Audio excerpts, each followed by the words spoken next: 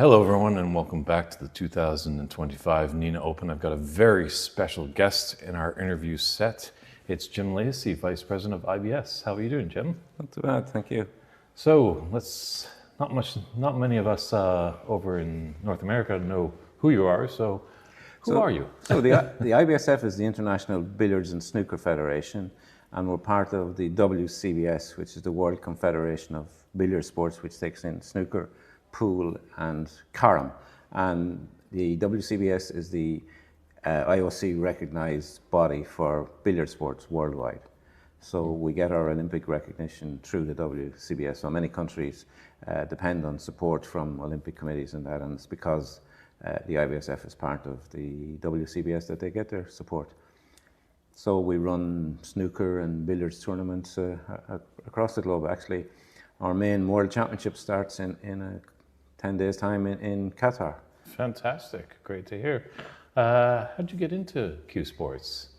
Oh, a long time ago, back in the early 80s, I suppose. I was playing a bit, opened a snooker club here in Ireland, in Nenagh, got involved with the local association, got involved with the Irish Association, became chairman of the Irish Association back in the 90s, was there for 20 odd years, and then got involved with the European Association and then the World body. So I was a previous president of the World body and was out of the scene for a couple of years, and then came back as vice president, and the current president is based in Qatar, and that's where our headquarters is. And so it's been a love of the game for many years, playing, and then more so in organising and promoting the game and trying to encourage youngsters to participate. And lately then I've become involved with the whole area of clean sport and anti-doping and promoting clean sport.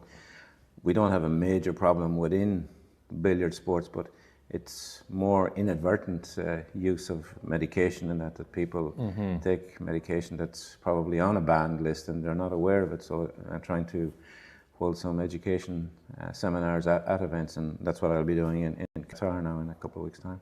Okay, well, we'll get back to that, but you made a good point about the youngsters. What is the IBSF doing right now? So we hold under 17 and under 21 championships, and also during our championships we have coaching seminars, and we've recently signed an agreement with SiteRight to promote coaching and to qualify coaches, especially from the developing, that they can pass that knowledge on to the up-and-coming age groups. So in Ireland we started under 12 competitions, and we run from 12, 14, 16s, 18s, 21s. And we also run team competitions in the UK and Ireland, home internationals, which is very popular. So we run under 16 and under 21 team of 4 players, and it proves very popular. But we try to, like last year we ran the World Championships in Bahrain, and the year before in India, and the year before in Saudi Arabia. So we try to spread around the world. And then you have the European Association, they also run underage tournaments as well. So all working together to promote the game. And how is your connection with North America? That's where I'm coming from. So we actually played the World Under 21 Championships in Montreal many years ago, and we had a team competition in San Jose many years ago, and but there hasn't been much involvement with snooker. It really hasn't grabbed the attention of the American public. I think they prefer the pool to snooker, but I know there is an association there, and Andy is involved in, one of the guys promoting this event here is involved in promoting the snooker and coaching and that. And he's a good Irishman and helping out in the US. So, we will give any assistance we can, and it's great to see events like this taking place. And, an association like ourselves, we can't do everything. We need people like Andy and Brendan here to go and organise events, and we're happy to support anything that is, promoting the game. Great, because you see a lot more expats, like the older generation. They're more familiar with the snookers and billiards and stuff like that. And it's just to grab that youth is the big draw that we have to Well, do. if we don't have the youth players, that we won't have the professionals of the future then either. So we need to look after the younger players and encourage them. And I know youngsters have so many other distractions and so many other things that they're involved with. And maybe one of the things that's a little bit off-putting for younger players is that snooker games can run a bit long, and they prefer something that's quick and, a bit quicker. But look, we've tried 6-red snooker, which seems to be popular in some areas as well, How about the shootout? Would you be trying that? Yeah, we've done that, and doubles and team events and juniors playing with senior players and that. But it's great when you have we run the under 17s and the under 21s with the masters or over 40s competitions. So those 3 competitions take place at the same time. So the younger guys get to see the older guys playing as well, and maybe pick up a few tips and pointers from them as well. And we encourage them to kind of give some coaching and lessons to the young players as well when the competitions are on. Fantastic. I think things go in cycles, and sometimes, and I don't think you're going to grab everybody. No, Like I was a youngster, and I remember it being on television back in Canada, and it actually was more of John Pullman, the great commentator, that I found quite amusing. And us in Canada, we didn't have the twang like you do, and it was a different speech pattern. So I wound up the friends on the playground. And you had a couple of characters in Kirk Stevens and Cliff Thorburn over the years participating in events at a high level. And I remember, actually, it just shows you how long I've been involved in the sport. I remember Kirk Stevens participating in an IBSF World Amateur Championships many, many years ago. And I guess going back to when you're working with the anti-doping and stuff like that, because that was a tough part for fellow Canadian Bill Werbeniuk. Yes. When he had battling his tremors, he took those beta blockers, and unfortunately they were on the OFC ban list. And what I'm trying to get through to people is that, if you have to take medication for a defined medical reason, you can get a therapeutic use exemption for that, once you go through the procedure and you apply for your TUE, and it's necessary for your health, so we're just trying to educate people in the alternatives and what needs to be done. That's great to hear. More educational, not a full-out ban if it's like not a good thing. Like a person's first introduction to anti-doping shouldn't be testing, it should be education. So you know what to expect when you go to an international event, that if there is testing. So we had billiard sports in the World Games recently in China. So each player that participated in the billiard sports, I had to ensure that they went online, they did the ADL, it's a WADA online education course for athletes. So you do this course and you learn about anti-doping before the event. So it's not a surprise to you when you arrive there then. Sounds great. And World, you talk about World and stuff like that. How are things going with Olympics and Q Sports? So at the moment we're in the process of making a bid to Brisbane 32 to have billiard sports included in the Brisbane Olympics. And in fact there's actually a meeting with the local organising committee later on in November. So we've been pushing this agenda for a long time now, and it's a slow process, and to get in as a demonstration sport is a good start, and if we can do that for Brisbane, it will be great. But it takes a lot of work. There's a lot of effort and time needs to go into it. It's interesting because I've heard that with the Olympics, that the country or the city that's hosting in that country, they do get to elect a sport to come in. Yes. And it was a bit surprising back in 2012, I believe, when London had the games. It was strange. We didn't understand that either, that they didn't. And usually what happens is that the country is thinking that, well, let's put in a sport that we have a chance of getting a medal out of, so they often look to see what they can, they have a good chance of getting a medal out of. Okay, fair enough. What can we see for the future for the IBSF? Any big plans? Obviously, you don't want to, jinx yourself there, but... No, we recently signed a contract with Zingpai, which is the table supplier for the professional game and the amateur game. So we have them in place. We have the same company that supply the cloth and the ball. So those contracts are in place. What we do want to do is to try and make it easier for countries to hold smaller events like World Cup events and be in a position to be able to support and help the promotion of those events, and maybe organise some coaching and training and education sessions during these World Cup events. So, for instance, we have the World Championships are on in Qatar now from the 3rd to the 13th of November. But immediately afterwards, in Oman, which is quite close, we have a World Cup event, and then we have a World Team or Doubles event going on in Oman. And they have got good support from their own government there, and there's decent prize money and all there for players. So to try, our main events are the big World Championships, but we want to try and get other events on as well that can help countries. Next year we have already the World Under 21s and Under 17s and Masters are fixed for Bahrain in July. We will have the WCBS Championships, which is a mixture of pool, carom, snooker, and that will take place in Qatar in October. And India are celebrating their 100-year anniversary of the federation, so they have promised to host the World Championships and various other events. Great. And with the World Cup, is national pride really prevalent there? Because obviously when youngsters and people getting in, when they look up and they see someone from their country excelling in a sport, they kind of get inspired to, in our case, pick up a cue. And that's what I said to the young guys when you're going to play. Okay, you're playing, you're enjoying the sport and you're representing yourself there, but you're also representing your country, and take pride in that and enjoy the sport. And okay, you're not going to win all your matches, but enjoy the experience and meet new friends and make new friends. And I think that's one of the things that you can play snooker from a very young age to, quite late in life as well. Sure, wasn't it Fred Davis that made the Crucible at 74, I think, or something like that? Yeah. Mark Williams just won a ranking tournament there recently. I think he's in his 50s, and Stan Moody's an 18-year-old looking strong, so runs the gambits. Well, this is all sounding really good stuff. And look at if we can help to promote this event that Andy and Brendan are running, and we will help out any way we can, because we think this is good for the future of the game.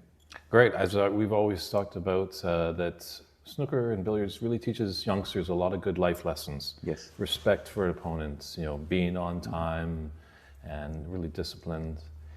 How are you finding the tournament here? It's great. It's great. The venue is great. The comments I've heard from the players is that the tables have been fantastic, and it's well organised, run well, on time, and no issues. So, yeah, long way at last.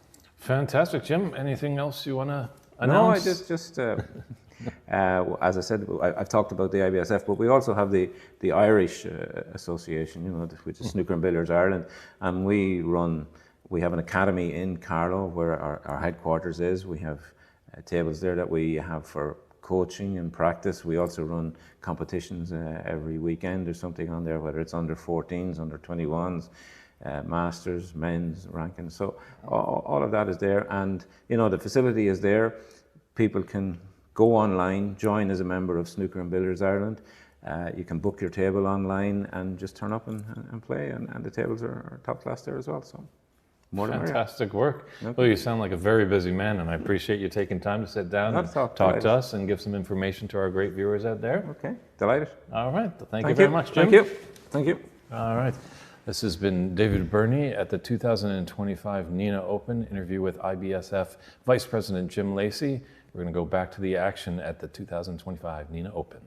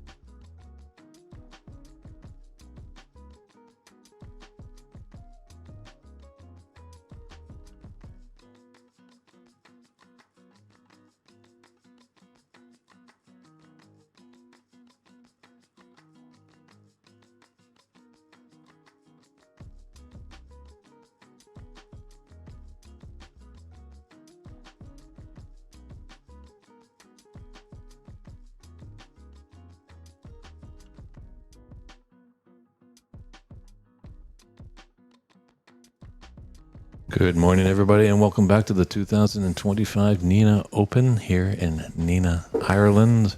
We're at the new Institute Snooker Club. Fantastic facilities, just getting ready for our first match in the knockout phase of the main event. Brendan O'Donoghue taking on Darren Flaherty. It's a best of 7. Obviously, this is when the matches are going to get a little more tense, as if you win, stick around. If you lose, you go home, unfortunately. But always lots of great seatings here at the club, so I'm pretty sure a lot of players are going to stick around and enjoy this great event. It's David Burney in the booth. And we're underway.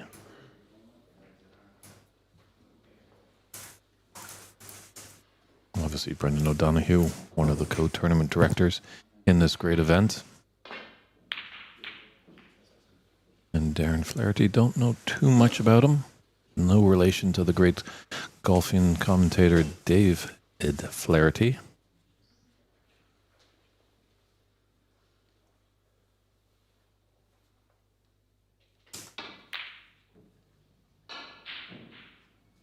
It's a nice double to get things going there. Unfortunately, it doesn't really have a color.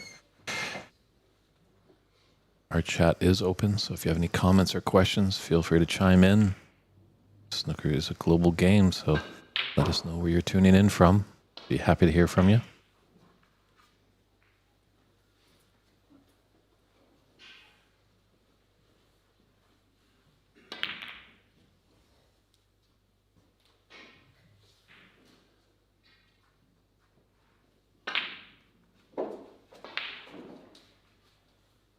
Yeah, this is the first match of the day for both these players, so could be a little nervy getting started.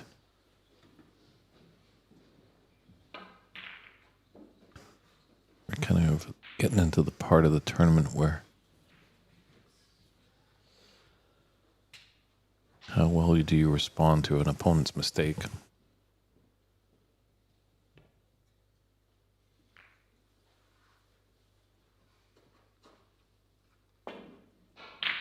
And Darren just coming to take a look to see if that is touching ball. Still at the stage of the tournament where players are reffing themselves. Do have the roaming referee in the room, Desislava Boszhilova.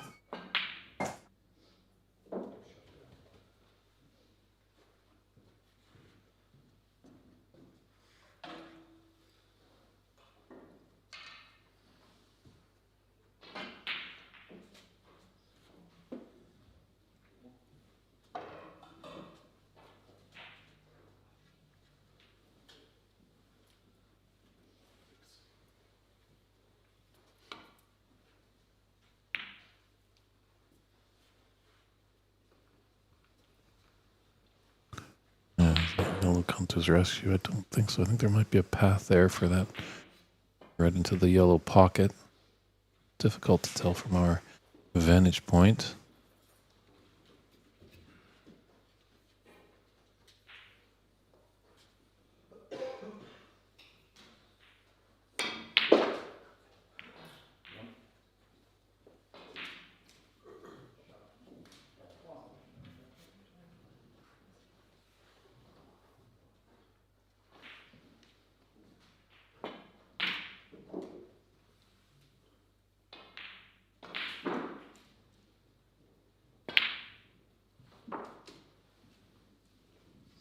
Nice young yellow.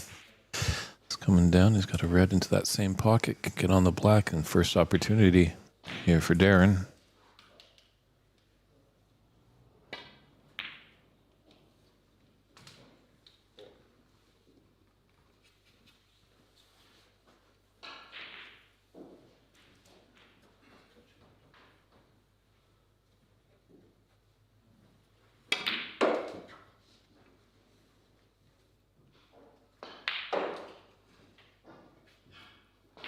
Just shows you how great these Lieberwin cloths are. Really got into that. These slick cloths. Looking like skating rinks out there for the players, but they're really enjoying the quickness and the response of the cushions. Great work by Brendan and Andy and the team making this tournament a success.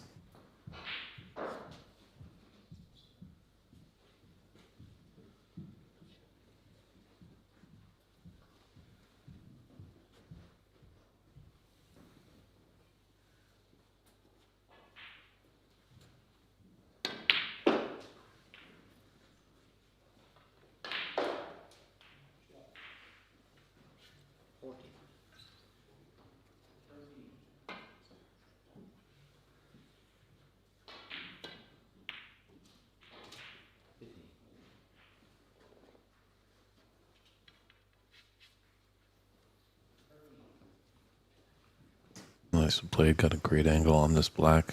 A little low, so the natural angle will take him up for the red that's just above the black.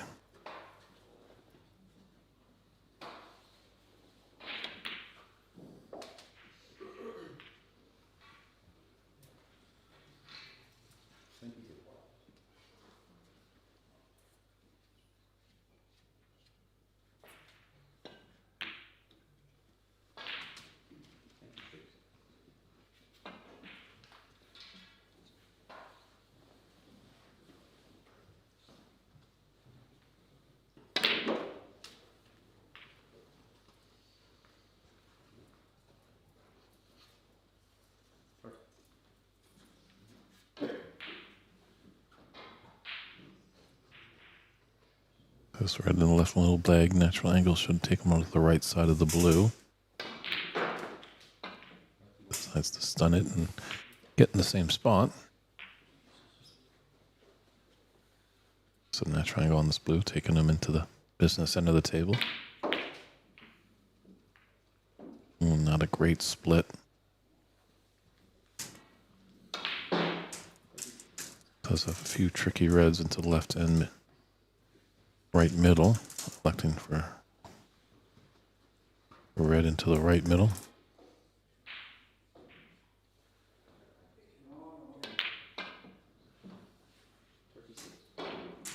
Had to hit that with pace to just hold for the black. Unfortunately, didn't want to go, so break comes to a close at 36. Let's see how Brendan responds.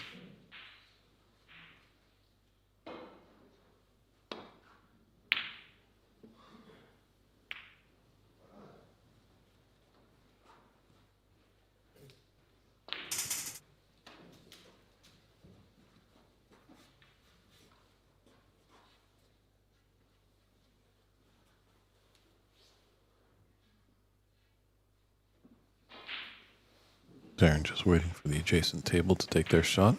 It's a beautiful facility here, but these 6x12 tables, they do take up a lot of real estate. So, sportsmanship is a great thing that is taught to all snooker players.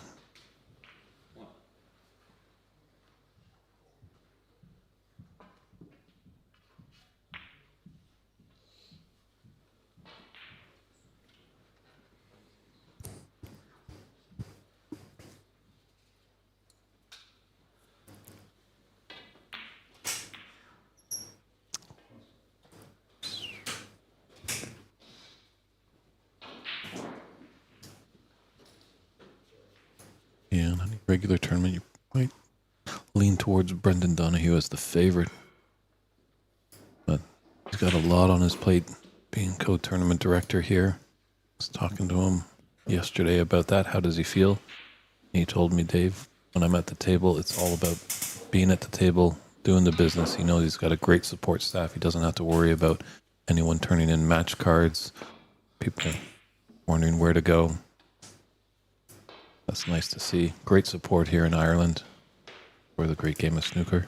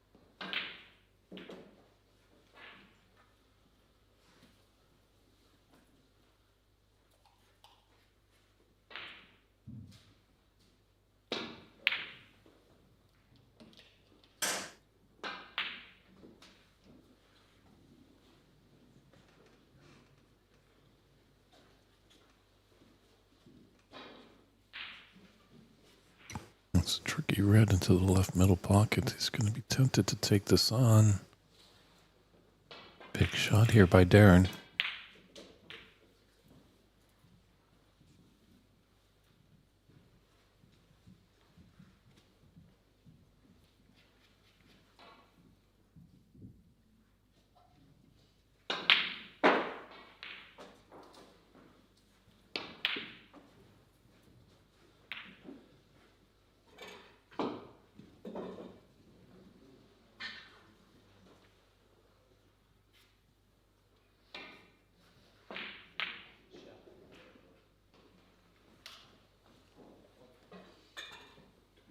Cue ball's tight to that cushion, so Darren can't use a lot of it. Hitting down on it. Doesn't want to put any unwanted side.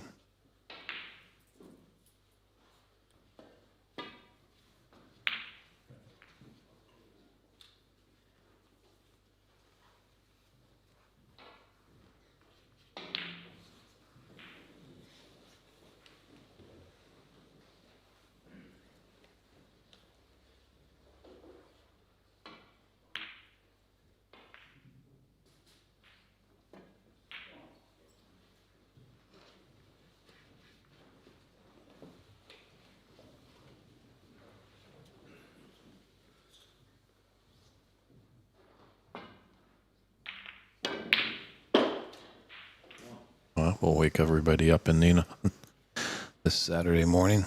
Great long red there by Darren. Unfortunately, he's not fantastically on a red, so it looks like he's just going to roll up. Make sure he's got good pace for this brown. Well played.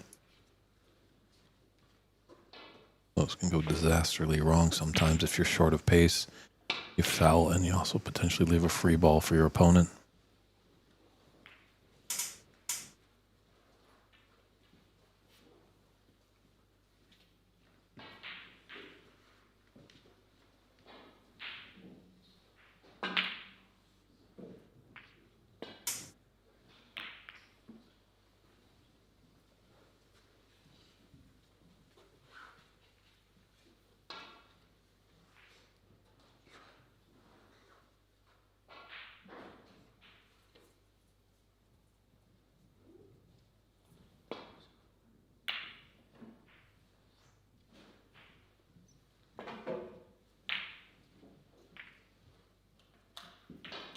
Yeah, this first round's gotten a little messy. See. High value colors, safe on the cushions. So it's going to be tough for Brendan to really mount a good comeback in one visit.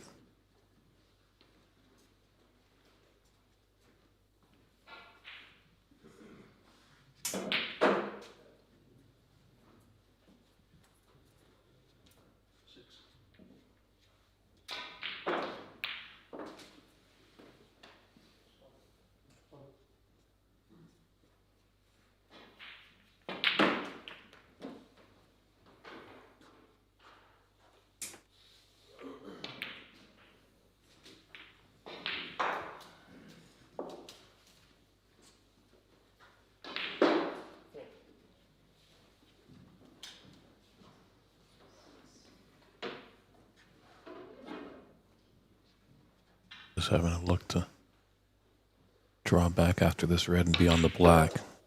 Just love to get it on its spot. A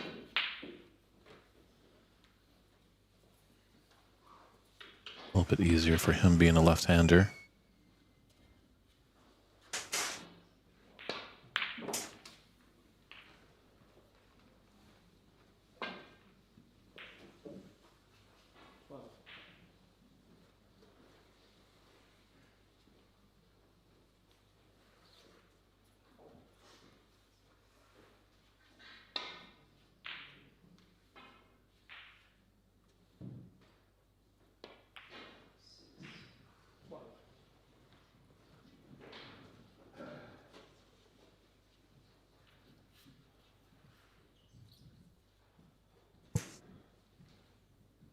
Oh, there. Brendan's slowly crawling back. Nice little 12 break. Oh, that was a pretty big miss there. Didn't want to hit it off the cushion. Luckily came back and hit it, but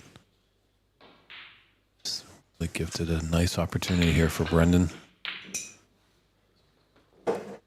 Couple open reds, black's on its spot, so he could be right back in this first frame in a blink of an eye.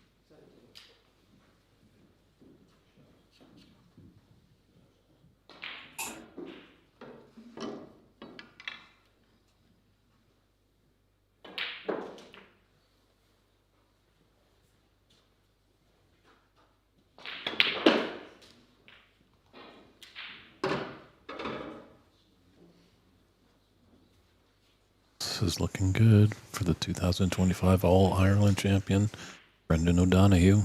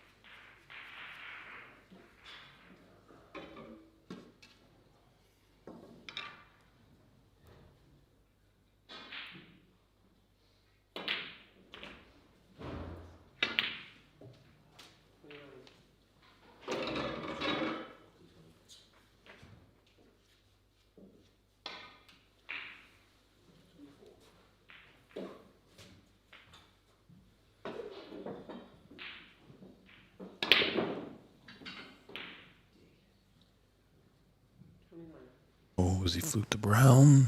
No.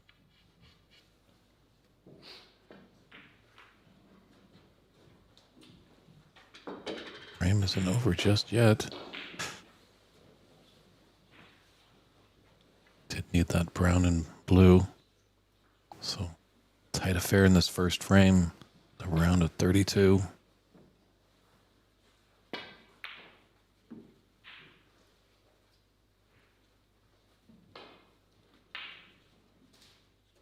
Fortunate his cue ball rattled in the jaws there, dead in the pace. It was looking to come down a little closer to the brown. 4 points in it and 22 on. Brendan O'Donoghue in the lead.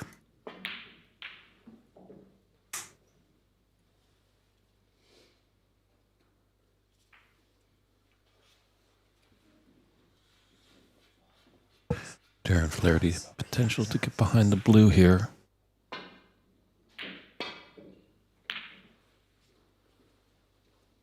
Opting to try to get behind the black, and it's definitely a tester early in the morning here. Thin cut. Brendan taking over. Look, the angle looks very thin on our video screens.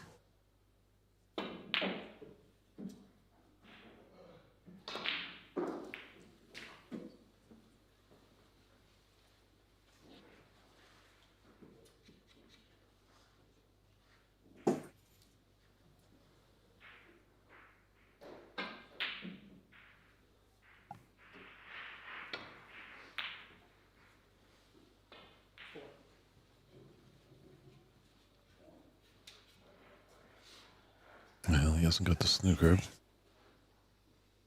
But the thin clip, he's going to be running back up to bulk, hopefully putting some space between object ball and cue ball.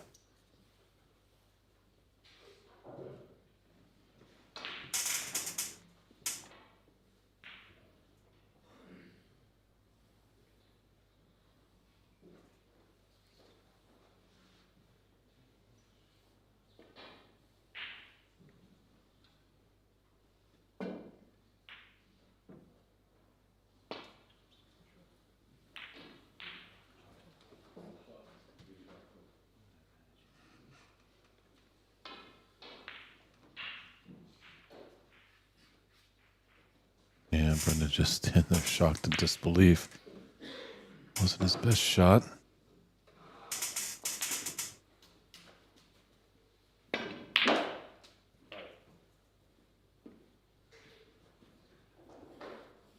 Valiant effort off that blue, trying to develop the pink a bit more, but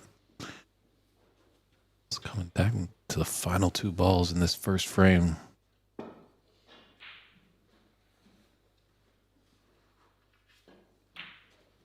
I know it's only frame number 1, but it seems massive right now. Those close frames when you can be victorious really helps your momentum.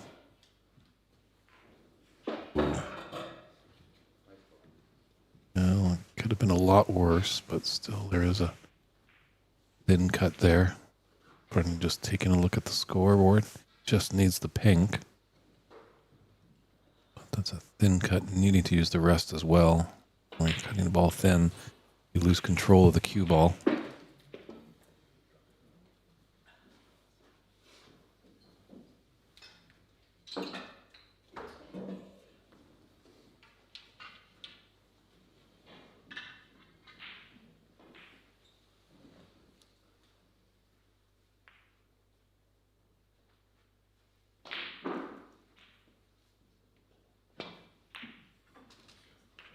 Fantastic cut there. So Brendan O'Donoghue was up against it a little bit, but he takes this first frame by a scoreline of 52-43, and we'll step aside, be right back with frame 2.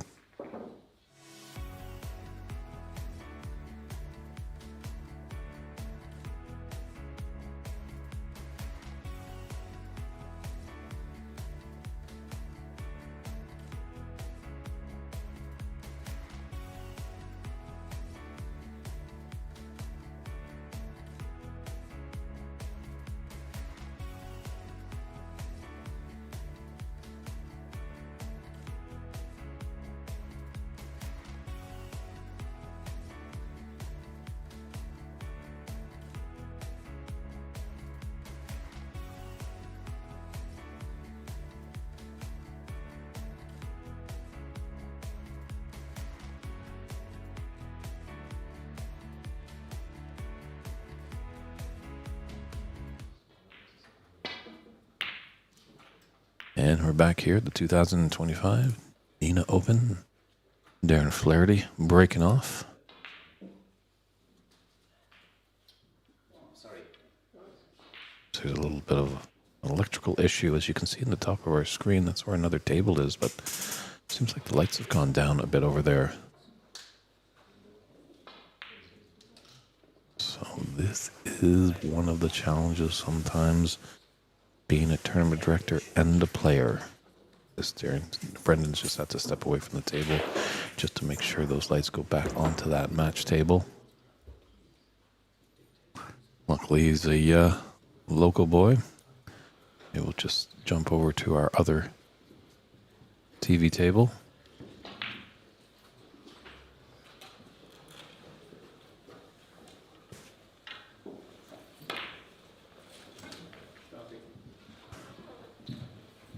Now all things get fixed out over there.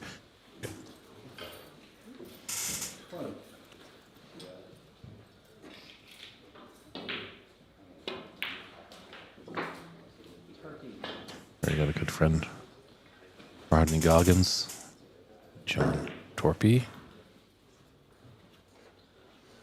Looks like they're in a close affair in the first frame. And once Brendan has attended to that power issue, when they get back and going, we'll return to that featured match. But a little nail-biting affair here. Rodney actually came yesterday, fully expecting to have a nice cozy seat here in the commentary booth, give some of his expert analysis, but a player had dropped out last minute. The tournament directors asked Rodney if he wanted to jump in. Of course, he gave a resounding yes, and they asked the other players in his group, Dan Wormsley and Andy McCloskey, if that was all right. Both players agreed. Well, I'm pretty sure we'll be hearing from Rodney at some point in the tournament.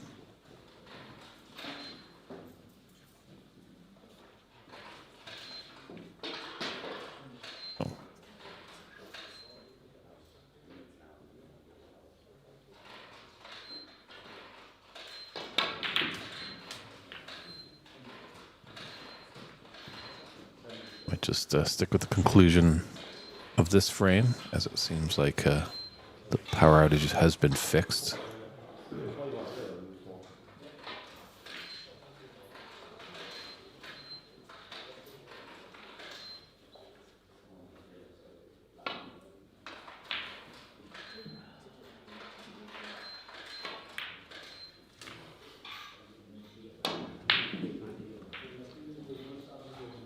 Rodney, a former under-21 world champion, so definitely knows his way around the table.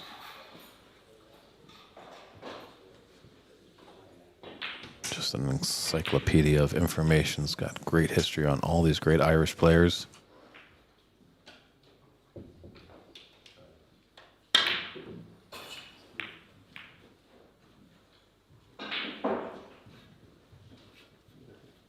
Wasn't too happy with that. Broke down on that black.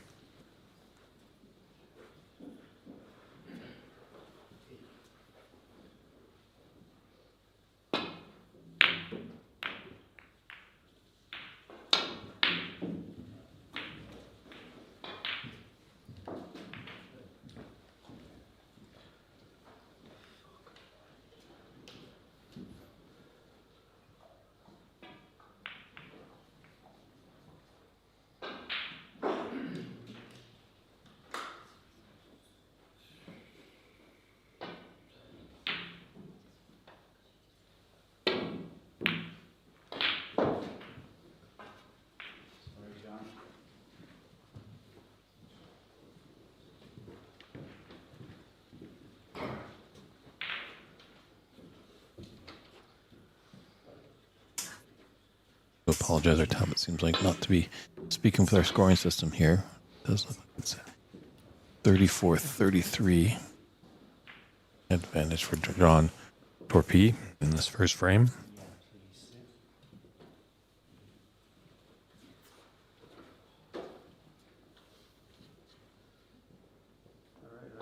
Yeah, you're happy.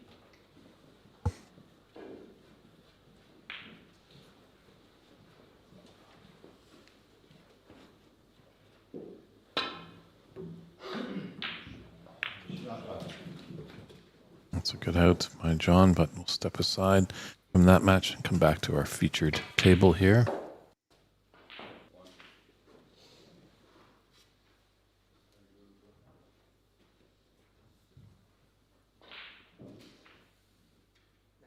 Brendan pulled out a nice come from behind first frame victory. Let's see how Darren can respond. Looks like he's in first.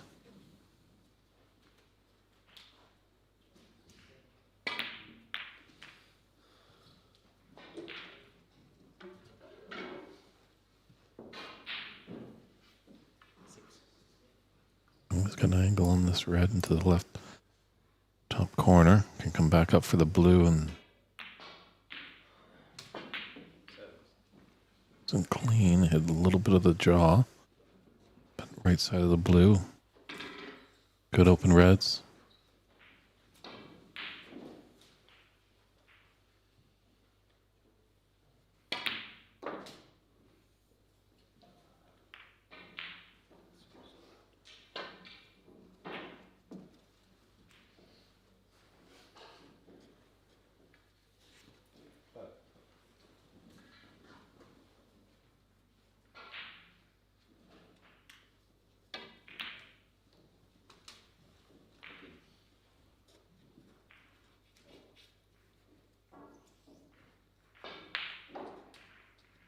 That angle tough to control the pace, but at least has a bolt color, a good angle. Just screw back down.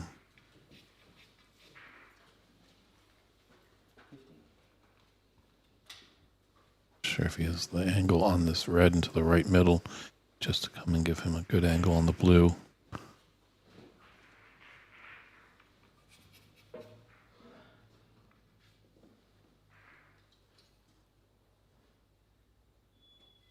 Black is pretty tied up. Pink is as well. I'd love to get that red into a pocket. It's underneath the pink.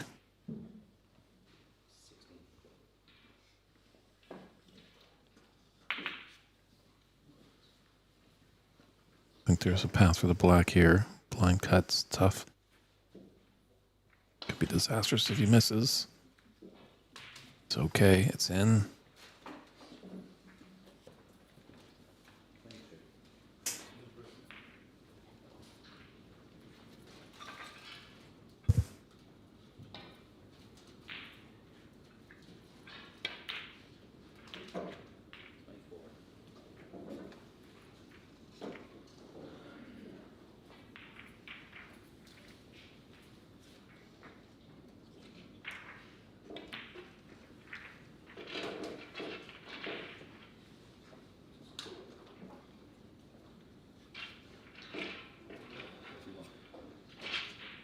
So maybe Brendan's just a little frazzled. Just that power outage. Drawing his attention away and oh. Can you believe that Darren missed that?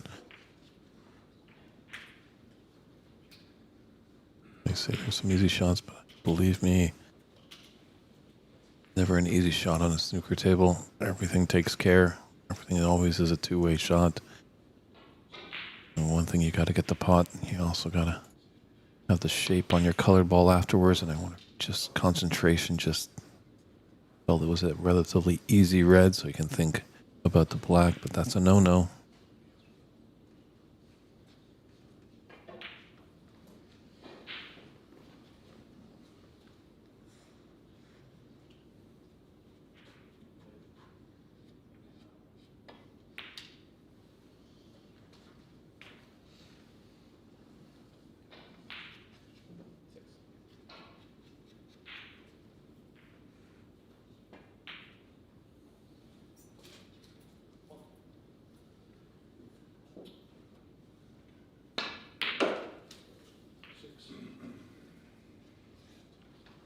This is looking like a good response by Nina's own Brendan O'Donoghue.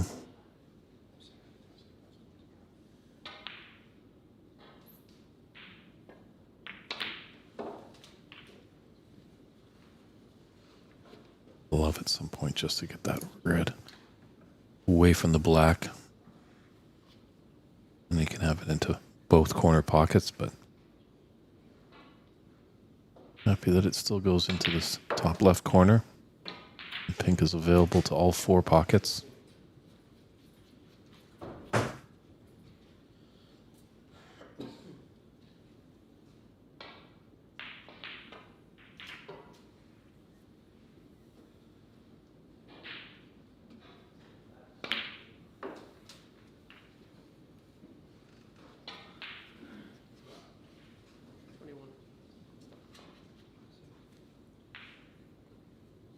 On a break of 21 so far. Just nice short compact shots. Trolling his cue ball nicely. Cueing sweetly.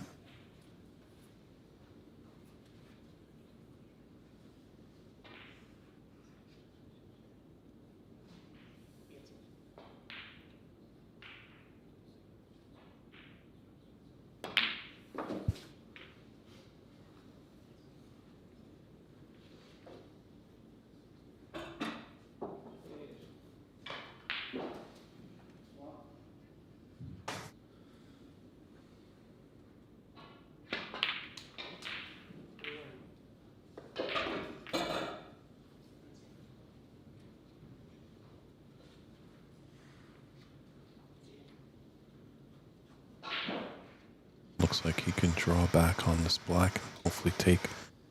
Just needs to be high on that red to the left of the black.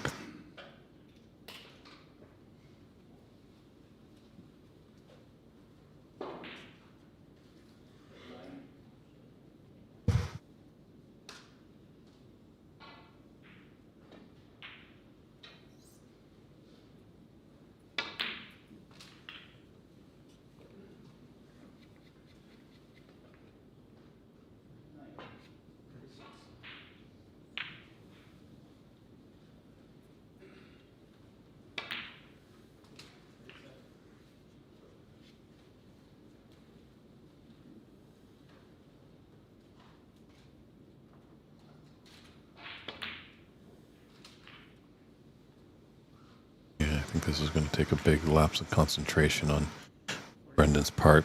He's looking in the driver's seat in the second frame. Just got to bring a little extra bit of length to his cue, attaching the mini butt, wrapping the rests.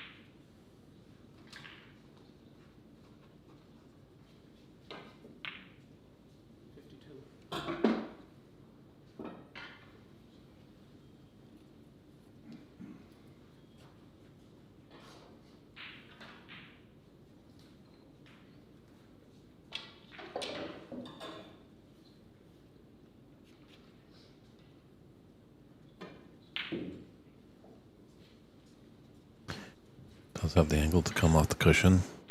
We're both pink and black. Off this red.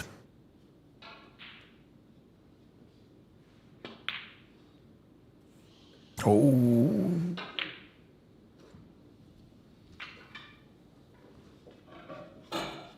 Just missed it. Just both players missing on some elementary reds. Now, it wasn't as easy as this red for Brendan that Darren's got, but with the CV that Brendan does in this game, you expect him to make that previous red. This is what you need to do at this phase of the tournament. Players are going to score heavily, but they might miss, and when they do, you have to punish.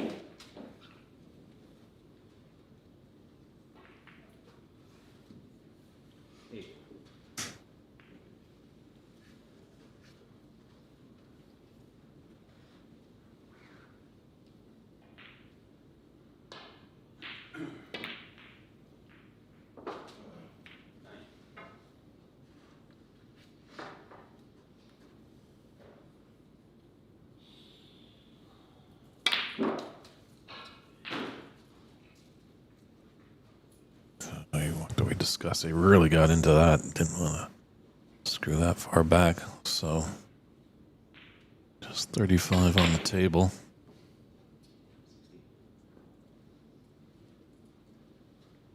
Brendan has a 52 to 47 lead. So only 5 points in it.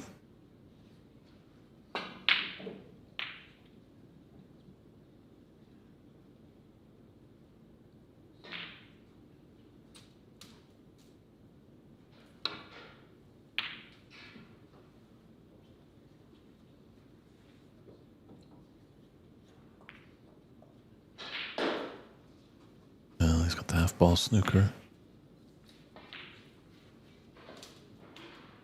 Doesn't look like he has enough of that red to cut it into the yellow pocket.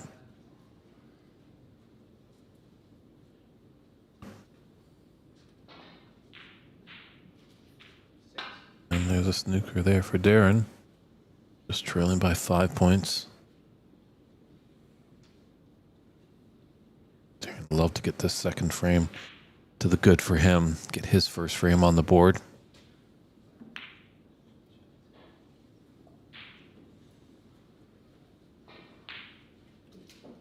And he's got an opportunity for it now.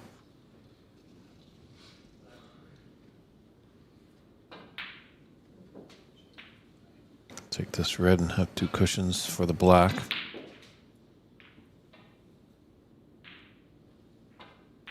Maybe the angle wasn't there. But good to get the red. Pink's off its spot, but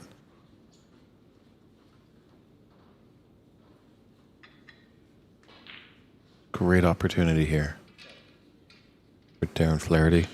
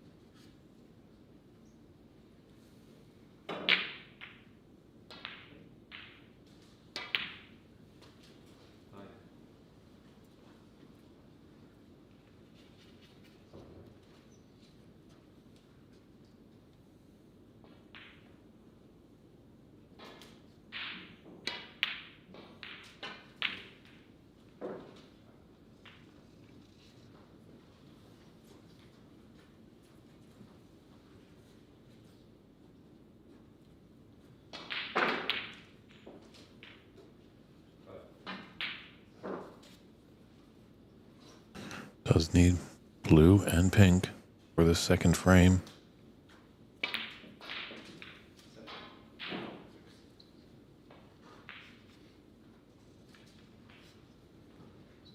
I'd like it to come up a little bit more, but it is still okay.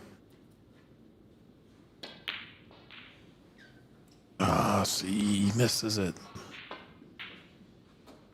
Unbelievable.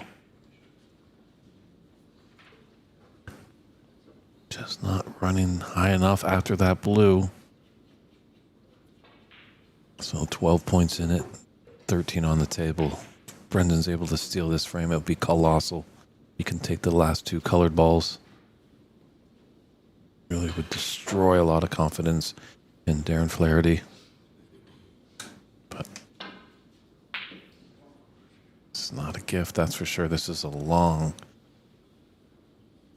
pink for Brendan.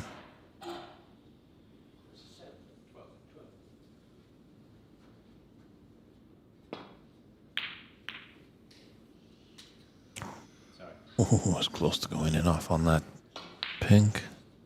Yeah,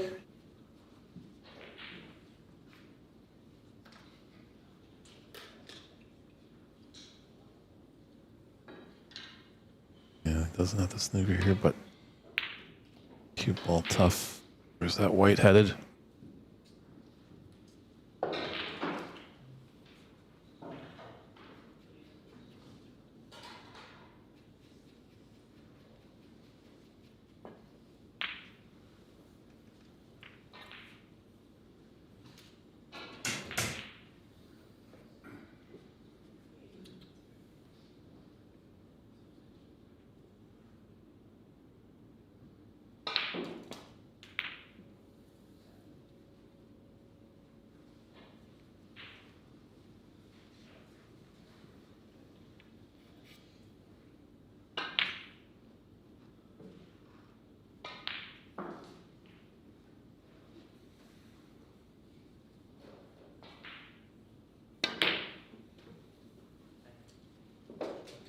Oh, what a pot there. Obviously playing that with an element of save to 3 cushions into the right side, but Darren, a little, or as you can see, a little frustration there from Brendan, but both players got a frame on the board, so we have a match, and we'll step aside and come back with frame 3.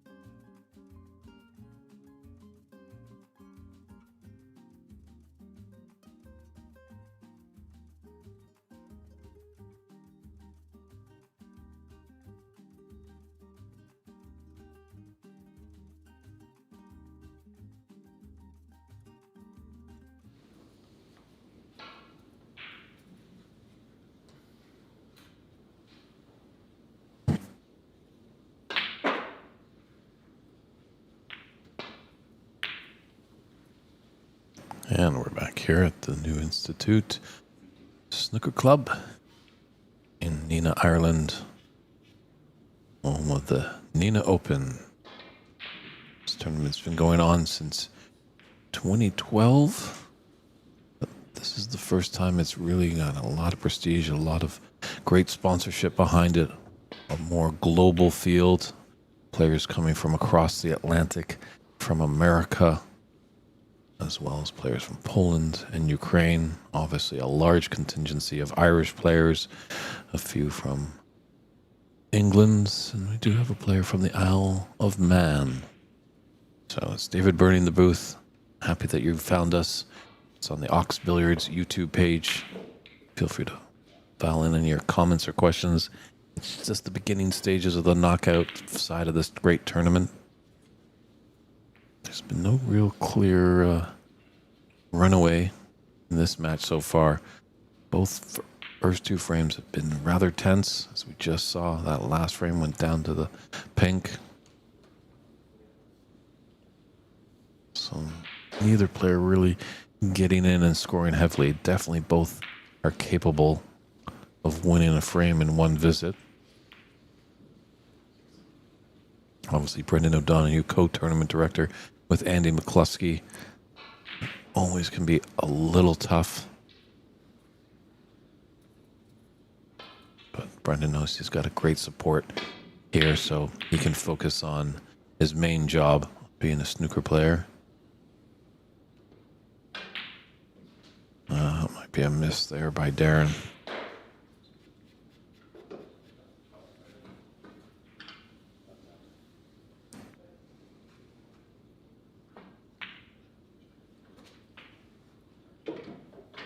So he's going to have to probably come back up for the blue.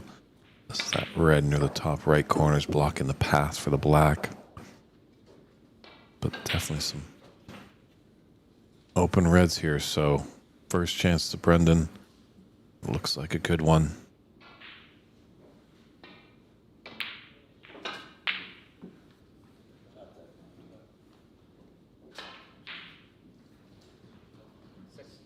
Hopefully both players have woken up a little bit. Both had colossal misses on relatively easy reds in that previous frame.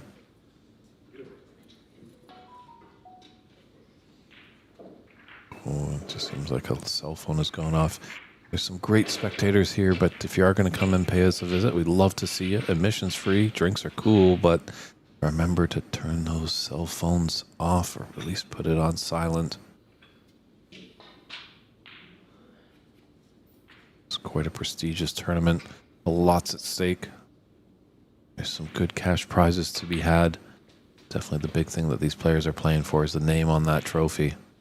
Money comes and goes, but putting your name on a trophy stands the test of time.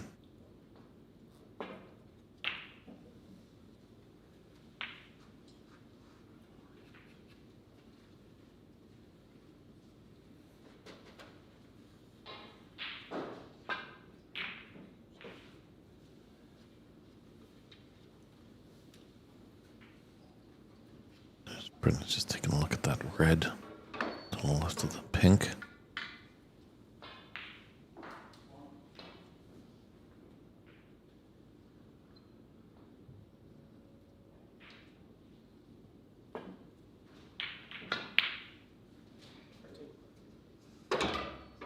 Guess it didn't go, so he's opting for that other red and yellow pocket.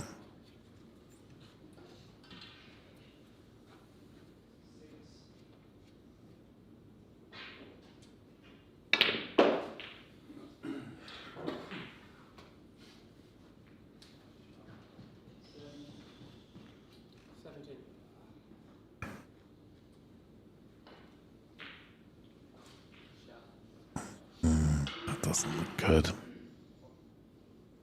Just came off the cushion and kissed into that red and just spoiled the party for that red that's close to the top right.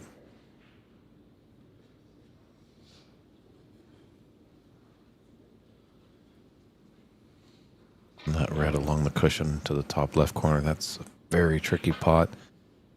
Color isn't there, so this might be end of break for Brendan O'Donoghue.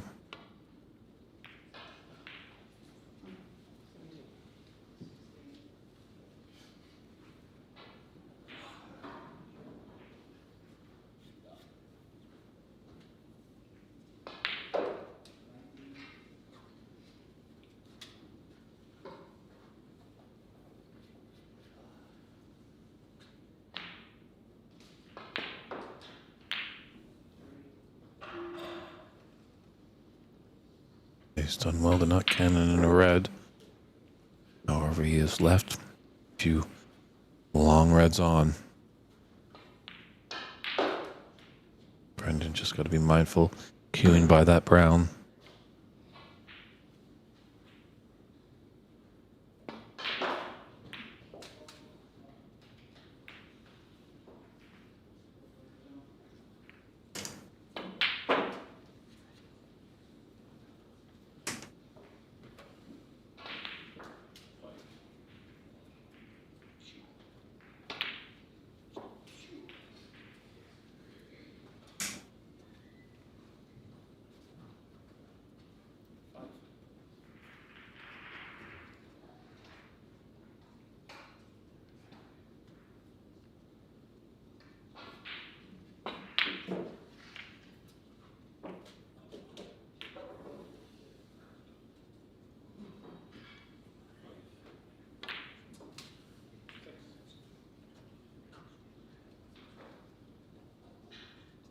Just ran on a little bit from there. I'd like to be better on the black. The saving grace does have the pink into the right middle.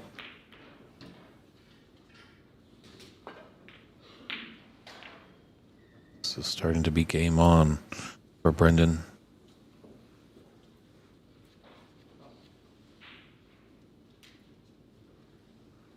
These odd numbered frames always so important.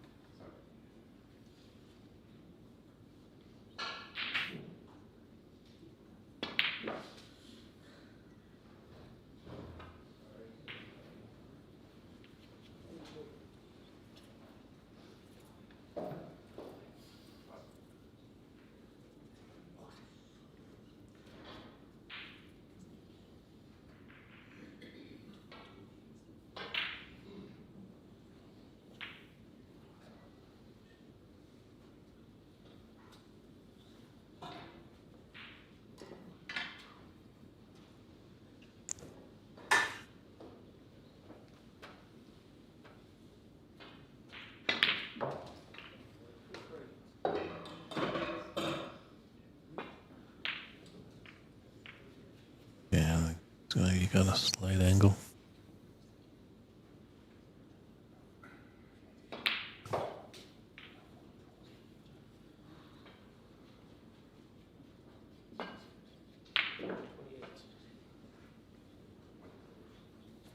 It's tough to see if that red is blocking the path for the pink into the top right corner.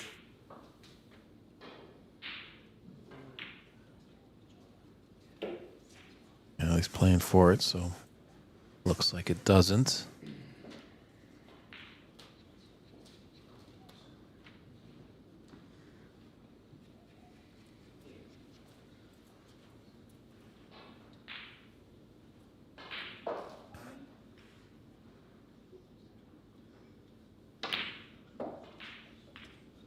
Pink was blocked, so that's a big black to take on. And with the pink taking the black spot, black's going to do the highest point value available. In this case, the pink is available.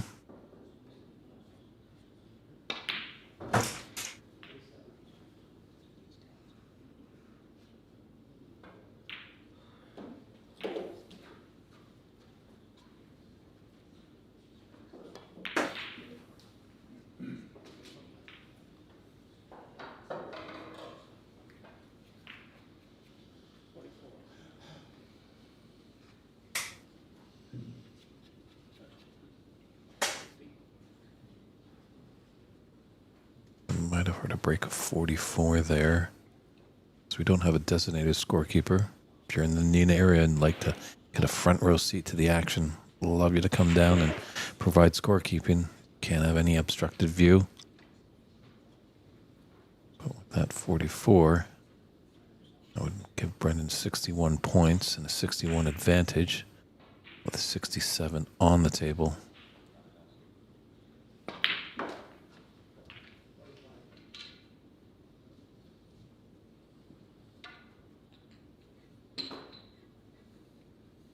It's got a nice angle on this pink to clear up that red that's near the top cushion.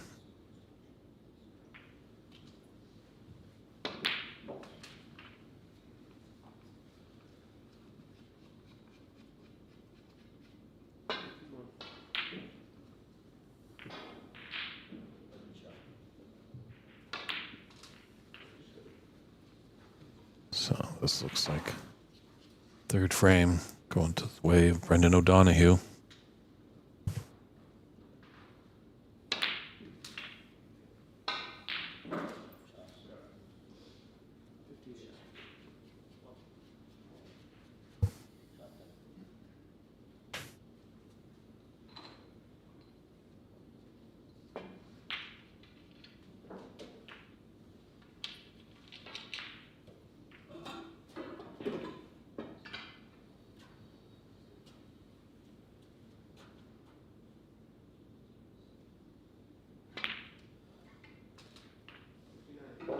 Very nice snooker brain there. Sometimes, obviously, the red below the black was the easier red. But to keep the break going, sometimes you got to take a little bit more trickier of a red.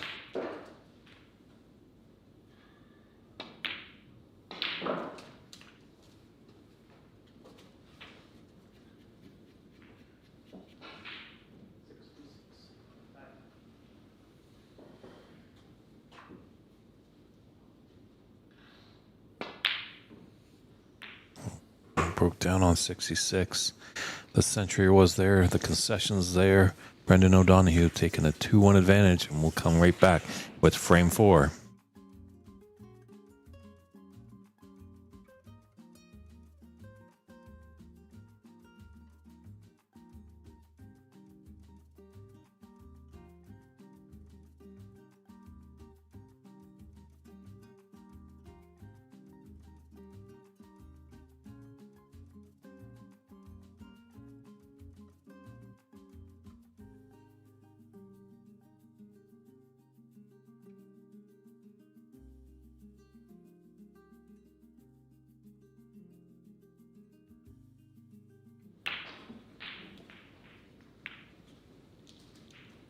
And we're back with our fourth frame of our featured match here at the 2025 Nenagh Open.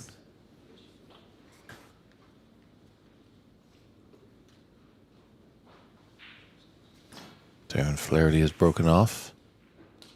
Brendan O'Donoghue just stepping away from the table. He's just come into our control center.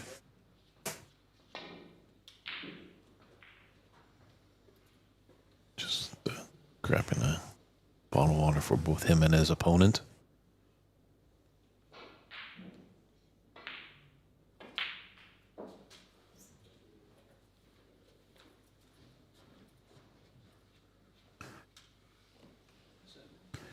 You know, we've mentioned obviously it's tough being tournament director and playing. Your mind is all over the place.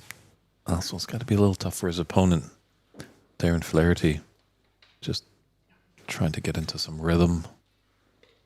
Sometimes your opponent is dragged away.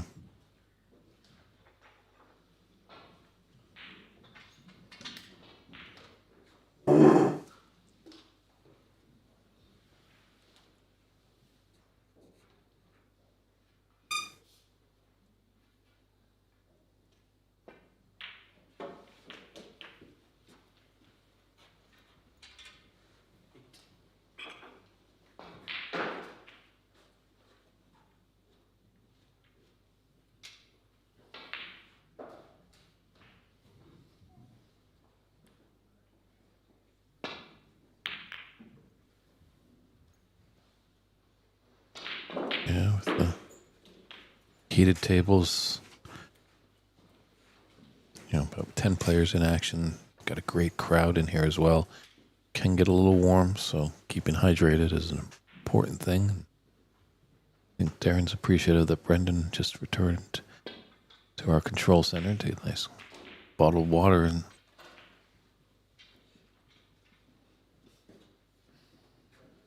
fortunately, he's just flicked off that red and gone in off.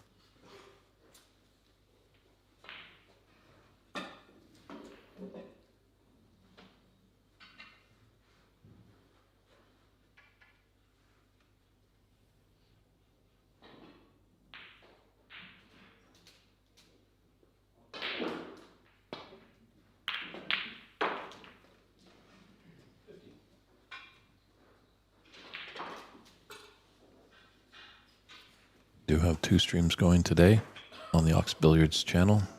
Featured match here is Brendan O'Donoghue and Darren Flaherty.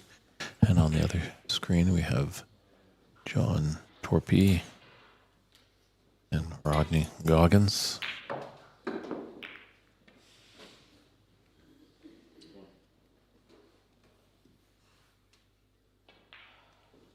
And Darren's in first here. That long red.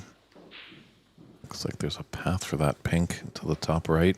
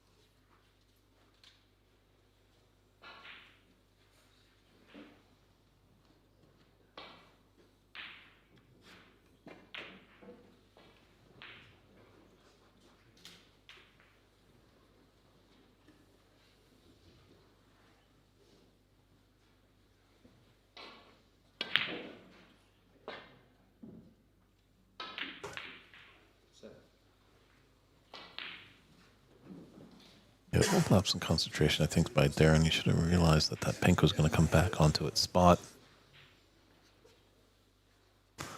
I blocked that red into left middle, and this black on the left side of the table is blocking all reds to go into that pocket. And then with that miss, that red is just sitting up there, the bulk area.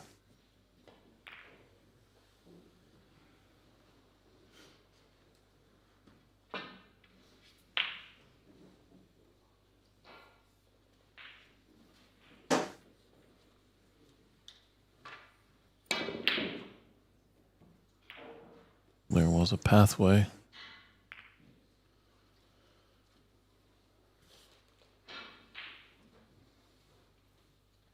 Very quick and responsive claw, so you don't have to hit it so hard. Thing is, if you're hitting it hard, you got to be super accurate. Obviously, with a slow rolled shot, you give the pocket every chance to swallow it up.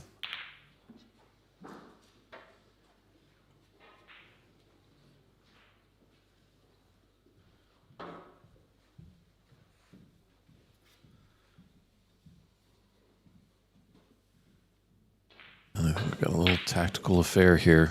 Whoever's going to falter on the safety.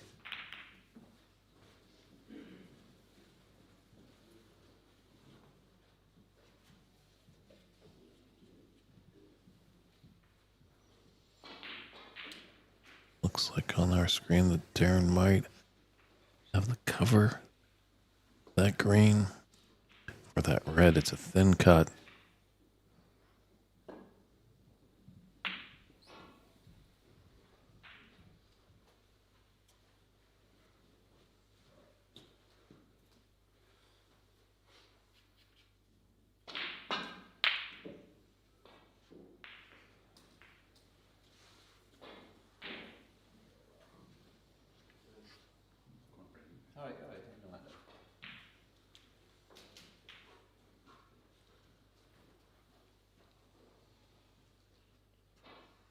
Burney just waiting for the adjacent table to take their shot. Gives him an extra few moments to survey his canvas and see how he wants to apply his brush stroke.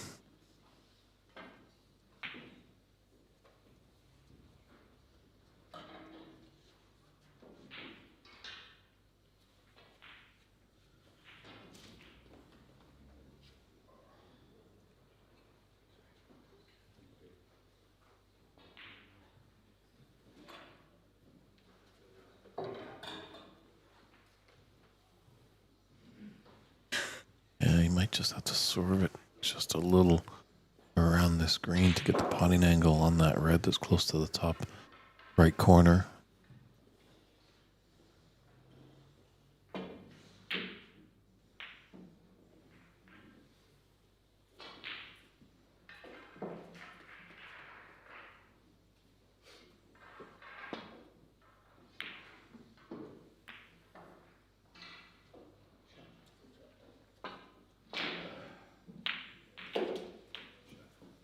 It's done well not to can it into a red down there, so that would have been very detrimental to him. Would have given Darren a good chance as these reds are getting spaced out. Obviously, pink's a little tied up at black. Okay. Decently to go in there. It's tough now with that red nearby it.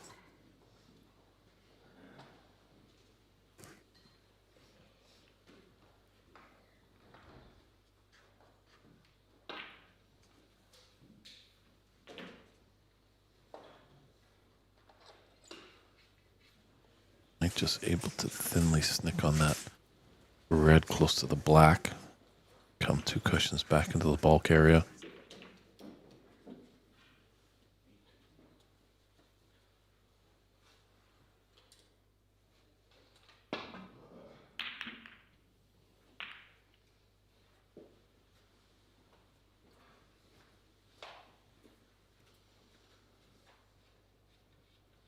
Yeah, they couldn't get the cover on this long red, but this could go wrong. Darren coming down to inspect.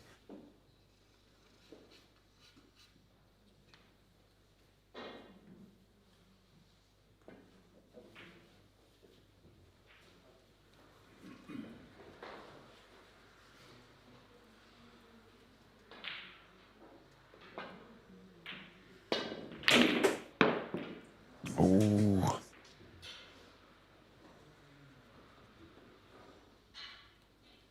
That's one way to get rid of a red, but not the proper way. It's a 4-point foul. And the red does not return. Now, if it was a colored ball, it would come back onto its spot.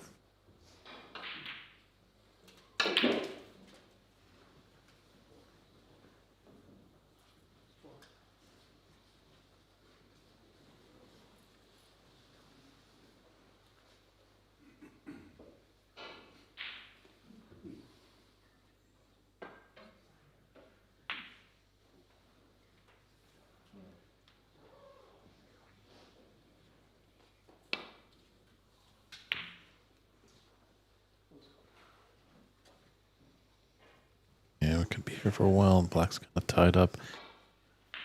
Needs to get low on it. Top cushion if you can. Oh. Struck that like a hot knife through butter. Just silky smooth. For Darren, he's going to do the same with the brown. Probably not. Just a little roll up. A little pacey, though. Could have done him a favor of maybe walking around the table. Just a great red that he had. Just cool the adrenaline.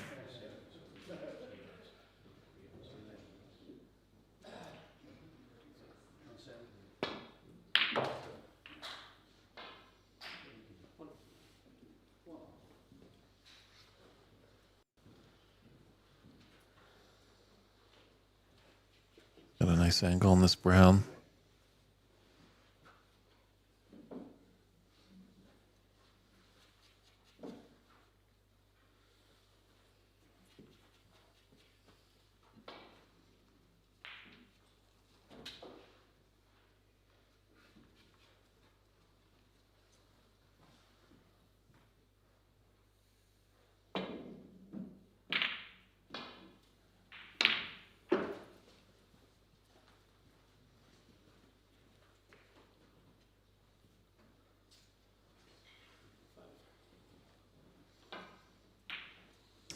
Just red along the right side. A little tricky for a left-hander. Gonna need to use the rest.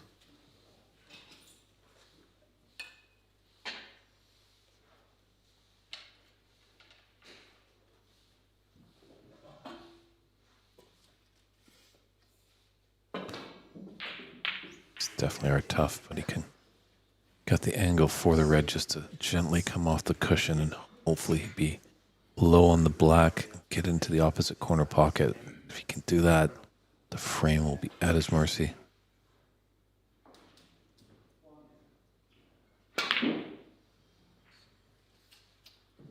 Oh, maybe the angle wasn't there, and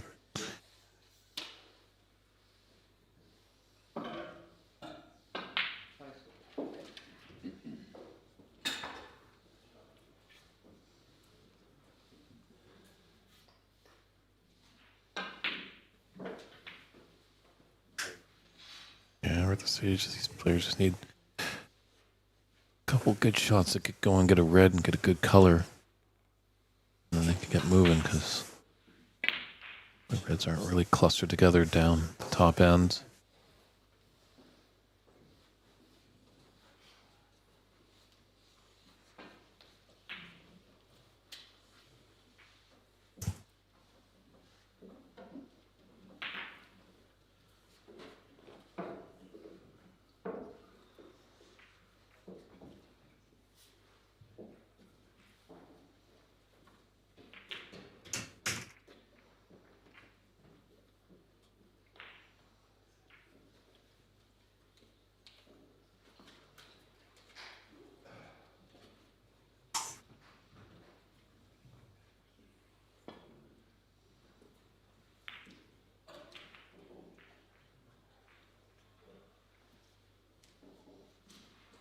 I would like that to pull up just a little sooner.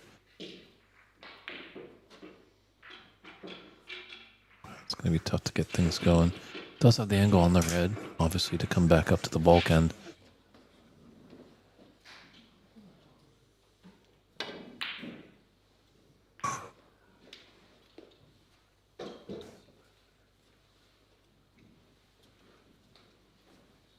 Certainly that red does not go by the black. Our angle definitely doesn't, but been proven wrong in the booth from time to time.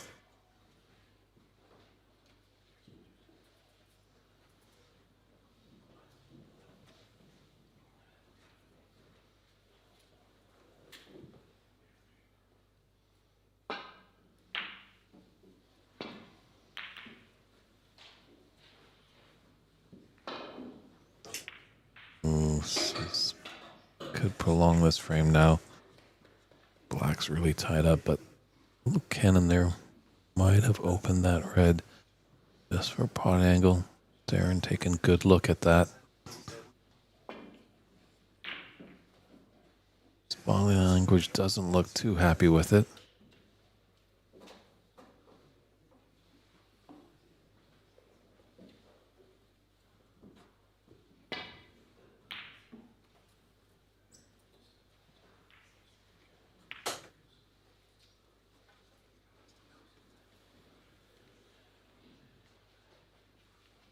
It's a nice shot by Brendan. Or, I mean, Darren, I should say. Put Brendan in a bit of trouble. He's coming down to take a look at that red by the black. Might just squeak by. Might need to use the left jaw of the pocket.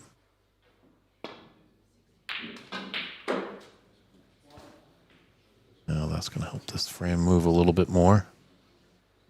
Just coming to take a peek to see if that pink gets by that red.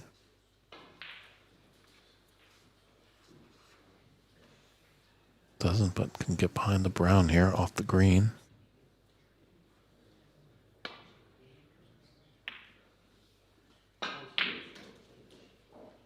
Very nicely done.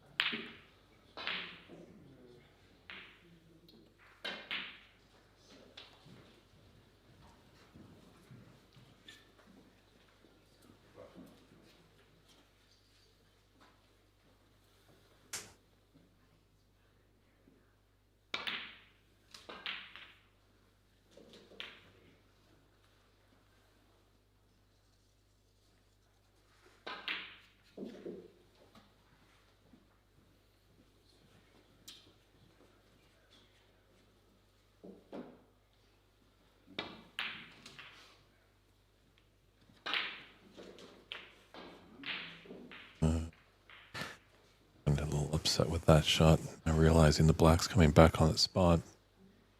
And that red's covered up. Also nice to see our local police forces stop by to pay a visit and look at the snooker. Great to see them, as we do remember in this great country of Ireland back in 1997 when Ken Doherty was on his way to winning that championship for 3 hours. The Irish police never got a call. This country fixed and loves its snooker.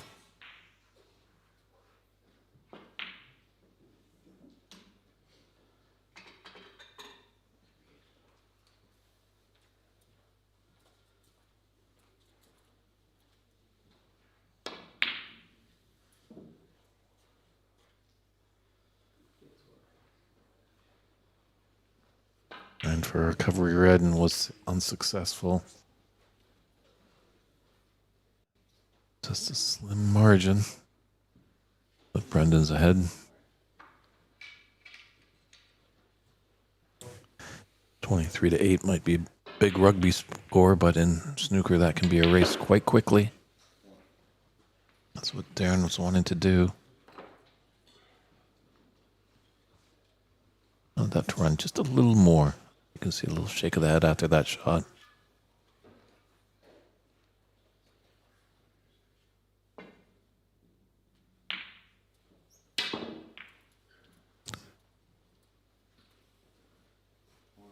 Wow.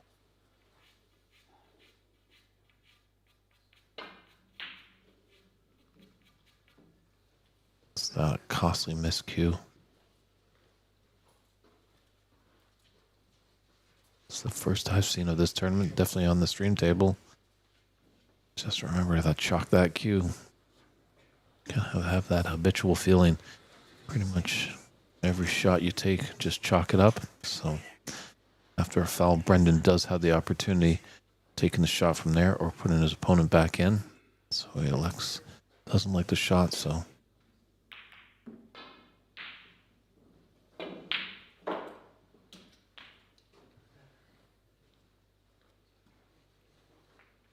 Yeah, that ran on quite a lot. Libro and Klaus, very slick. Great quality.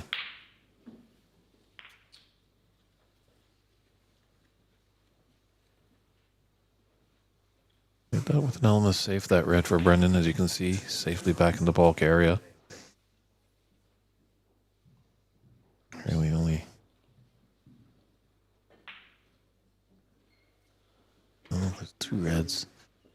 Can you get past the blue to flick that left red? Of those two that are just right to the pink. Flick the left side of the red. It's the black. Come off two cushions and shoot back into that bulk area.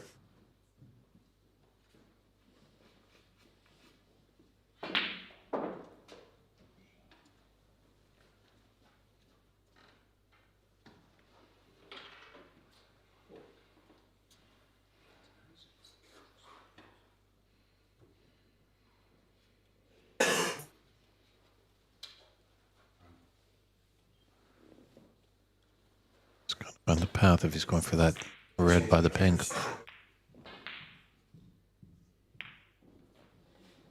I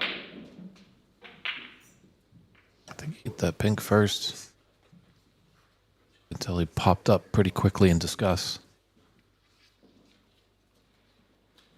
And 6 more points to the good for Brennan. That confirms that it was a pink at first. That was the danger about that shot with those two balls close together.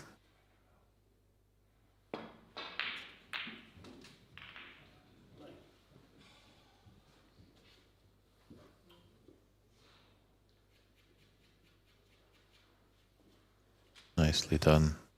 Great pace. Got a good angle on this blue. Just to bring it back to its spot. Black's a little tied up, pink out of commission, but getting the blue on its spot will help out Brendan tremendously to increase his lead in the 4th frame.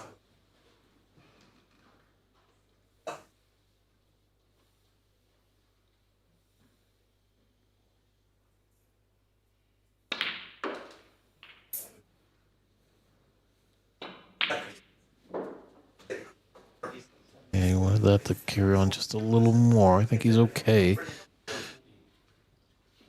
Obviously, this is one of those practice routines you have when you're straight on the blue to test your follow through, your stun, and your draw.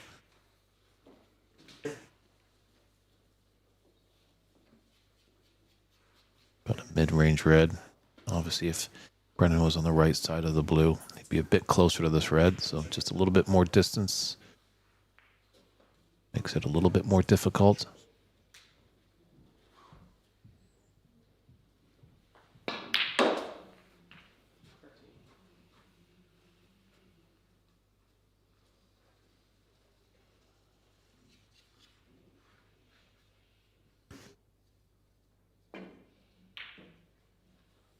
Just looking at that red by the black. Going to come in and out of bulk.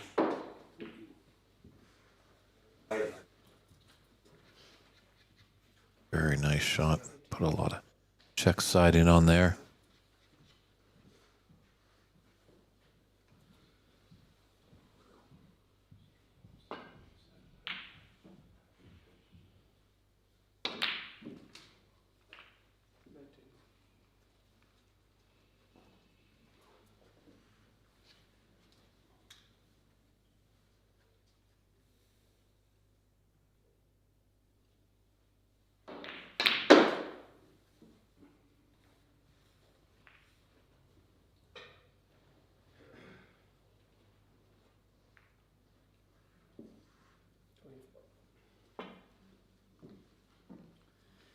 So it's got 24 breaks so far. That's putting Brendan up 57-0. And there's 51 on the table. Yellow and pink pretty safe. So Brendan in the driver's seat right now in this fourth frame, looking to take a commanding 3-1 lead.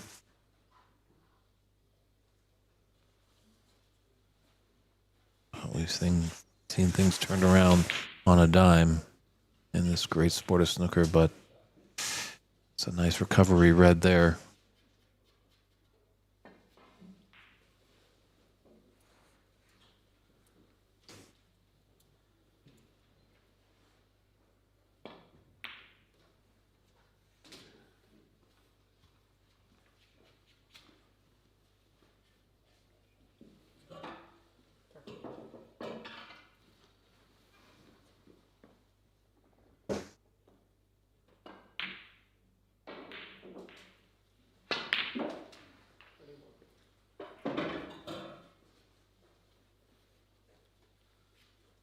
Yeah, I don't think Zaren's going to be coming to the table now. Nice angle on this black to come for the final red.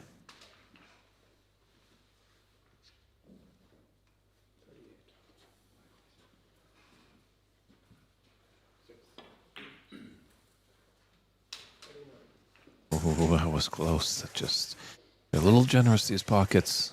Getting that cushion just before the pocket. A lot of times that gets refused. Great shot. Great cannon on that yellow.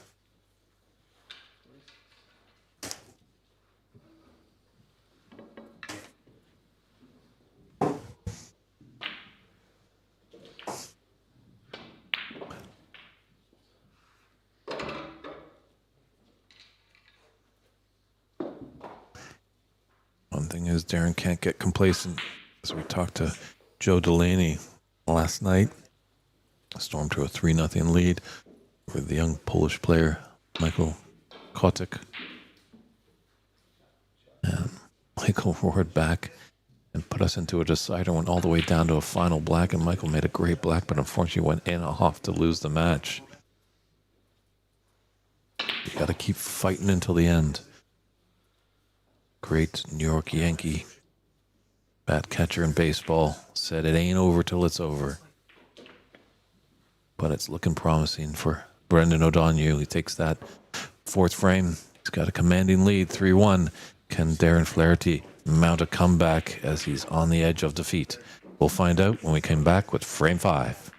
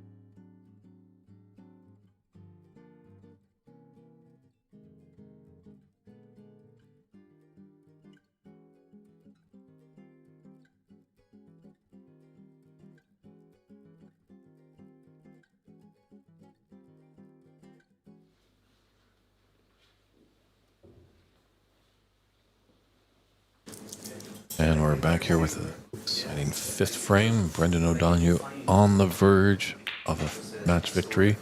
It's David Burney in the booth, and I'm joined by our good friend Mark Gleason. How you doing today, Mark? Good afternoon. Dave, how are you? Good, good, good.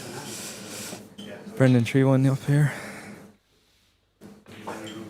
Yeah, both players kind of have had their chances. No one's really been running away with it.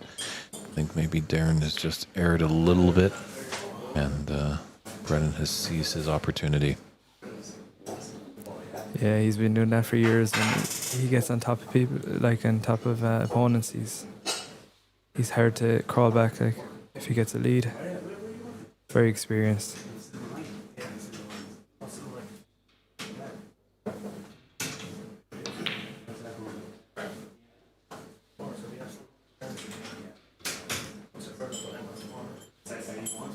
It's a great positive shot there, right into the heart of the pocket. Yeah, he's going to come down now for either one of the reds beside the pink. And there's actually a red behind the pink as well. You might, so you'll have a choice of a few reds to come down for off the green.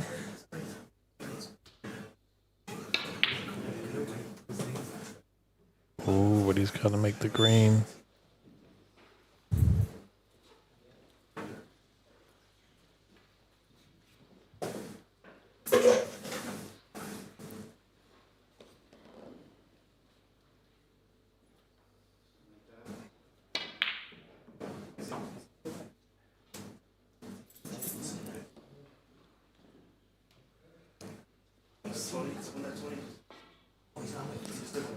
Didn't leave anything on there, I don't think. He could be, Brendan might have a chance of a snooker here now, and it could be very telling.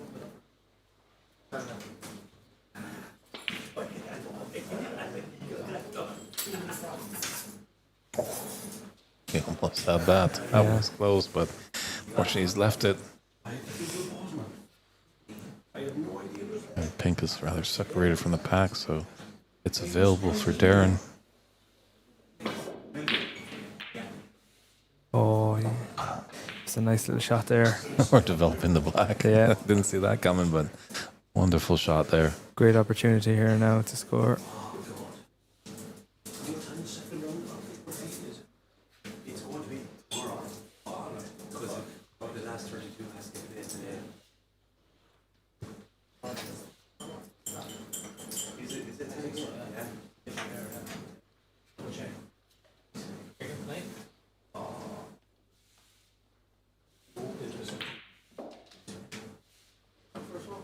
Yeah, this is the chance that Darren needs. Yeah, as we were saying last night as well, it's all about just staying in the tournament and just keep going until the end, and he has a great chance here to make it 3-2.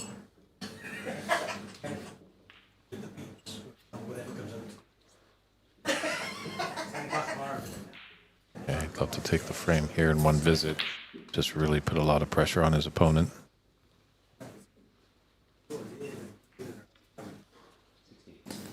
He might run through here now for the black. Cannon off the red.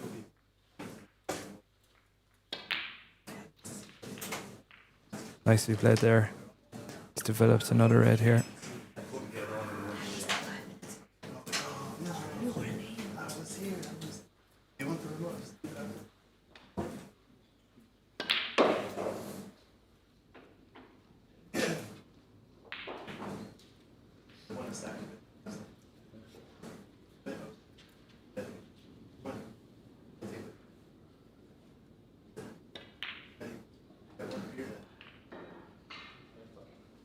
I haven't really watched Darren much before. I've heard he's a very good player, but he's taking these very nice. He's a nice style. He's not hanging around. He's getting about the table.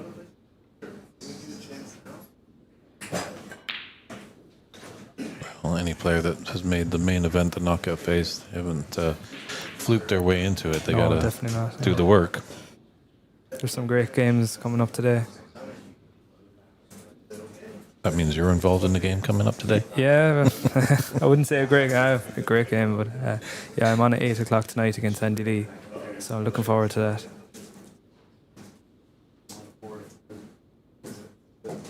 Brendan just asking our head referee, Desi, to board the ball marker to see if that pink goes back on its original spot. It doesn't. In that case, it goes to highest point value available, and the green is available, so it goes on there. That was a lovely shot from Darren there. They can be hard to get the pace right when you're screwing off the pack like that, especially with the rest, and he played it perfectly. So he's looking good here in this frame so far.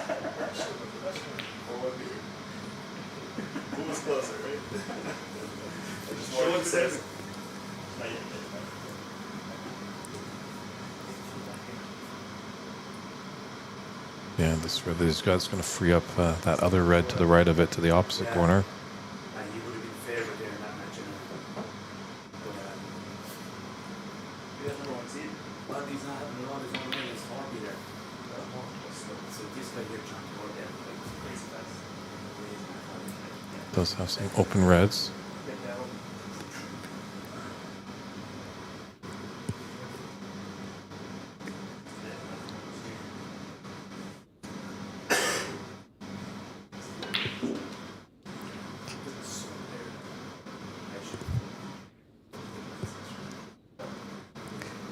If you can get through. I think he might have come up a bit short. Yeah, I think so, yeah. He might have a red at the top of the pack.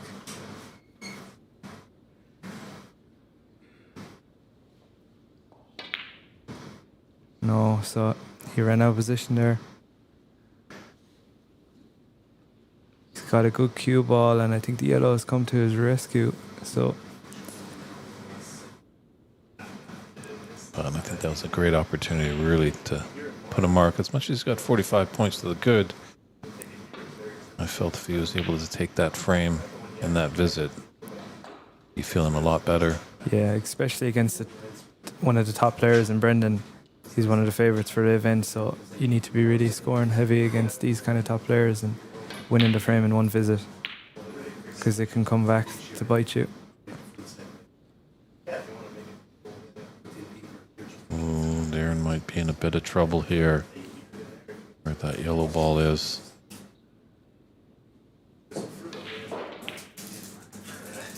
Yeah, as you were right there, Dave. Yeah, put him in all sorts of trouble now, and the reds are nicely scattered as well. It's hard to get the white ball safe here.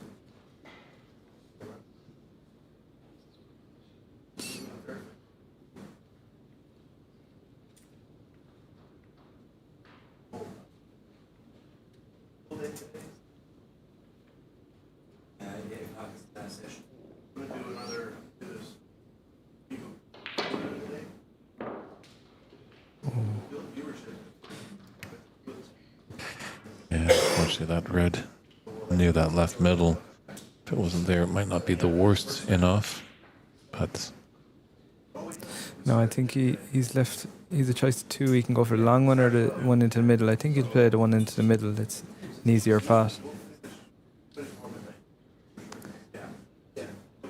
Just has to judge the pace nicely here now to get on a colour. yeah, nothing's bothering the black down there, so.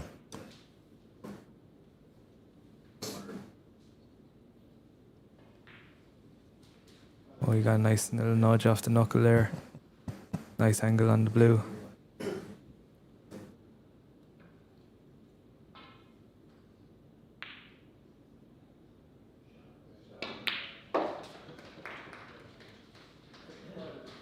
He's played that absolutely perfect as well.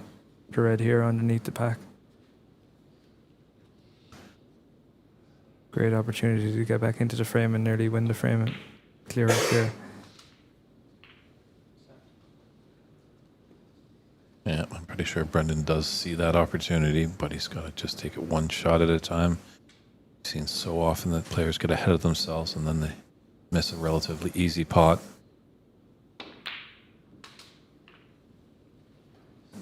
Yeah, these are the kind of instances now I know from practicing with him every week that he takes them, you know, in practice anyway, he definitely takes all these balls here. He's so efficient when he gets in amongst them.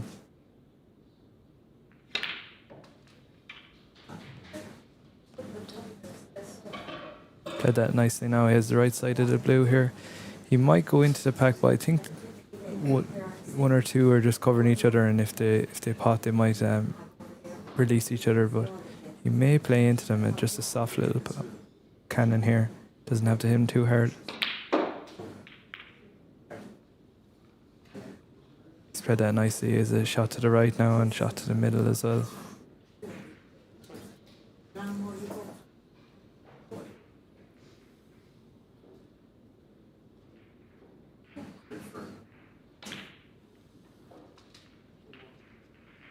Yeah, all Darren is hoping for is just a shot. Yeah. I think he's just about right side of the blue here to come down for one of the three reds.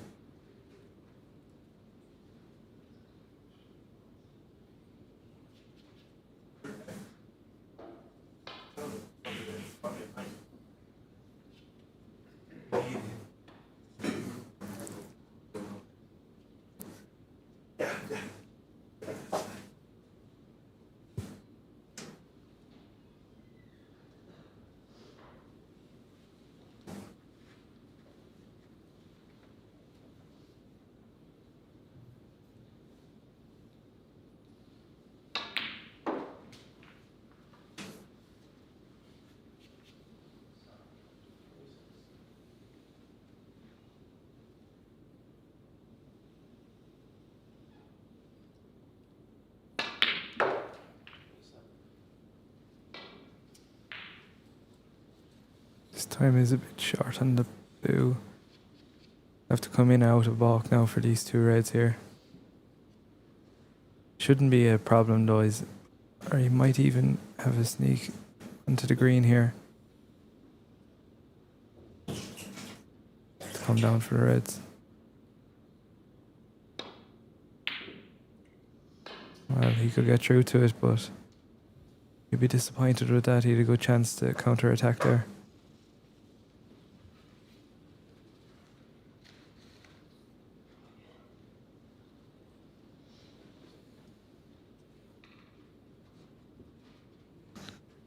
Well, he's closed the margin there. Only a 13-point advantage for Darren. This fifth frame.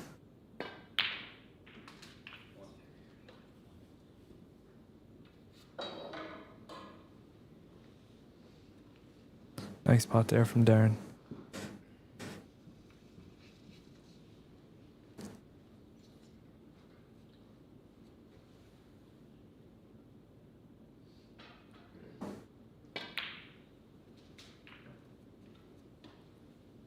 It's a bit too much pace on this now, and just take out the rest here now for this shot. It can be tricky, but he knows if he pots it, he's going to be automatically on a colour here.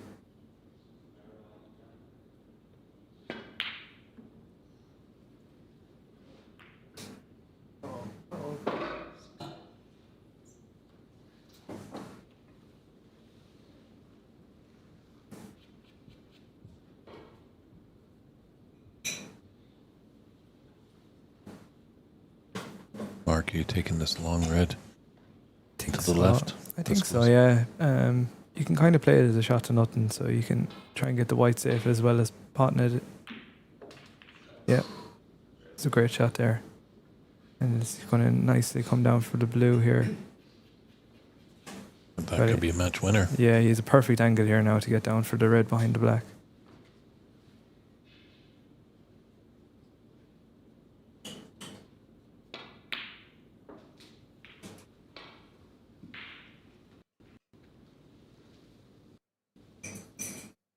So you can think now the only tricky ball Brendan's going to have to pot is the yellow, and being a left-hander as well, he's going to need the rest, play with the rest.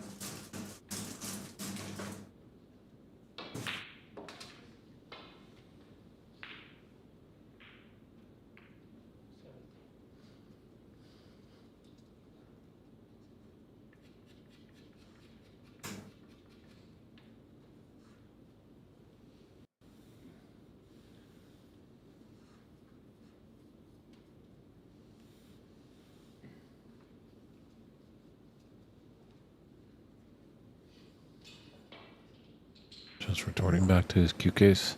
Get the mini butt extension, doesn't want to stretch at all. You're stretching, you're a little shaky and be as solid as a rock when you're on the shot.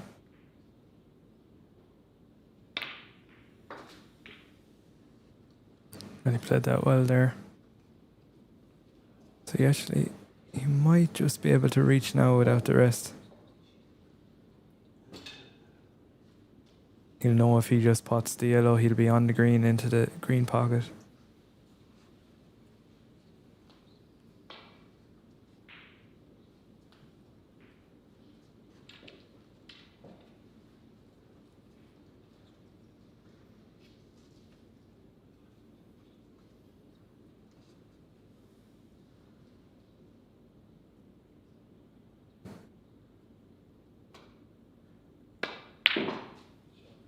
Oh, that's a brilliant shot.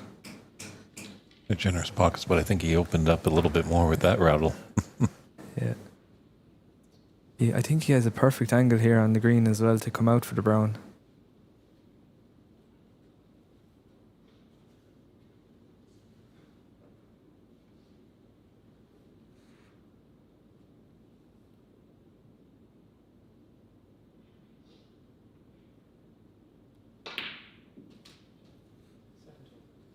Lovely shot. They're all there now, Dave. True. Always when you're clearing up, big shot from brown to blue. He's got a great angle just to screw back for it.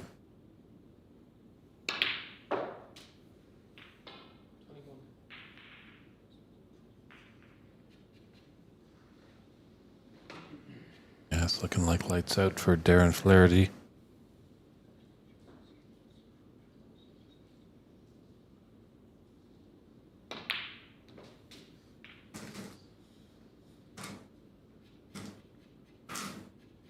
It's not been vintage O'Donoghue, but we said yesterday sometimes you got to win with your B game.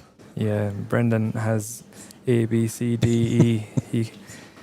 As far as you want to go down, he can win any type of match. He's that good. You're saying he can win blindfolded too? Maybe not that far, but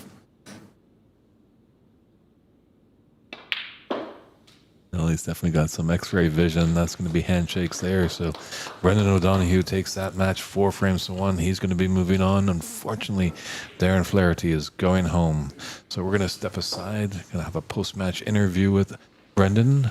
Mark, thanks again for jumping in the booth. No problem, Dave. Always Pleasure. Great analyst and insight to this game. So definitely best of luck to your match tonight against Andy Lee, but maybe we'll see you again in the booth. Yeah, of course. Yeah, no problem. Take care, everybody, and we'll be right back.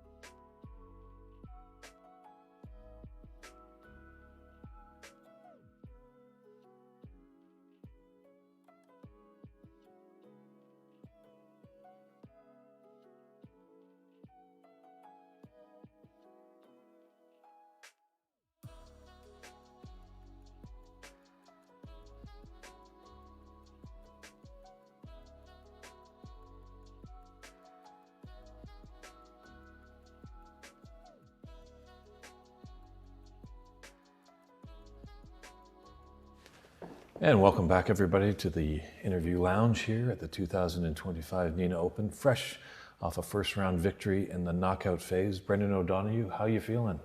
I'm feeling shook, Dave. Yeah, look, I'm delighted to win. Darren is a really, really good player. It was a decent game. He probably didn't take the couple of chances as well as he'd like to normally, and he just said in the build-up, he said he hurt his knee and stuff last couple of weeks. He couldn't practice like he liked. He's really, really good player. I know him for years. Played him underage, 19, 21 and the like. Very good player and a good win for me. I'm delighted to get into the next round. Yeah, it wasn't, the stellar game that both of you had. And obviously sometimes, not everyone plays at their A game. You got to find that B game and win. And you did that effectively today. Yeah, I'm happy enough. I took the 40s and 50s and maybe a 60 that was there. I tried not to give away too much because I know Darren is able to take it. So I didn't want to kind of, if I went behind, I felt like he's going to, I'm here for the taking today. So I was kind of just trying to stay ahead. But yeah, it was a close game. It could have been a lot closer. It could have easily been 3-2 there. And then, he has momentum and it's gone 3-all and all of a sudden you're in a decider and there's 50 people around the table and the pressure's on and the whole lot. Sounds good. One big question, we know all athletes have superstitions. Do you have any? No, I stopped doing that years ago. I was the same piece of chalk, socks, and I do like the old colourful socks, the same as yourself, Dave. No, I was on the cue, the chalk. I came back one evening in 22 years ago to shoot a couple of shots into a basketball hoop because I felt it was lucky. It was. I went on and won, but no, absolute madness. My routine is just keeping myself as right as I can be, and I'm working with a guy for the last year. One of our sponsors to the event, Serenity of Mind, and he's keeping me right and focused on stuff off the table, not about focusing on where I'm putting my chalk or what shoes I'm wearing or what way I'm doing up my shirt or anything like that. So no, superstition is out the window. Mind myself, and the snooker will mind itself as well. Well, it seems like it's working. You're on to the Sweet 16 round, so congratulations again on the match win, and best of luck in the tournament so far. Thanks very much, Dave. Thank you. Thanks again, everybody. This is David Burney at the 2025 Nenagh Open. We're going to stand by and get right back to the bays for a nice, exciting match at the Nenagh Open.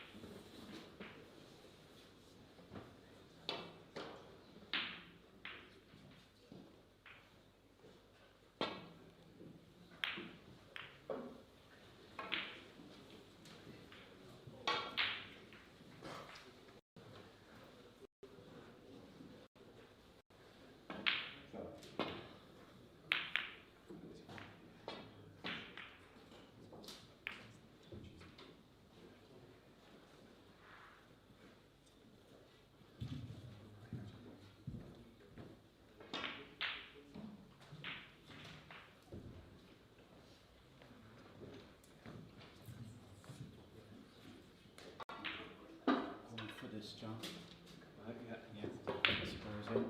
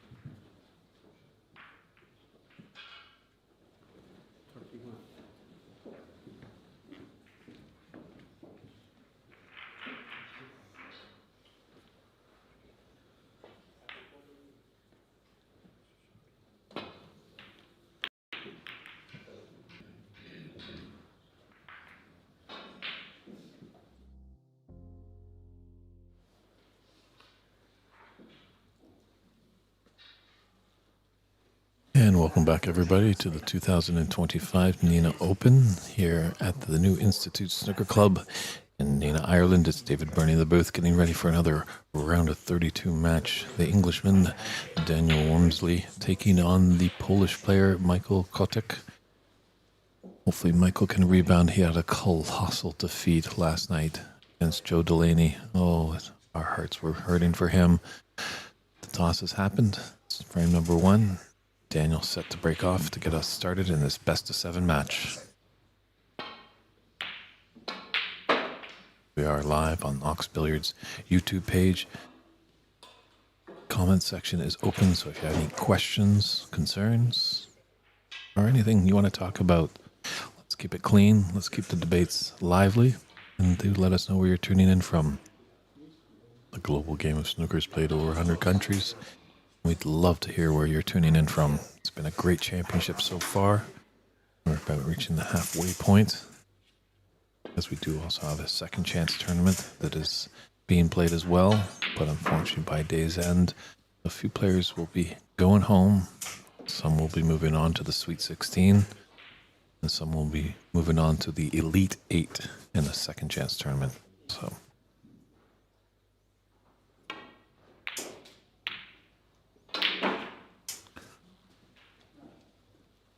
Dan's in first. Just got an angle on this brown, but these are always a little bit tricky. First match of the day for both these players. A little later in the day, so he's able to wake up a little bit.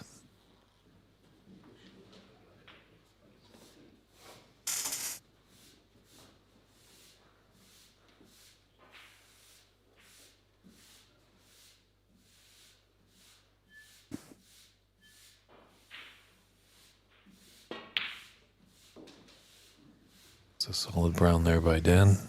As well, now we have Christian Youngers joining me in the booth. How's it going, Dave? Good, good. And you? Pretty good. Things are going smoothly here on day 3, which is good to see.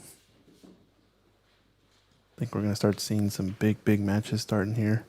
I've seen a couple of whitewashes so far, which can be expected when the seeding occurs. You know, some top seeds versus some bottom seeds matching up. But I imagine once we get to the top 16, it's going to be tough action all the way through. So exciting for it to happen. It's almost here, but it's probably the best match we have in the round of 32 here. Daniel Wormsley and Michal Kotek. Heard you summarizing a little bit about the brutal ending to his match last night, so he's going to be looking to make a better showing here, although I think Daniel's going to be a much different opponent than Mr. Joe Delaney from last night. Daniel Wormersley's actively playing a lot of high-level matches, kind of on that bleeding edge of amateur to professional level. Does get the call for some of these pro events to try to qualify and play some of the top players in the world. Yeah, at the first AMC Q Sports event back in March, that's in Sacramento. It's the first time I was able to see Daniel at the table. Strong player, but as soon as that tournament concluded, he was on a plane to fly out to China because Ronnie O'Sullivan had pulled out of a tournament, and he was happy to take that spot. Yeah, I wonder how this match is going to go as well, because yesterday Mikhail had a really slow start. I think Joe Delaney kind of jumped all over him in the first few frames in that match. Went 3-0 down, I believe, to start. And Mikhail managed to pull one at a time back to get it back to a decider. Yes, on that note, talking to Joe Delaney, he definitely self-admitted that he took his foot off the gas a little bit and let the young Polish player back in. Definitely a great match. You can look at that one up on YouTube on Ox Billiards page. We're live here, but all the previous matches of this great tournament are up there for your viewing pleasure. As we know, we have a good fan base out there in North America. It's rather early mornings over there.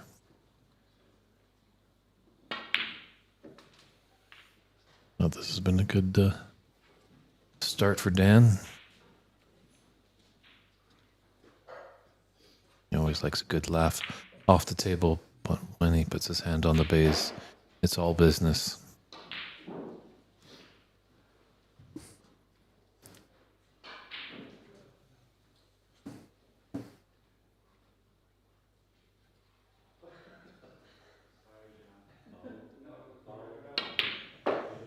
Seems like out of most of the players in the field, excuse me, that Daniel's had, I think, more consistent high breaks. I think he's registered a 128 on day one, a 73, something like that, maybe another plus 50 break. I think only player in the field to have gotten 3 breaks over 50 in the group stage on the first few days.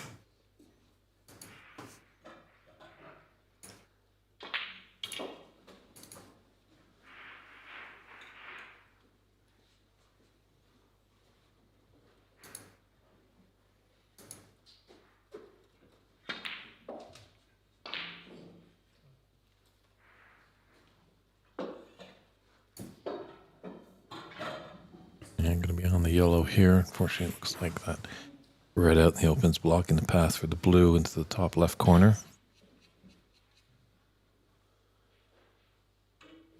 How to speak like a top manager at work. Sorry.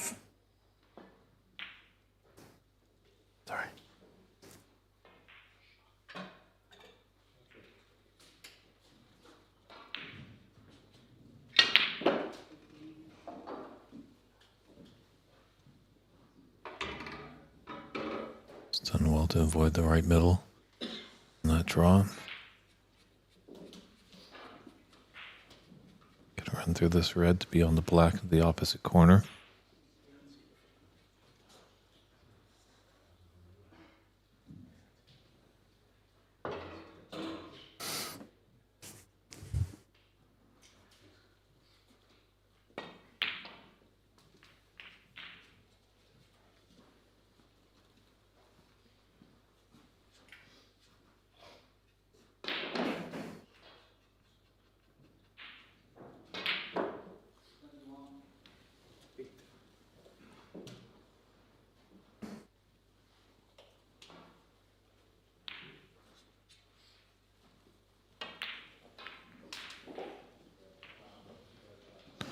Nicely use those reds to stop the pace of the cue ball.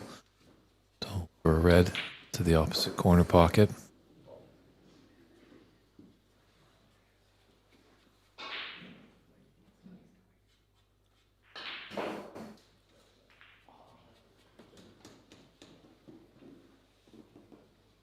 be able to use that red right of the black as well as a stopper.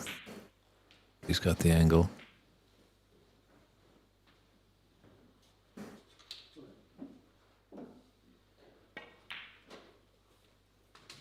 Just caught the black a tiny bit, but not a bother there. Stays low on it.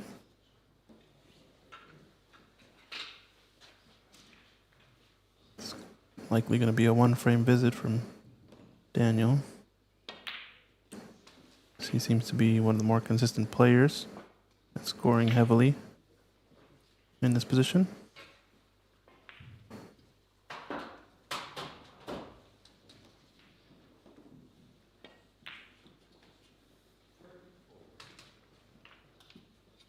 Everybody's got that cue ball on a string. Nice, tight, small, compact shots. Not doing a lot.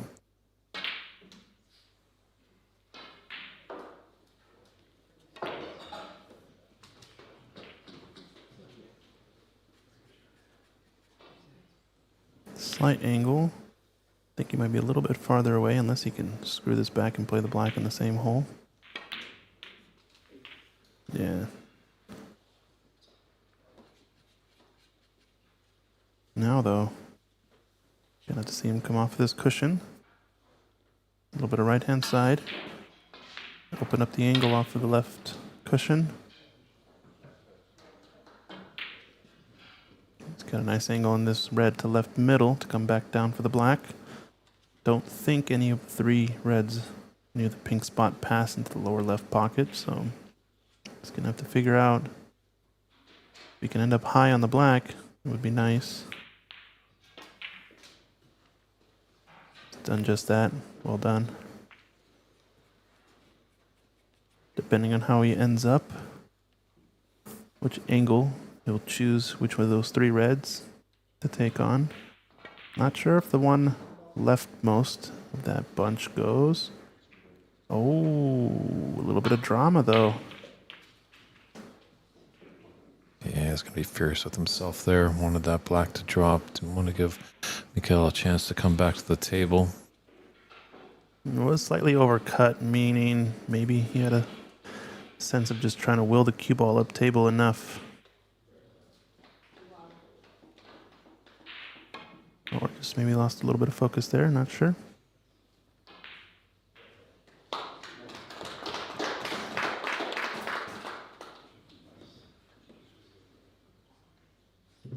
And, some claps in the room there. If you're checking out the second stream, I believe John Torpy just went on a pretty good run to level the score with Rodney Goggins. They're going to be up here playing a decider coming up. It is available on our second stream over on YouTube at the Ox Billiards channel. Let's check that out.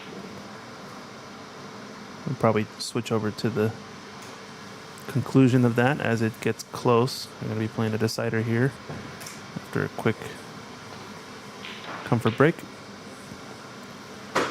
Meanwhile, Mikhail missing that one fairly wide. He's played a good cue ball though. Knew he was going to have a free shot at the black, guaranteed. So any red here going to be played with an element of defense.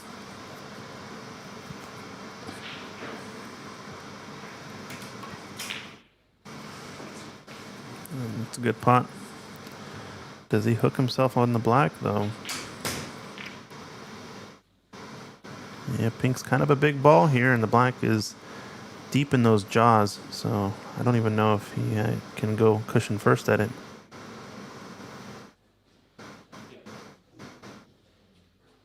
Roll up it is.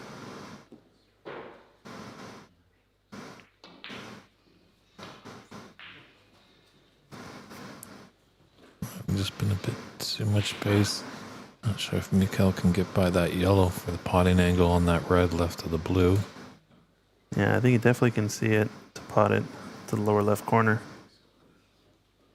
He'll be unhappy with that effort on the roll up.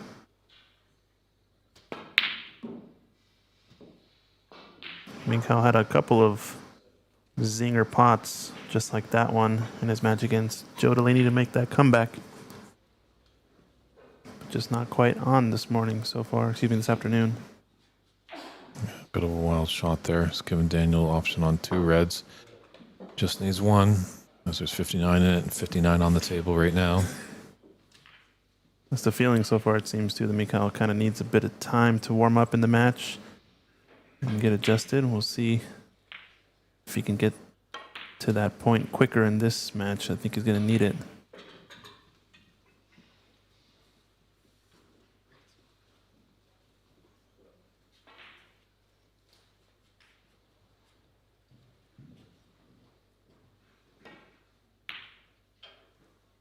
A little bit of falter there. Sometimes when you miss that ball by overcutting it, can maybe be because of the nap. If you roll it in too softly, the nap will turn the ball just a little bit on in the way. It's a bad miss from Mikhail's going to end that frame. So Daniel Wormsley comes out strong. Mikhail struggling a little bit, but we'll see what happens when we come back for frame 2.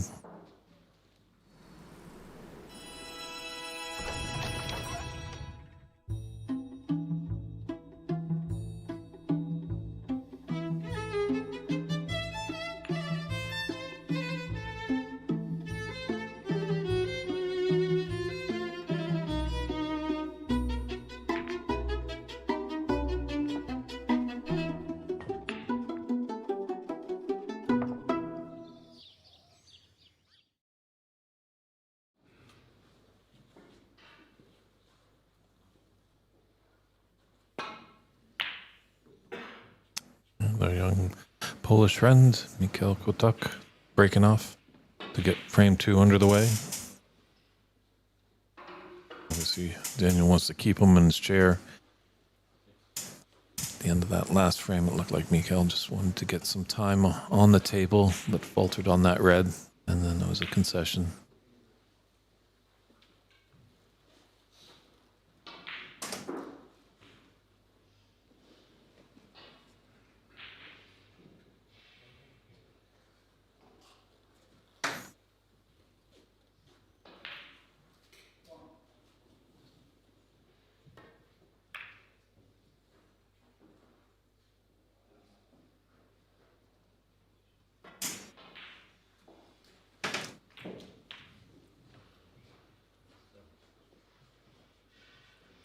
Yeah, snooker's a little different to its counterpart.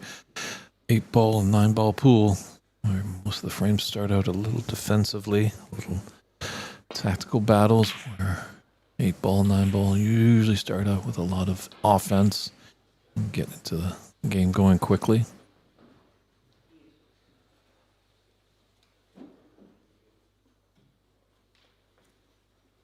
Some people might think that a snooker player would have a great advantage on the pool circuit just because of the size of the table. But that wasn't the case for Judd Trump when he went over to the U.S. 9-ball tournament. Played well early on, but wasn't able to take the title. I think that tournament taught young Judd Trump that a little bit of practice is needed. And Mikhail's in first. Let's see what the young Pole can do.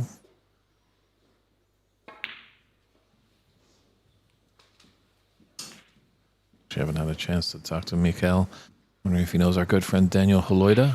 Daniel, who we've seen at multiple Pan American Championships.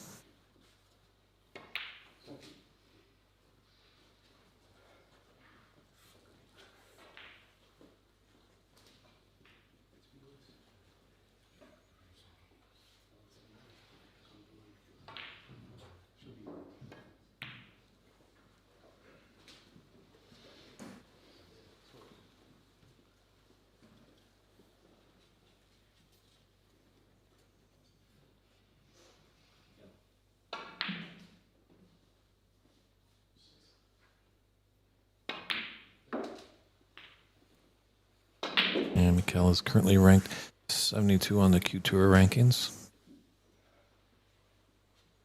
It's a great initiative brought out by World Snooker Tour, giving snooker players around the world to play some high-level competition.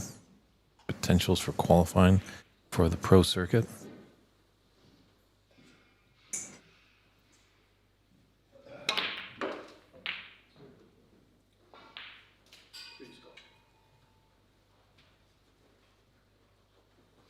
Now let's get a tricky blue. Go in and out of bulk to keep this break going. Black is covered by that red. Don't think the pink can get through that gap between the pack and that one outside red.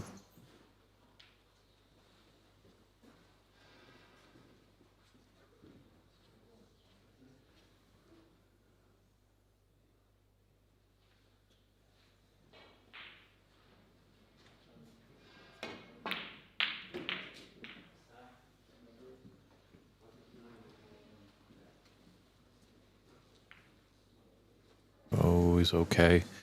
Great shot there. Got the blue into the right. Just come down just a nudge off that other red and give him a good opportunity to have a red into the left middle. I think he's got an angle, but he's got to stun down for the black. So he's got to hit this a bit with pace, making it a bit more difficult. But I think he's quick. Lieberwin Kloss. Balls are moving quite swiftly. And it's also got the pink into the opposite middle bag.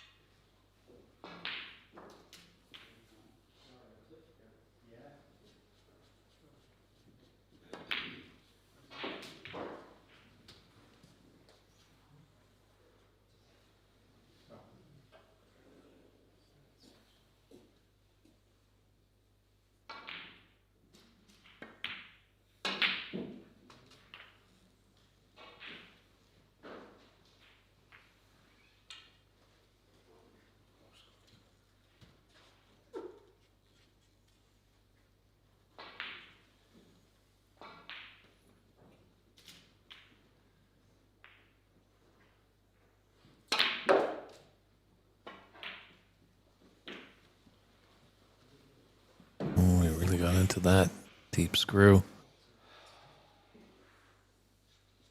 Just kind of looks like a little sigh of relief, or sigh of exasperation, I mean. Because he ran a bit too far for that open red. Certainly is on into the top left corner, but it's a little tricky. Got to use the rest of the angle, so he's just looking at this tricky plant. A lot easier if those reds were welded together, but you've got space between reds. It makes it that much more difficult.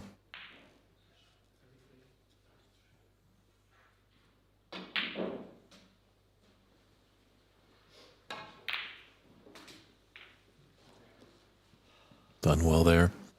He's got the angle on the pink just to open up these reds.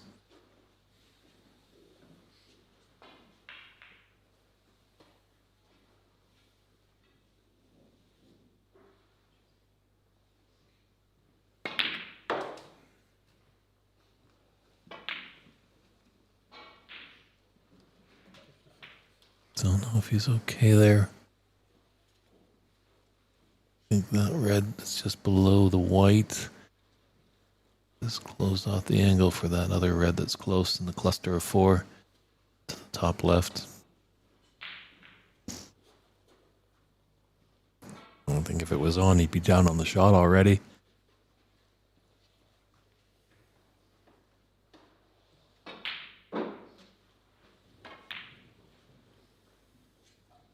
So that's going to finish off the break there. Would have liked to take the frame in one visit.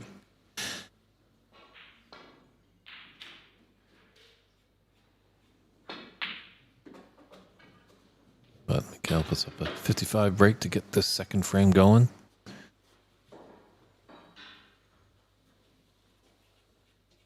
Dan knows he's not out of the woods just yet. There's plenty of points on there. Only really green is safe, so.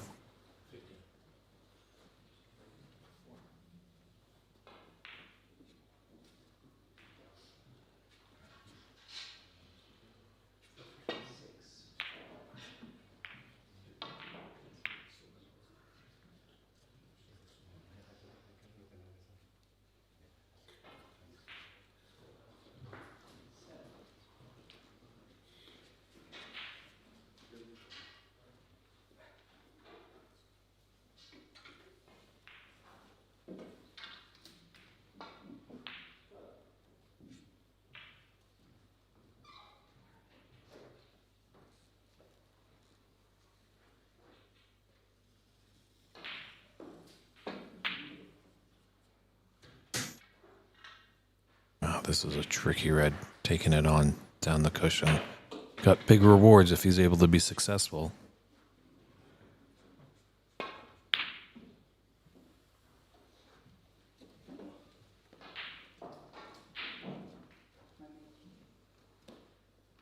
It's fortunate enough those two reds left of the black, I think, are just hugging each other. Don't make the pot available, but Dan thinks to think otherwise. He's got the best view of the table. We're back here in the commentating booth. Got the great bird's eye view. He's got all the camera angles in his eye. So it looks like something possibly is ready to go.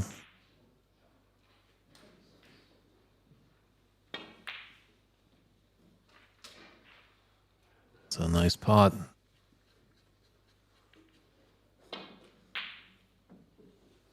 Great potential here.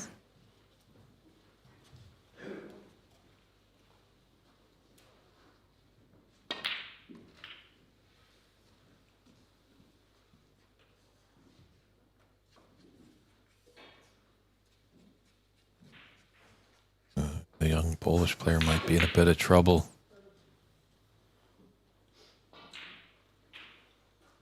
Real red, weirdly safe. Obviously, that red on the top cushion has some difficulty. But he takes this red at the bottom of the three below the pink. That's going to open up the second red. And then takes that on, opens up the final red of the three. Dan's not concerned with that right now. Gonna look to clean up this red.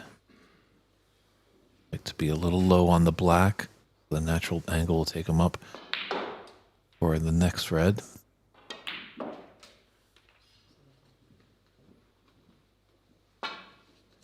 It's okay. Stun through.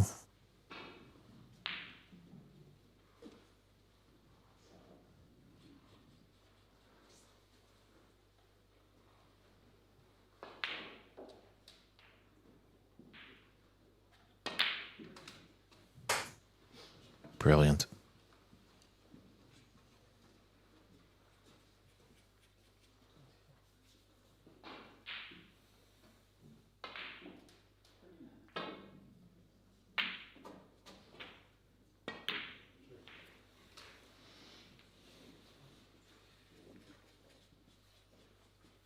Can come through nicely off the top cushion, be on the bottom of those two reds into the opposite corner pocket.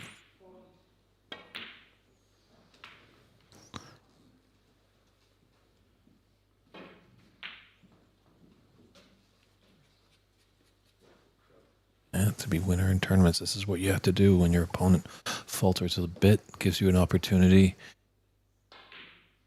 Gotta make great work of it.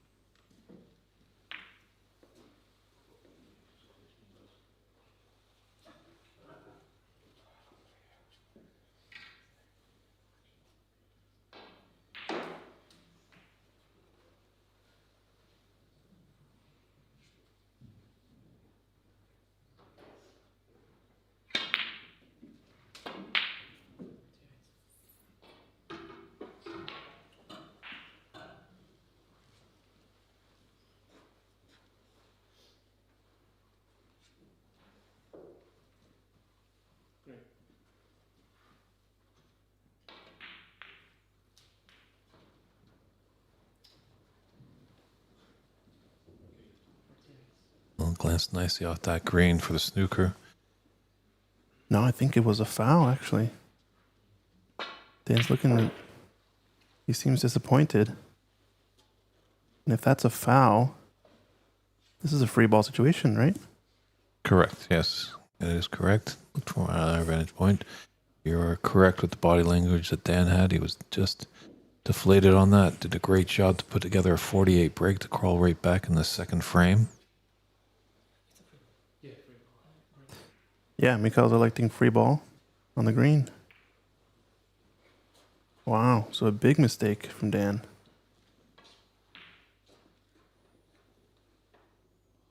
And he's not smiling with joy, he's smiling with disgust. Did a lot of great work to get right back in this frame. Oh, good hit, though.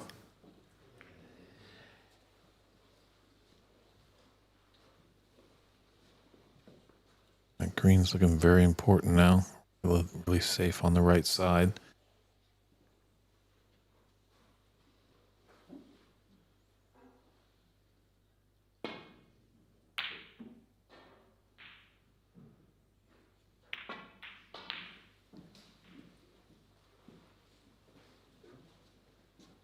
Yeah, could have a shot to nothing on this yellow. Take it to the top left corner. I think there's enough of the angle that'll avoid the black and come 2 cushions back up to the bulk area.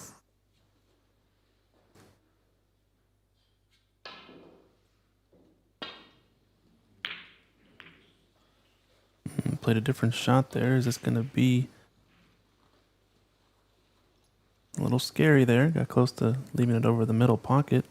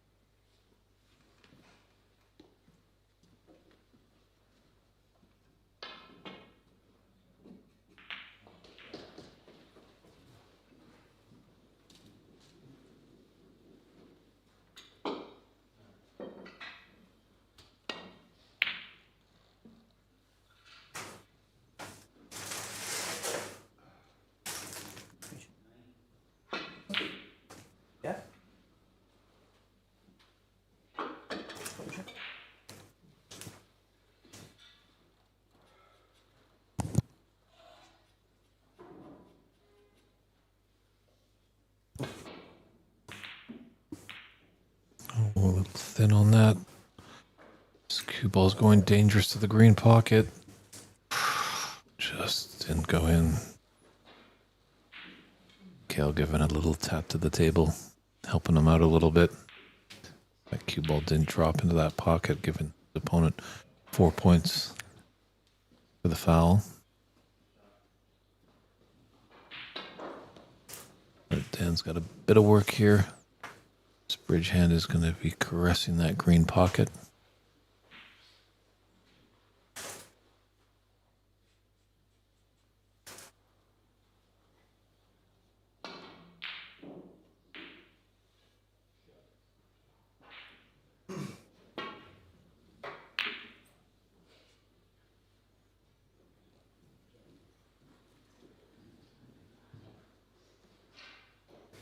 Interesting match developing on our second TV table. If you want to check that out on our channel, we will switch to it in a bit, depending on how it concludes.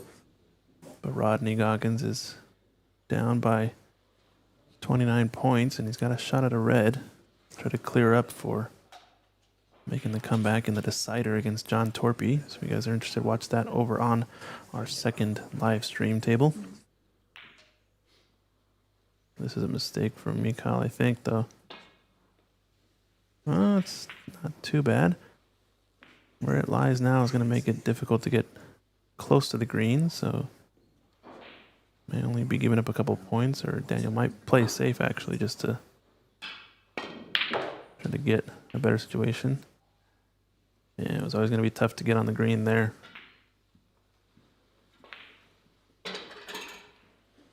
Still, probably going to rather take first initiative.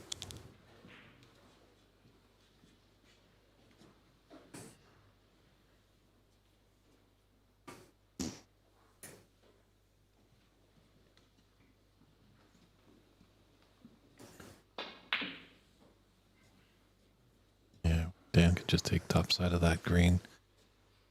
Kick the green towards the blue and black.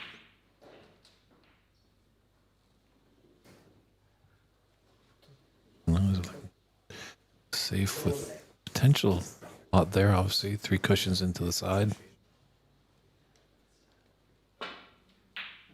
Just 9 points in it and 25 on the table.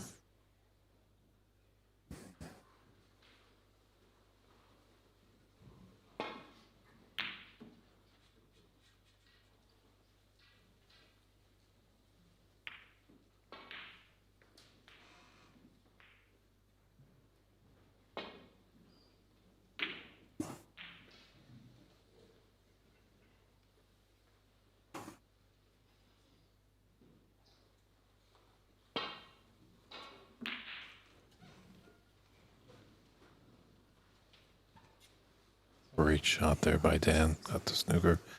Came off cushion first.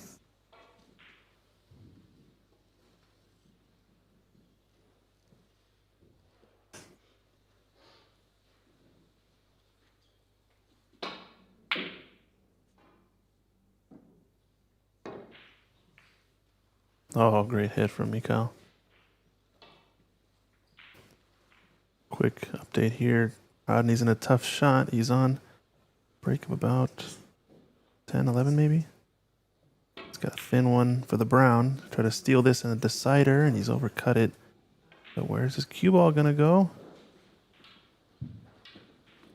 Looks like he's got the cover. He does have the cover, so we'll be checking back in on that. Doesn't look like that frame and matchup ended yet. There's still a little bit of snooker left there.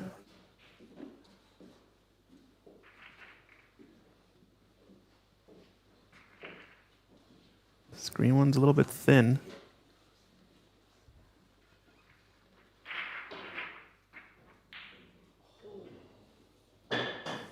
Oh, wow. John Torpy did have a shot on that second table and just ends up butchering it. Same way Mikhail kind of did here. Wowzers. He's going to be in a bit of trouble here now. That green is on for Dan. Come off cushion with a bit of check side. With a brown in the same pocket. Yep. And here's Rodney Goggins on table 2. Has a chance to clearance. We'll check back in though, as Daniel Wilmersley takes a chance at this frame. Around the world. It's not going to get nice on it though. Just wanted it to be the other side of the brown. It's probably a safety coming up here from Dan, but we're back to our second match decider here. Rodney Goggins dead straight on the pink. Just needs to hold his nerve. Needs it's there both for the balls. taking.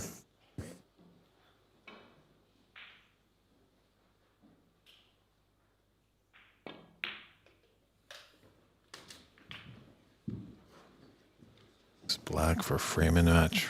Rodney Goggins, hold your nerve.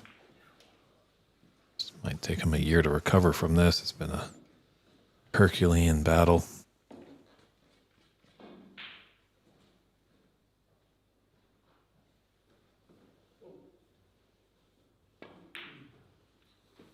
It's there. What a match. What a victory. Granite. Rodney Goggins pulls out, keeps his nerve. Fantastic match there. So Rodney Goggins moving on. John, unfortunately, is going home, but we'll head back to our featured match with Daniel Wormsley and Mikhail Kotak. Straight early up. on. Straight up granite.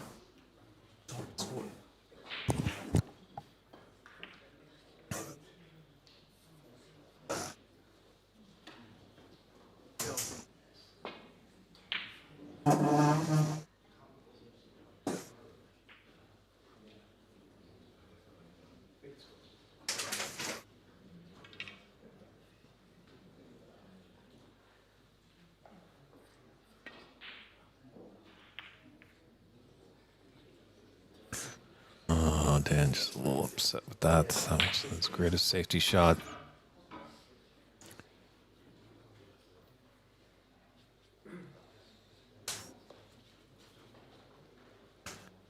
Not sure who got the green as we were on our other TV table. Watch that dramatic finish. Oh, but Mikkel can't pull the trigger as he got the cover with the black. It's close. He's definitely getting a long look. A little raise of hand, I think he has.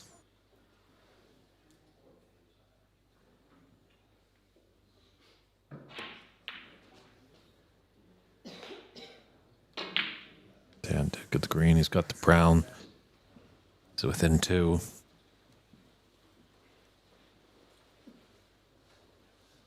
Just needs blue and pink.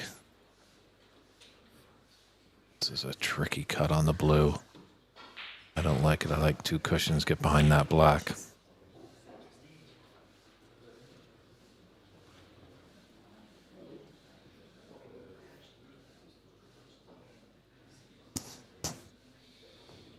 Three balls remaining, 2 points in it.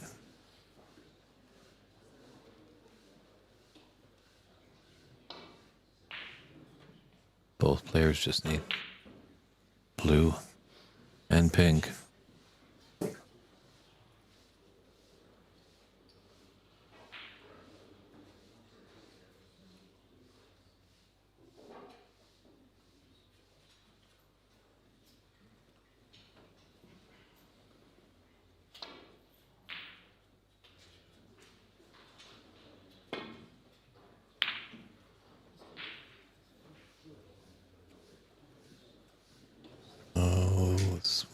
Mistake. Give an opportunity. Has he baited Daniel taking this long pot? See, these shots are very easy on the practice table, but in a tournament match, there's that added pressure. A little moving and shaking as some matches have come to a conclusion, so Dan just put off a little bit, resetting. No rule when you're down on the shot, you have to take it. So good discipline by the Englishman.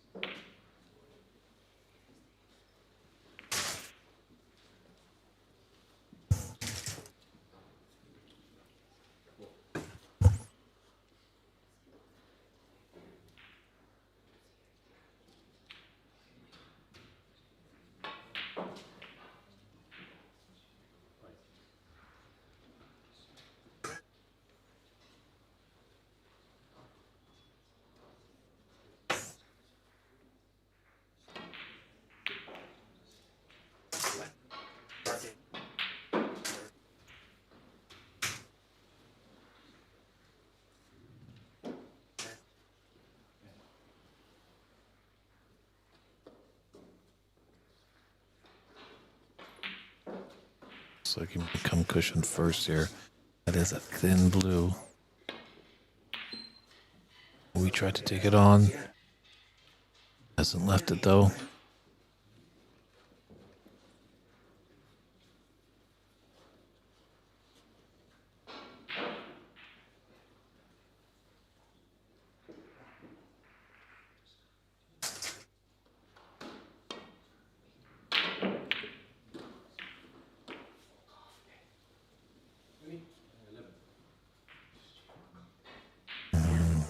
Just a bit much, but 10 saving grace as he split Mikkel. Side to the right cushion.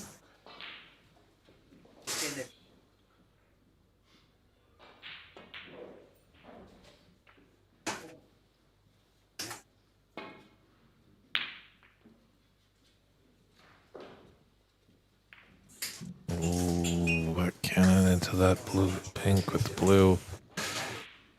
This could be lights out in this second frame. Definitely Mikkel came out strong, putting up a 55. Dan roared back with a 48. Only fouled though. On a chance to snooker Mikkel. Didn't hit the green.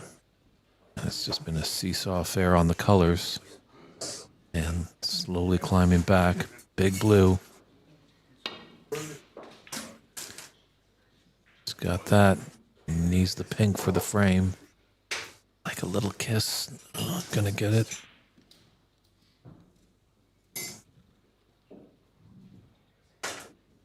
Saving graces. He is on the right side of that pocket.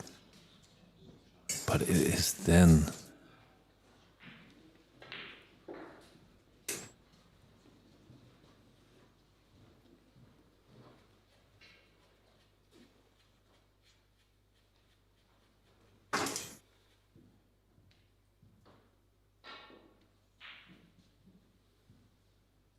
This for the second frame. Big steal here. Daniel Wormsley.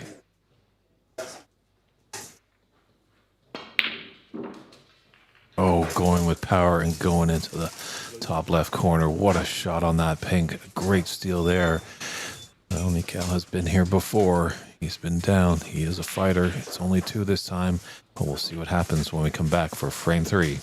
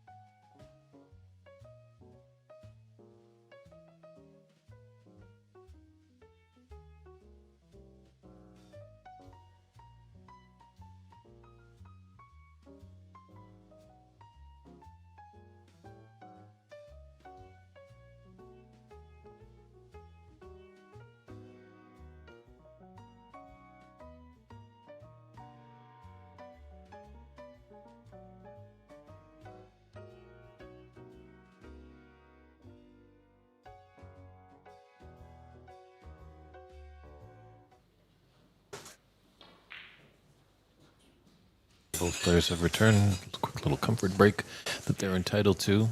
Obviously, there's no mid-session interval in these best-of-7 matches. Let's see how Mikhail can recover. That was a devastating loss in that second frame. He's going to have a mind of a goldfish.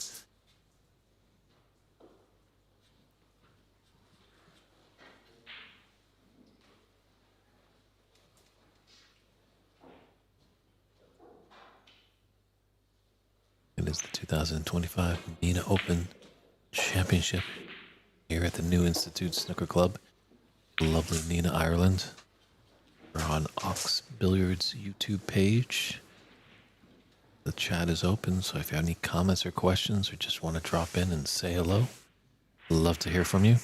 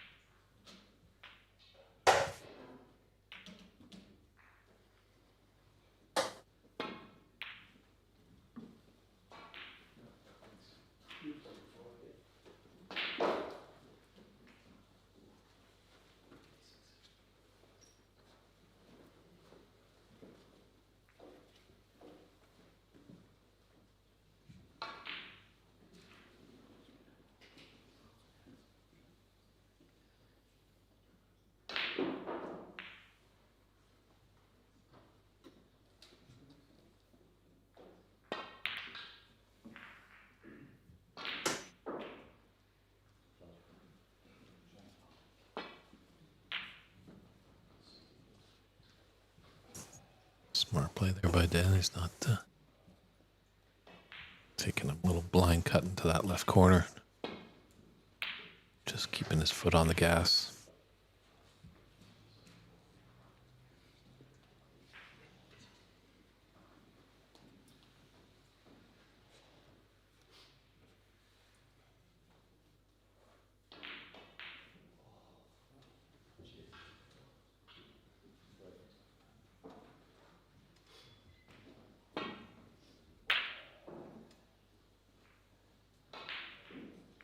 Going to start to open things up.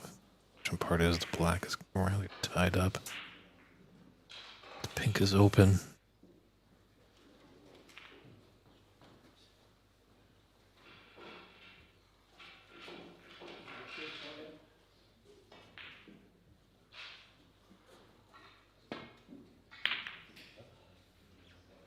I'm going to use that pink as a helper.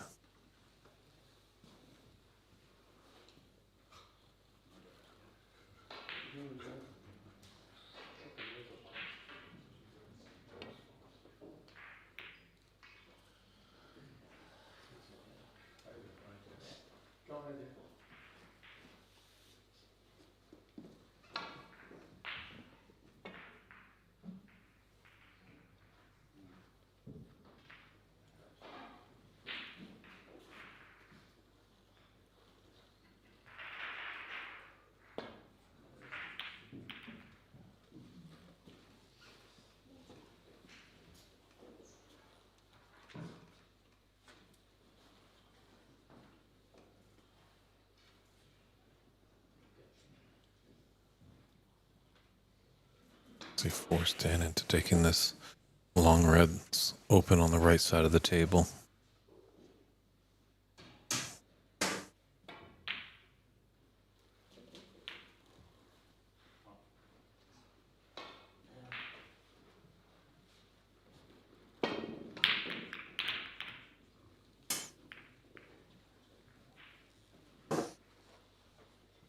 Lots of things moving.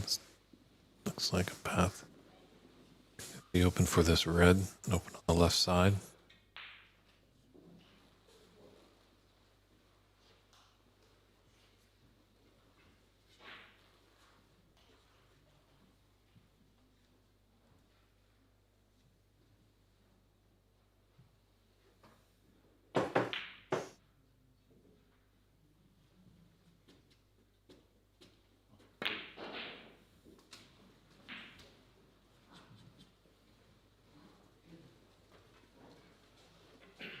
The right side of the blue. So let's see what the young Polish player can do here. Came out strong in the beginning, the last frame, but just couldn't seal the deal. The one frame visit to get that pink on its spot.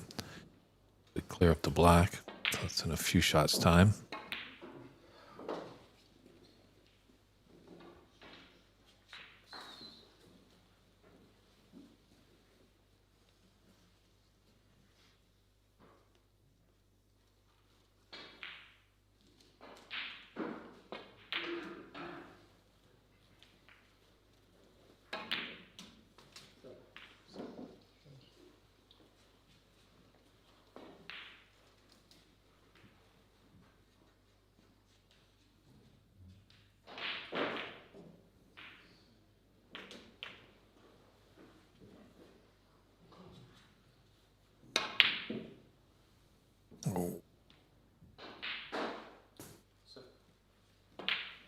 Just ran a little too far for the blue.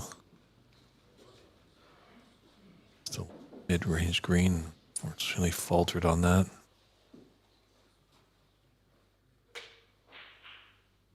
Fortunate the cue ball is against the cushion.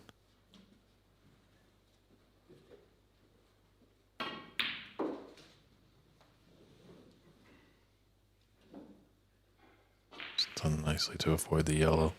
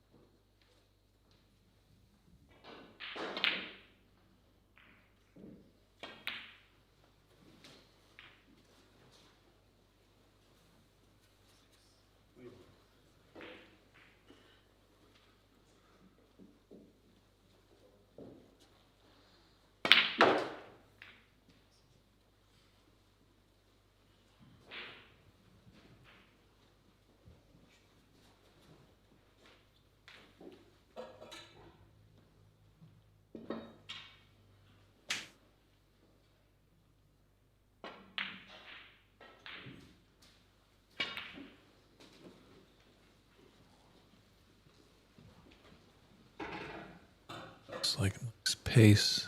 Get through the gap to this red. If he stays high, that black just might pass the red there. Tricky to see from our vantage point, but electing for the red by the pink spot. Just done up for the blue after it.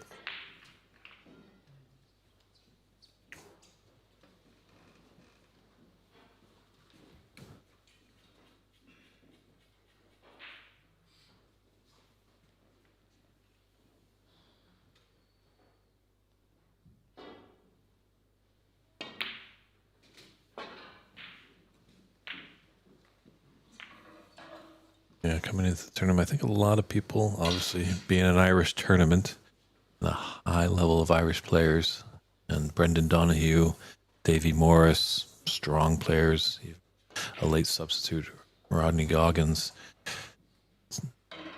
toting to be the favorites, but Daniel Ormsley can be a dark horse. Even his fellow countryman, Callum Beersford, he showed good promise. In their first match, forward to a 3-0 victory, but his opponent came down a strong player, Mike Judge, or Mick Judge as they like to call him here in Ireland. Battled back to get 2 more frames. We put Callum a little under pressure, but he fought it off and won 4-2, so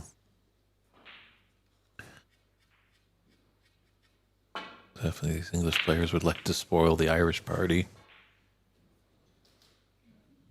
Still, there's a lot of snooker to go. We're just in the first round of the knockout phase of the main event, the top 32.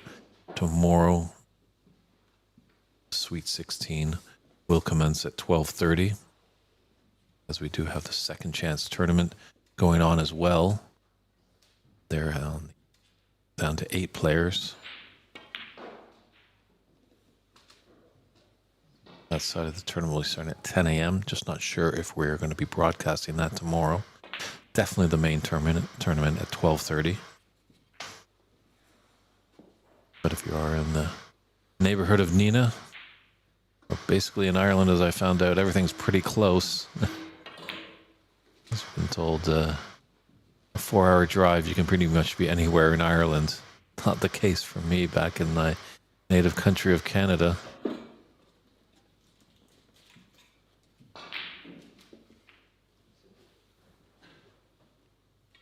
So if you are around, plenty of wonderful seats in here. The New Institute Snooker Club.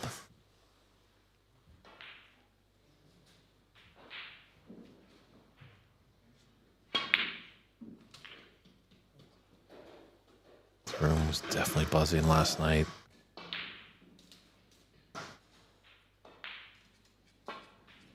Dan has been taking these well. Couple of reds on the left side of the table, but I won't be concerned with those just yet.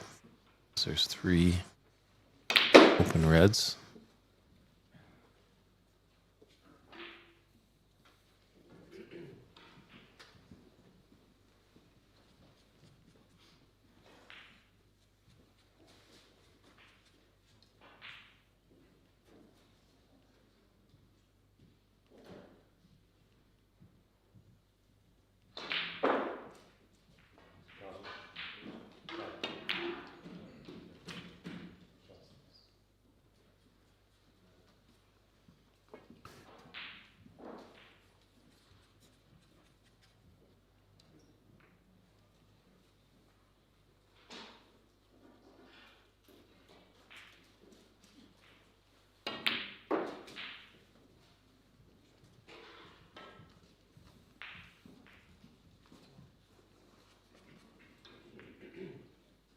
Just stun this in. Hold for the pink.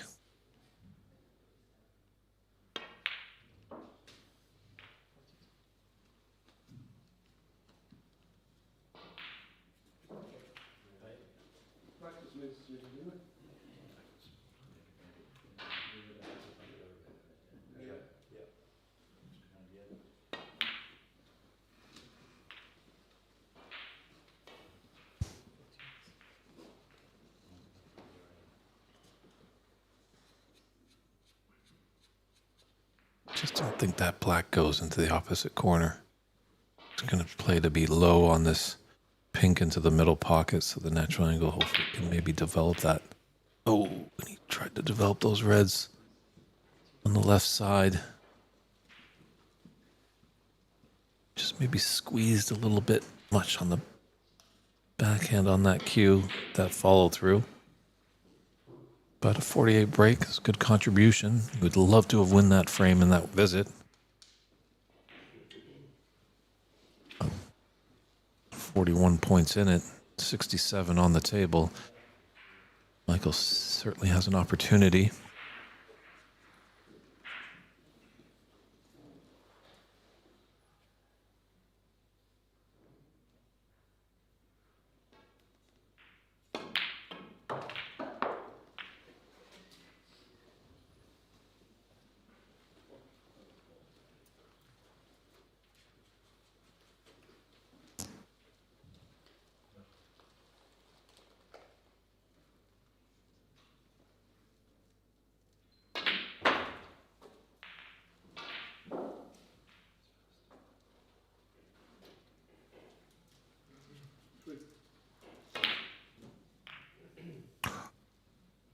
Again, both players trying to develop those reds and just not making sure of their object ball to find the pocket.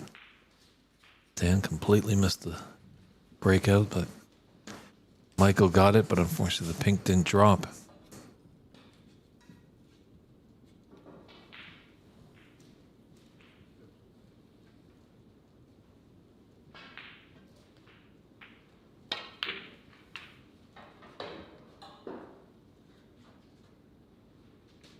Oh my goodness. Stunned in disbelief there.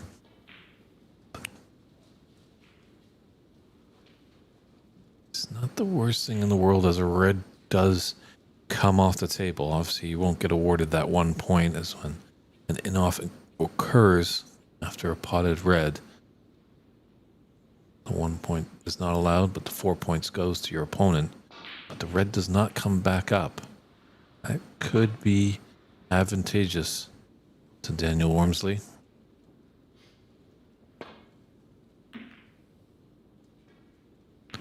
This has got to slow down.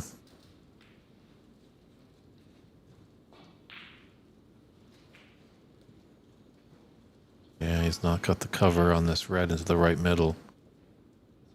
Dan happily just to see these reds slowly disappear. The 36-point advantage.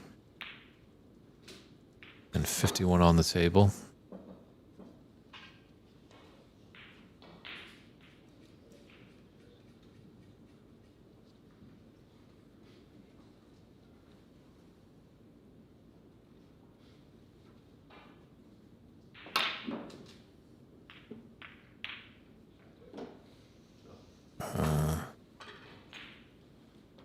He's trying to will it all around the world there. Unfortunately, smacked the yellow right in the face, dead in the pace.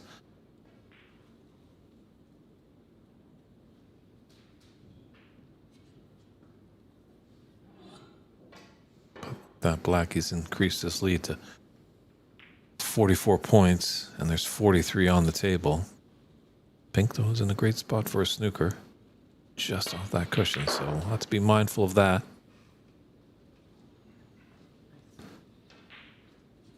Don't mind that attempt by Dan. These pockets are slightly generous.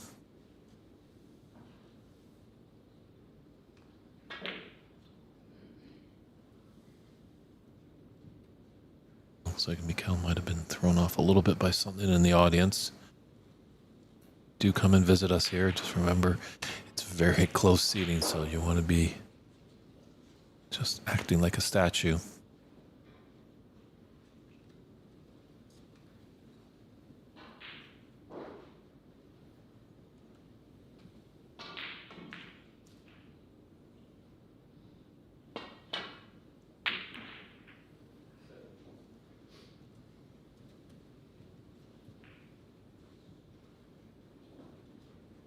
And definitely would like to put a color ball tight to a cushion just to make it safe.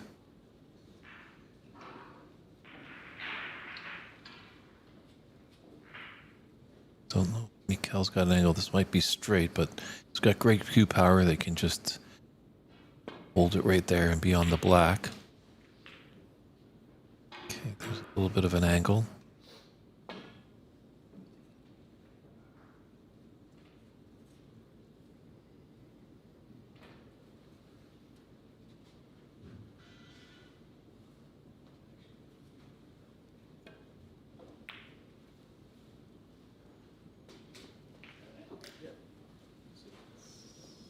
Heart stopped a little bit as that blue didn't go straight in.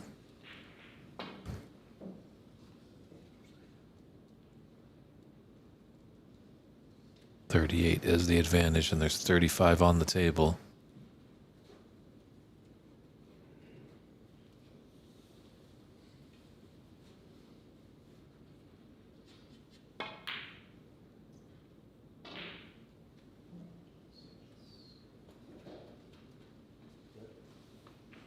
I think he was trying to use that pink to get behind.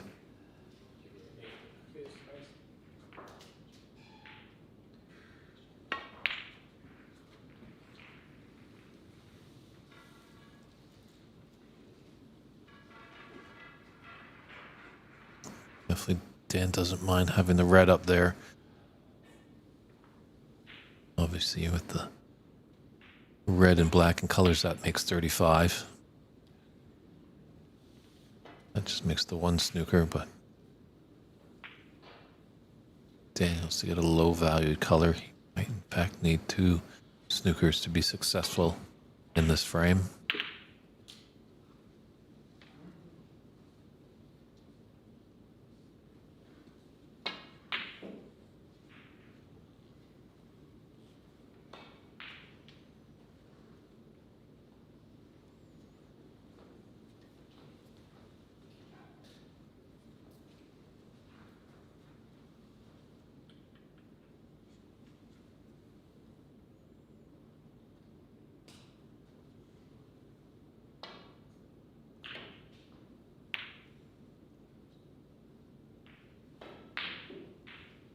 It just ran a bit too much. Dan's got a possibility.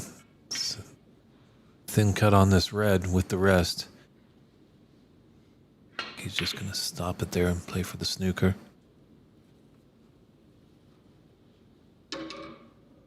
It's not the end of the world that that red hit the horn. He's a little acknowledged as he's got the snooker. Lifts his hand.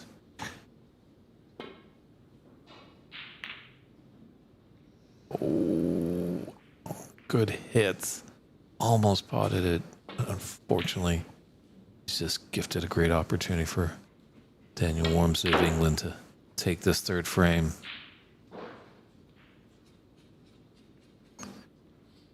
Well, Mikhail Kotic has been here before. Last night he was trailing 3-0 to Joe Delaney. And that's a concession there. So can the Polish gentleman mount a big comeback again? Or the gas pedal keep pushing for Daniel to a whitewash victory? We'll find out when we come back with Frame 4.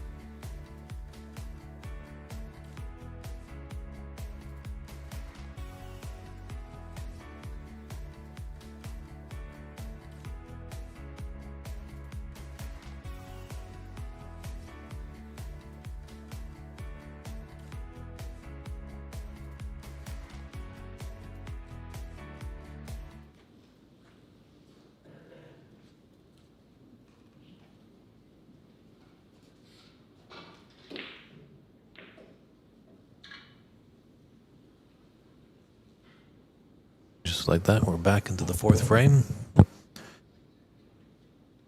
Daniel Walmsley, I should say, on the verge of a victory to put himself into the Sweet 16. But this young Polishman, Mikhail, is a fighter. He's not going to just lie over.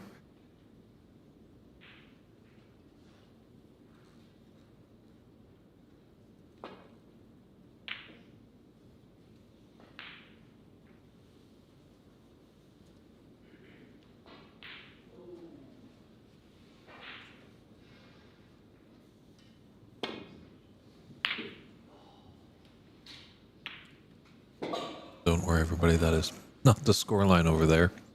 We are in the fourth frame. Players are using a tablet that talks to our live scoring here on the feed, so probably as soon as a red goes down or a foul of 4 points or more, players will update. As in the early stages of a lot of these amateur tournaments, we don't have designated scorekeepers or referees.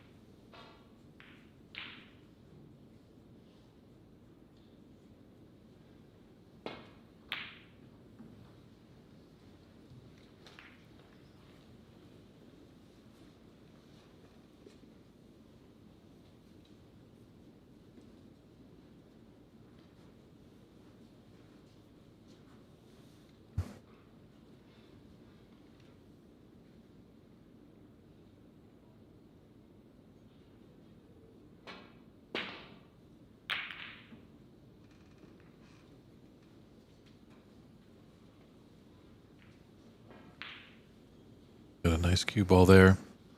Acknowledged by a tap on the table by his opponent. Gal put him tight to that ball cushion. Should be a relatively easy.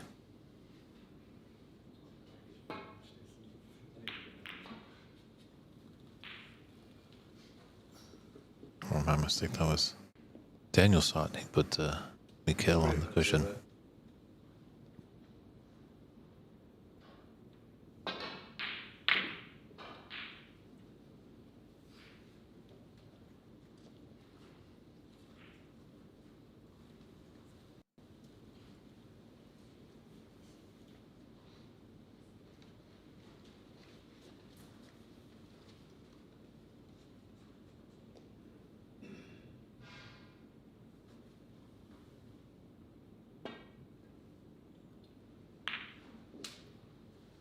Oh, it's a nice long red.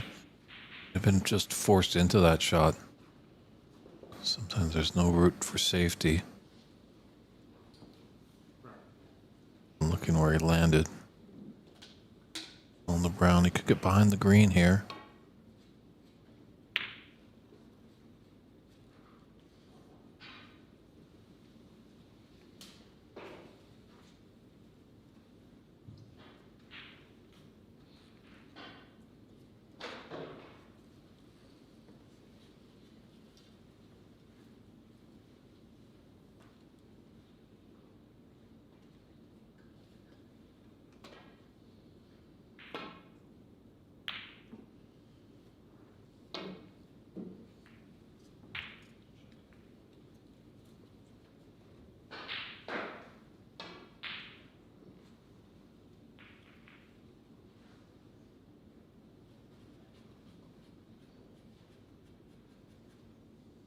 Stuff with that black really tied up. Pink's in a bit of a bother as well.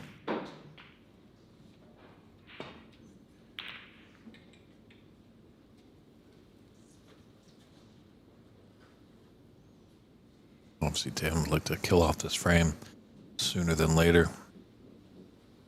Get this match done. Enjoy his evening. But don't enjoy it too much in a Saturday night in Nenagh. Obviously, tomorrow there's a massive hurling event here in Nenagh. Team hasn't won a long time, so this town could be a buzzing. But if you do make it to the final four of this tournament, you're not going to have to be celebrating too highly. You want to keep your celebrations for Monday night.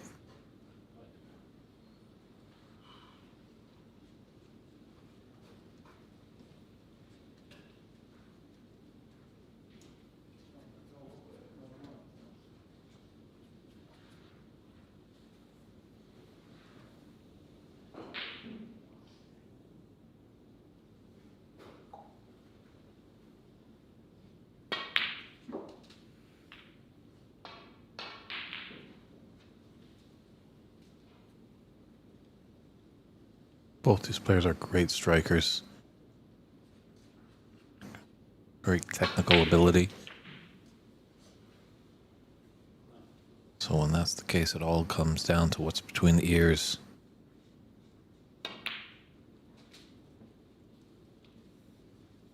And you just stay mentally with it.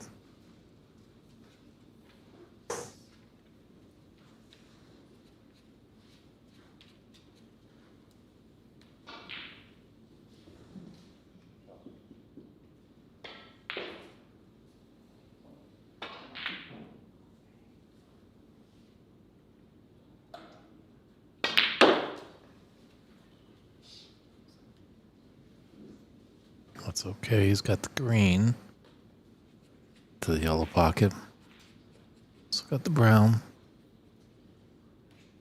Looks like it's directly in line with the middle pocket.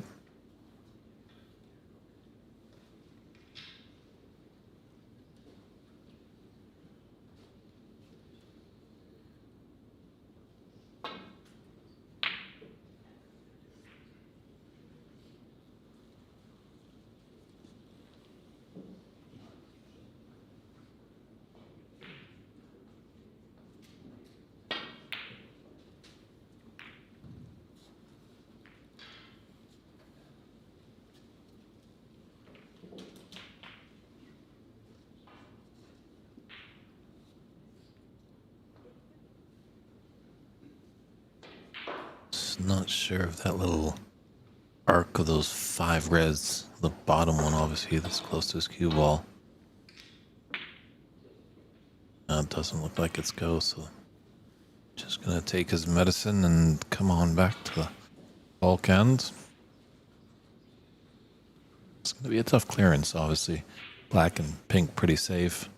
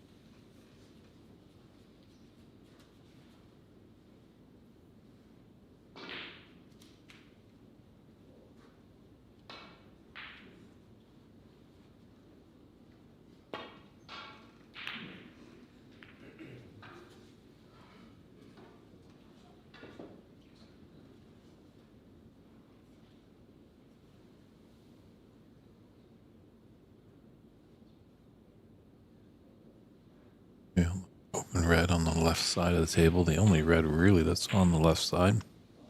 Just above and left of the black spot. Potential maybe shot to nothing there for Mikkel.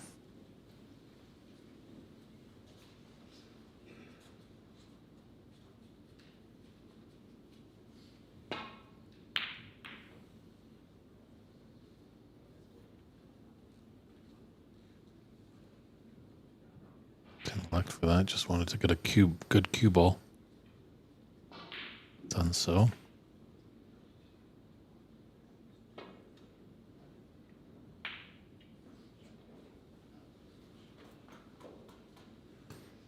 Maybe that red, there's 3 in the middle, below the pink.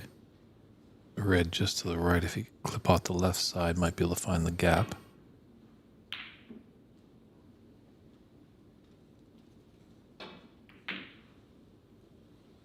I've got a favorable kiss on that brown.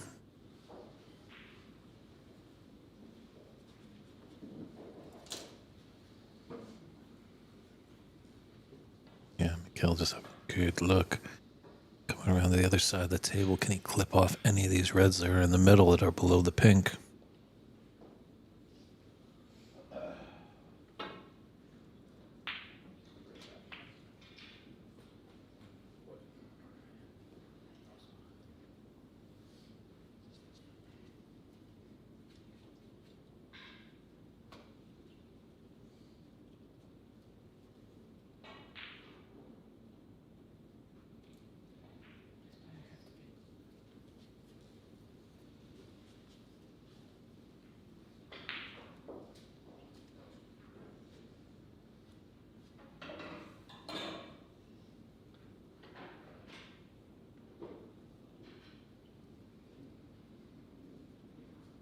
Just waiting for the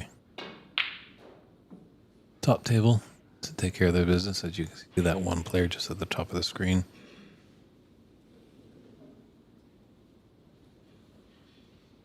So it's tough to enforce that time-wasting penalty. That is a penalty in this game of snooker. Obviously, it is a judgment call, so more when referees are present. It's not called very much, as it does have a very high penalty of a concession of a frame, so, or a concedement of the frame.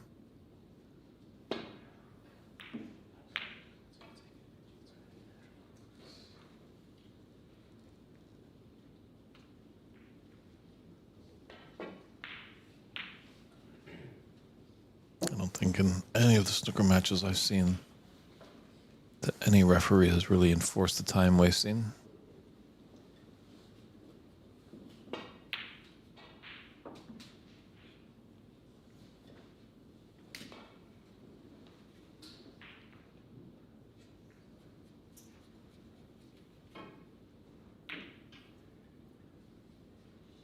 Nice red into the middle.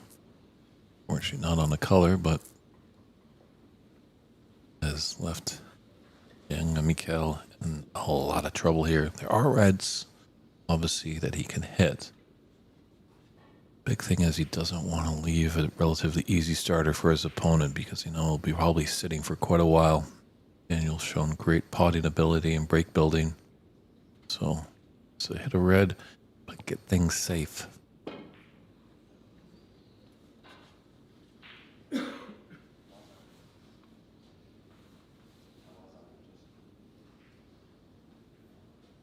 Well, Dan's going to have a look. He can put his opponent back. But the level of players here, very skilled that they usually don't miss second time. Dan is going to put him back. Just feels if he does hit a red, it might leave it on as well as he did. I think he had that red just by the black into the left middle, or top left corner, I should say. See a lot of, obviously, in the amateur side in North America. And instruct the players obviously on the foul and miss, but it can be quite costly as the skill level just isn't there as these players do have over on this side of the Atlantic. So we do give them the opportunity. 3 attempts and 2 putbacks on foul and misses, but sometimes the players over there take a quick look and just put the ball back without surveying the table completely. Because sometimes it might be a bit more advantageous and profitable to play on from where that miss was. take on a red with a color and continue a break.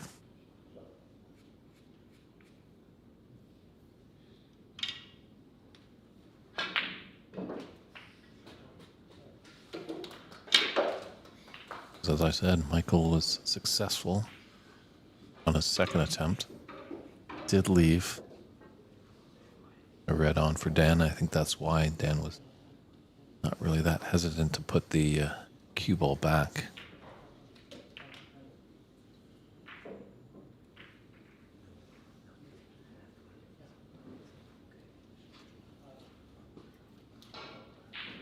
Does sound that green, but I wonder if that green is straight in. Stuff going over all these balls, so gotta think differently. He's gonna knock the brown.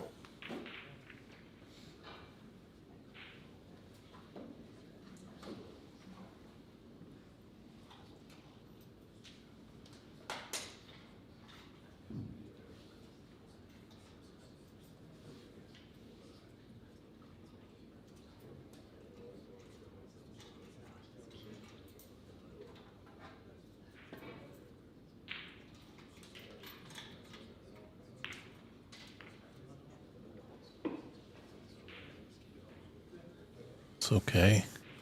Sometimes the double kiss can be deadly.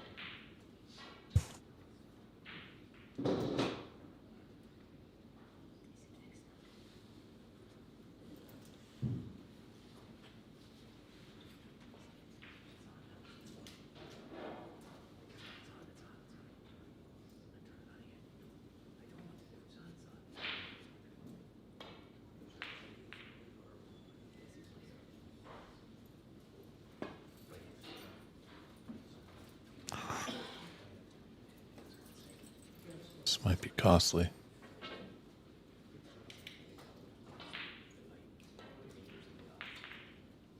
And it's just been gifted 4 points on that airmail attempt.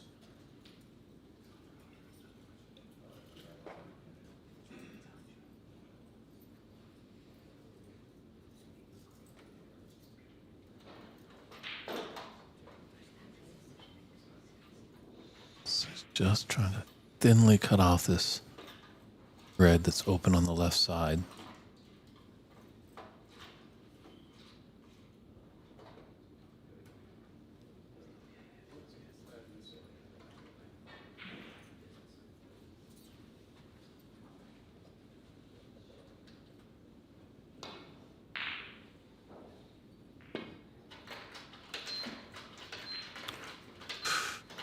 Again, he's missed it.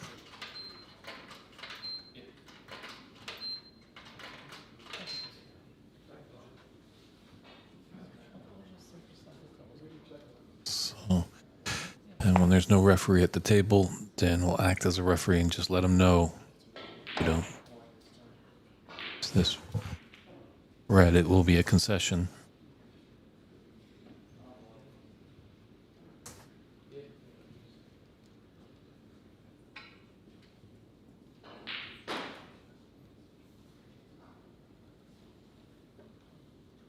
But obviously, open reds on the right side shouldn't concede the frame. That would be just... Well,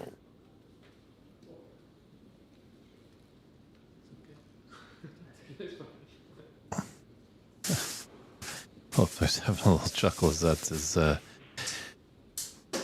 Nails, I would say, in France or Quebec in Canada, très thin.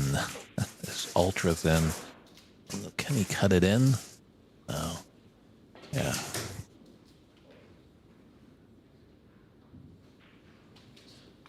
Oh, and that's kind of a bit of a blunder there.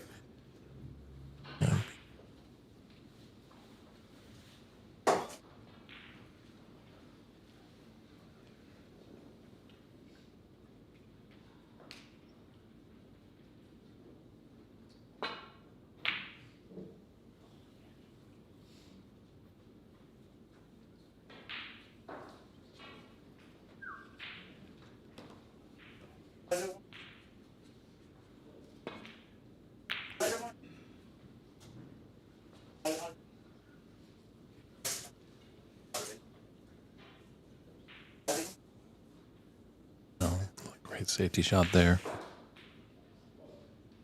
That cue ball deep into the bulk area. Dan has a little time to think about it. Some player on the top table there takes the shot, as you can see on the top of the screen.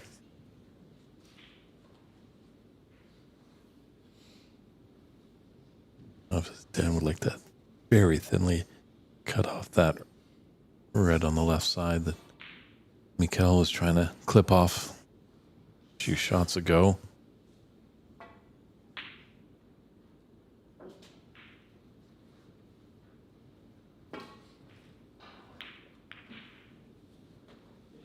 It's a more successful shot there.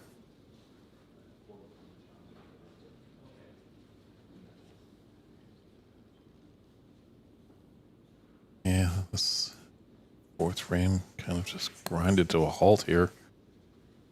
A lot of free flowing, with black and pink rather tied up. Safety battle is on.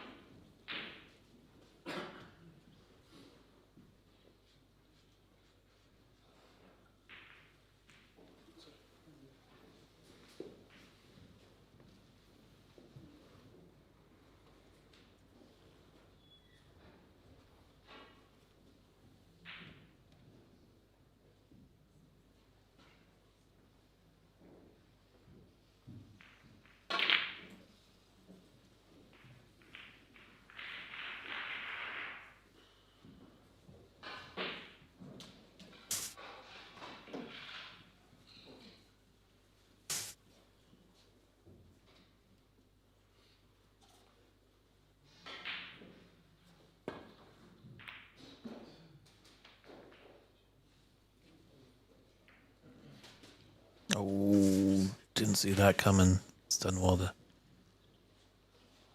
hit the red, but the clip off the green, going in off. And that has now freed up the pink.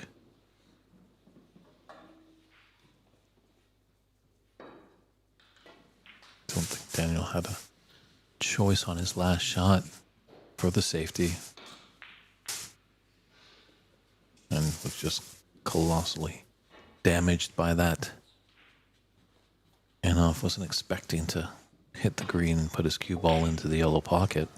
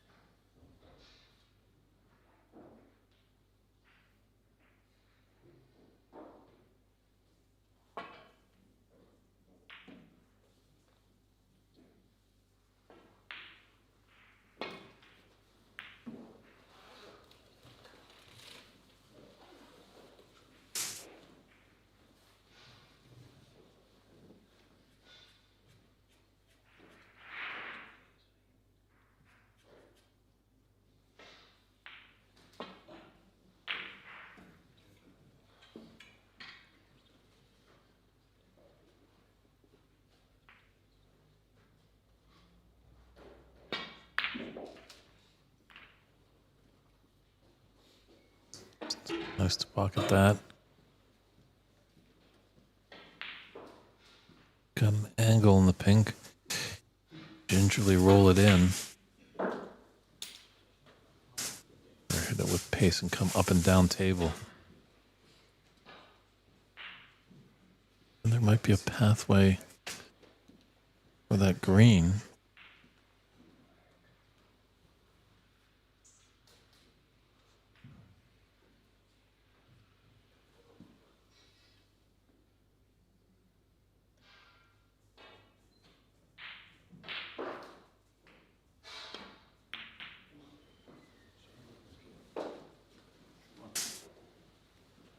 keep the break going mid-range red here. It's just a dirty table. Those threes by the black. The two pairs of red on the right.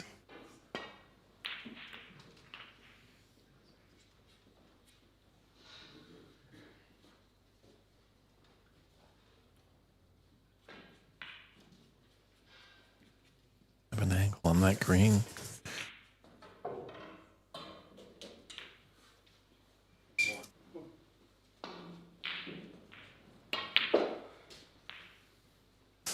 He can come down.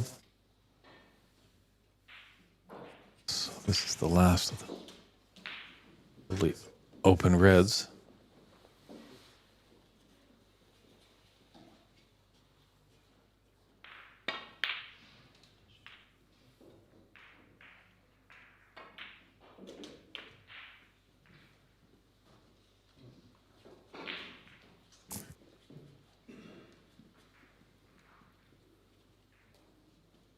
I would have loved that to run a little bit more. Just maybe the angle could have been greater for the pink to go into these reds along the top cushion.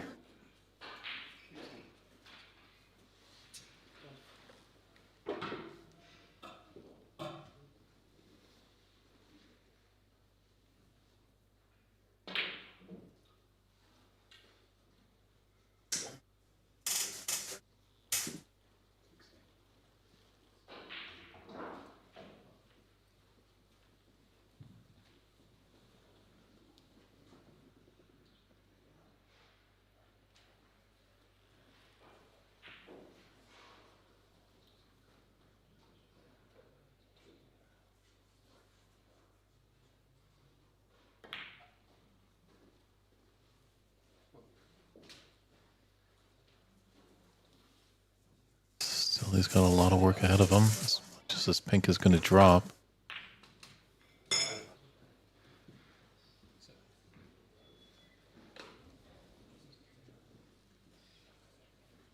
Does that red go by those reds? That's definitely really close.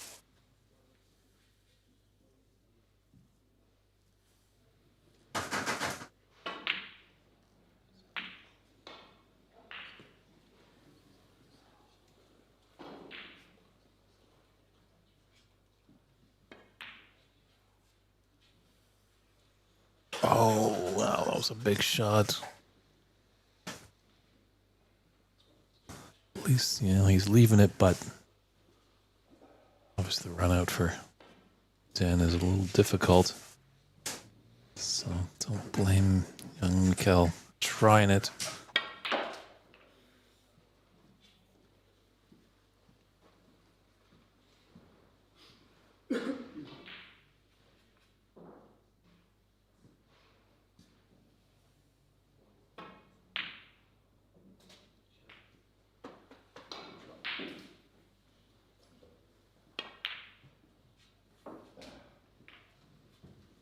I think he's got a pathway for this red above the two. Go into the top right corner. Slowly and surely he's making his way to the finishing line. He's not there yet, but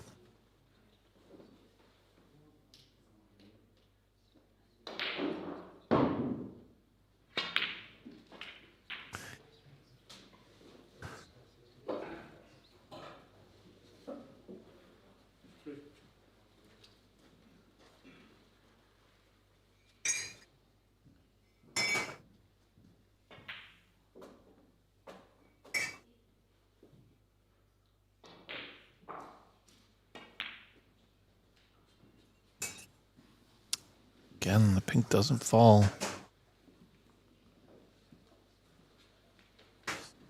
But 59 points on the table. And there's 43 in it.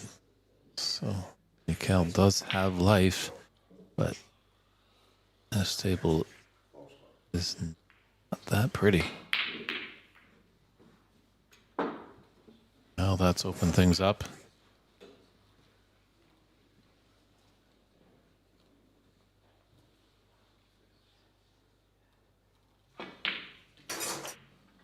Mikhail just raising his hand, apologizing, obviously throwing balls all over the place, and he's ended up pretty safe.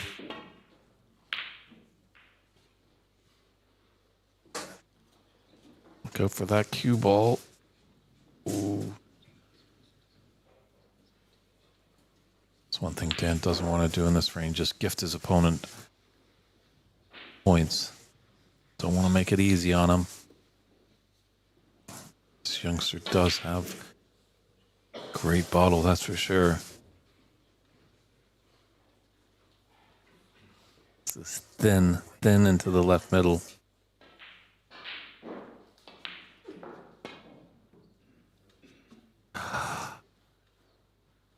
Unbelievable. It was very thin. He's having a little wry smile to himself there. Bit impressed by this young Polish player. I think maybe just that killer instinct is just hurting him.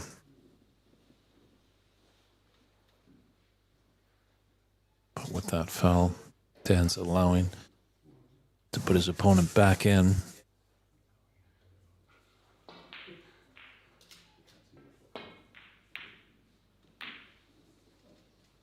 Ooh, that's gonna hurt.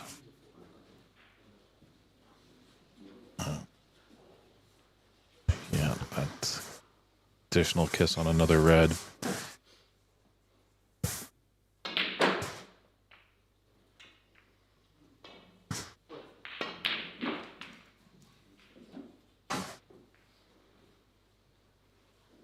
Yeah, Dan's really wanting to take the match here. He's got the opportunity.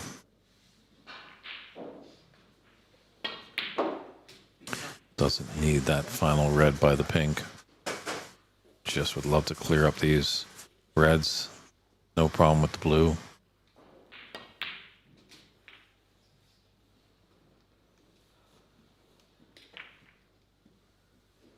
Good angle on the blue just to stun down for this red into the opposite middle pocket. Look, he's going to come off the cushion for it. Maybe there's not as much angle as we thought on our TV screen. So I don't think there's going to be a big comeback in this match for Mikhail Kotek.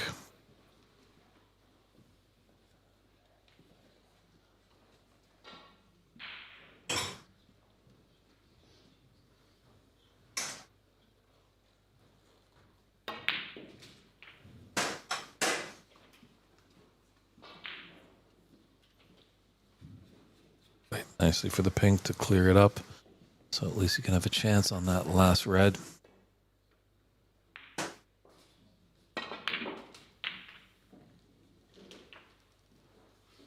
Great sportsmanship here by Mikhail. Know that the frame and match is out of his sights, but he's letting his opponent carry on. Put to a break, but as soon as he breaks down, there will be handshakes. I'm sure there is. There it is. A whitewashing victory for the Englishman. Daniel Wormsley takes this match 4-0. He is moving on to the Sweet 16 tomorrow. We're going to step aside for a few short moments, get a great post-match interview, some reactions from young Daniel, and then we'll be back on the bays with another match in our main event. It's the round of 32 here at the 2025 Nenagh Open. It's David Burney saying, hang on, everybody. Lots of great snooker left in this day 3 of this great championship.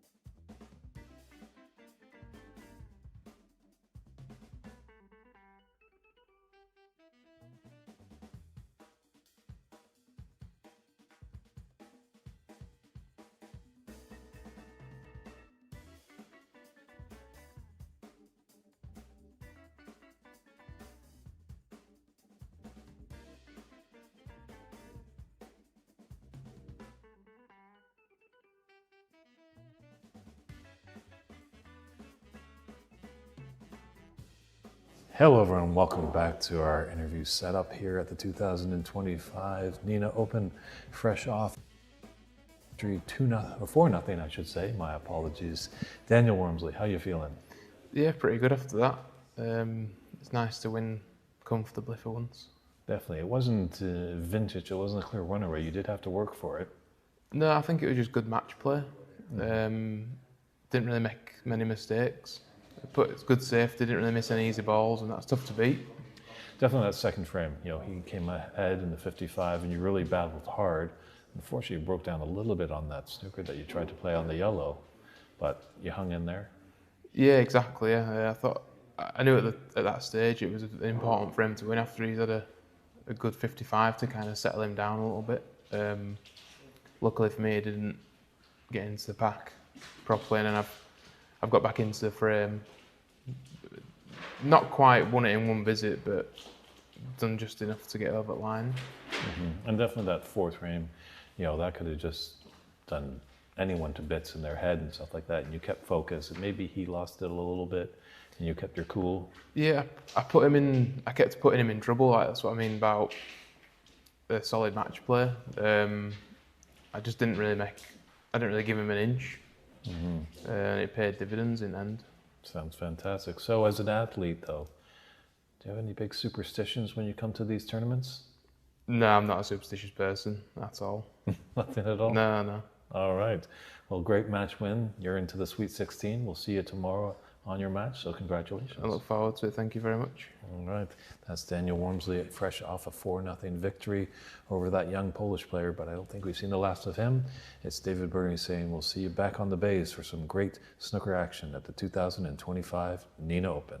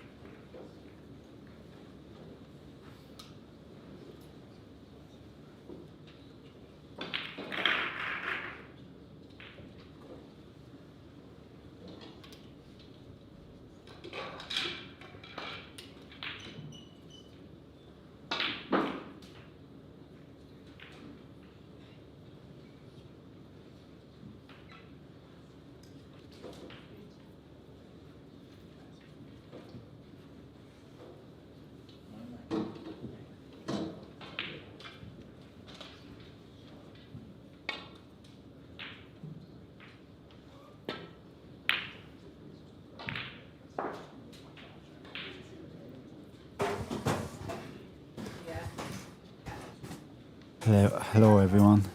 Can you join us at a pivotal stage here? Sean Gray and Frank Sarsfield, 3 frames each.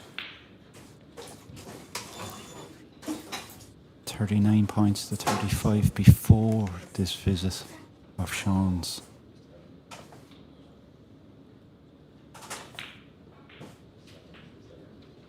Northern Ireland International.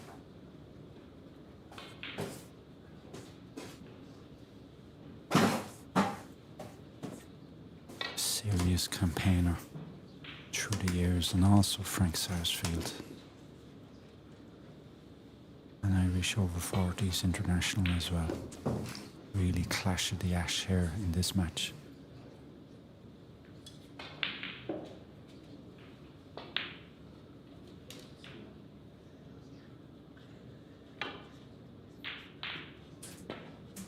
He's looking at that cue ball. That means that green ball he needs. Apologies folks, I'm not sure what break he's on. I'm just concentrating on Sean's expression there. He's not happy with that shot. Needs to stay down with this shot and cue it.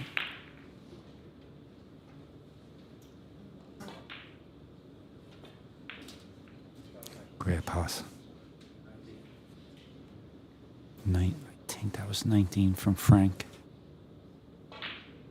So he's that would make 58-35, 23 points the difference, 22 on the table, and he's made sure that Brown with no position. 27 ahead with 18 on the table. Fine victory by the looks of things for the Northern Ireland man. Great blue. Great win. He lives for tomorrow to fight again. Great match. 4-3 Sean Gray into the last 16. On the other table, Benny O'Brien from Kilkenny. 3-3 with Denis from Ukraine. Denis in the balls. Not sure what way the score in this frame is. Before that visit with the Dennis, 22 points to 3, Benny in favour.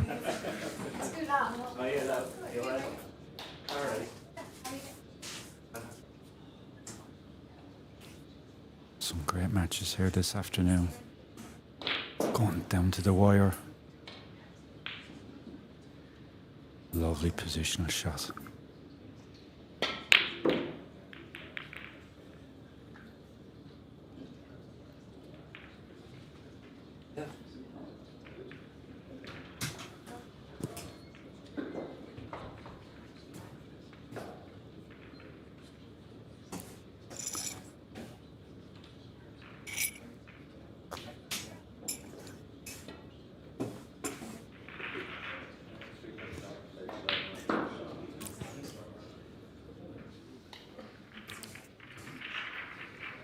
Now we're going to rejoin the TV table. Darrell Hill against Callum Beresford, former English under-21 champion, against Raina Nileman, champion. Should be good. Darrell Hill, former professional for a couple of seasons. Should be interesting, this match. Really looking forward to see what's going to happen to it.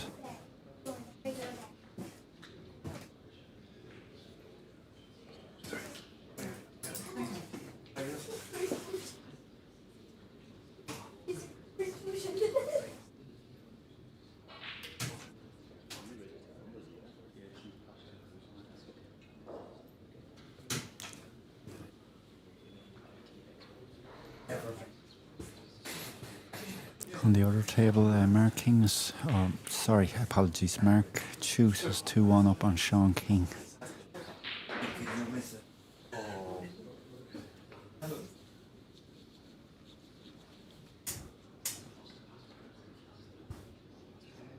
And on the other table, Michael Judge is going in to play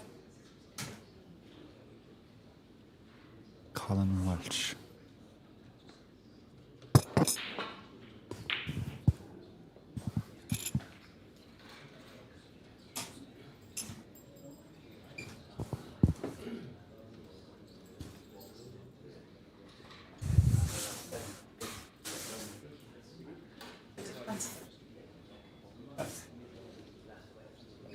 Dennis is still in, by the way, folks, in the last frame against Benny. He's potted a green ball and got down green ball into the yellow pocket. And he's back down in nice position for the Reds. 6 Reds left.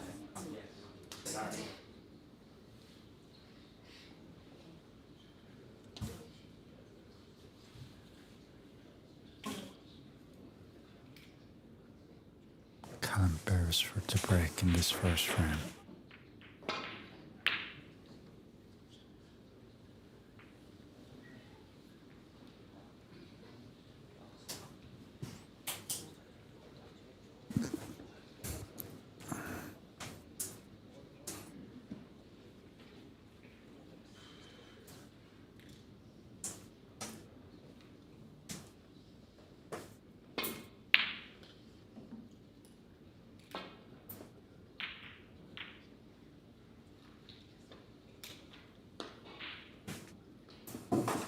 Played that shot well. Darrell did. Refused to pass.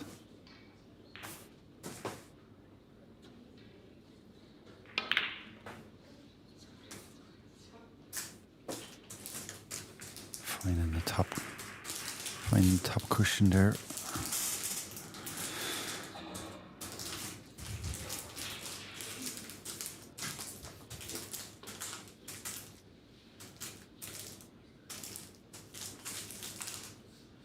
Dennis Smith on the other table. Dennis Smith a 33 break. He's the 7th final frame. He's 36 points to 22 to the good against Benny O'Brien. 3 frames each.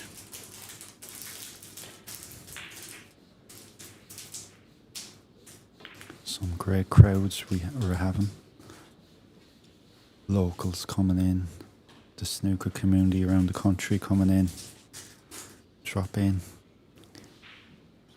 Free entry. All are welcome. If you have any interest in snooker at all, please come down. Some competitive matches going on. Things are starting to spice up. Great shot from Darrell.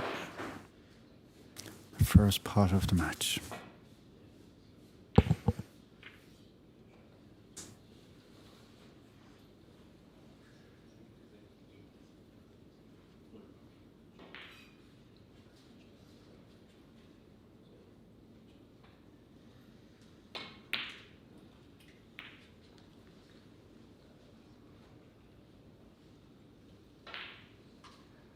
Darrell will be disappointed with missing that blue.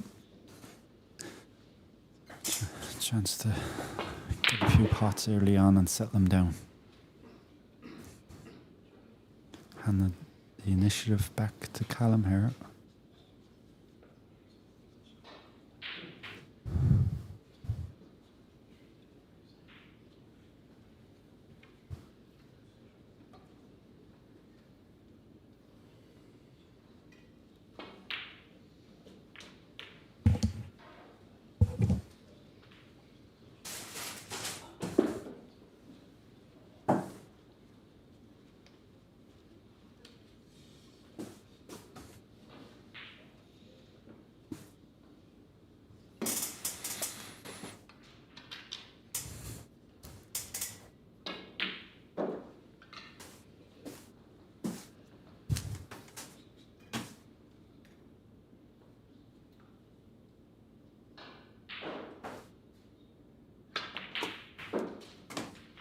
Tall chap Callum, but he needed everything there. Extension, rest, extension on the cue, and he was stretching at that.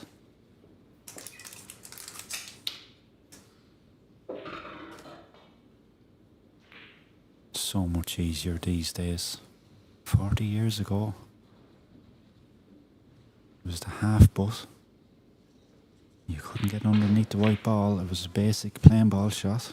Now times have changed. You can play them shots with your own cue. So much easier.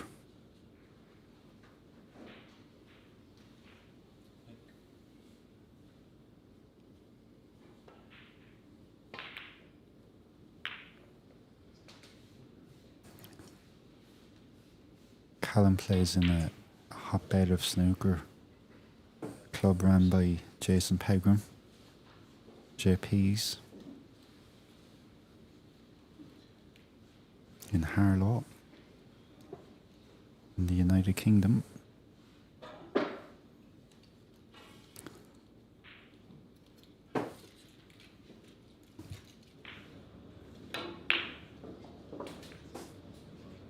We rejoined this game in the 7th frame and deciding frame. Only 6 points the difference. 3 reds left. Safety battle.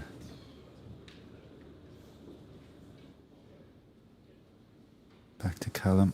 Back again with everything out underneath the snooker table. Lovely touch. See how he kept the white ball in play there as well. The white ball didn't wander. Difficult enough on these slidey cloths.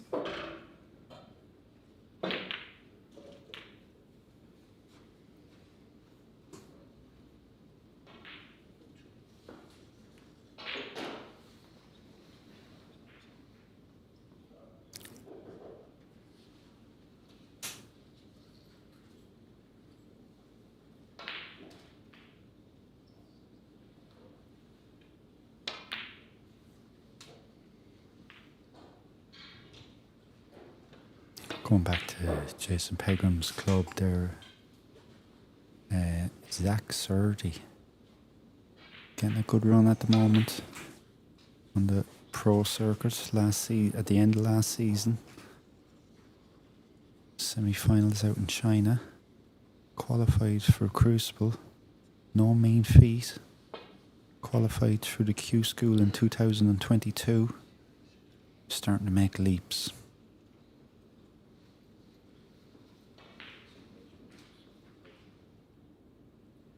I think he beat Ben Mertens in the last qualifying round to ensure his pro card.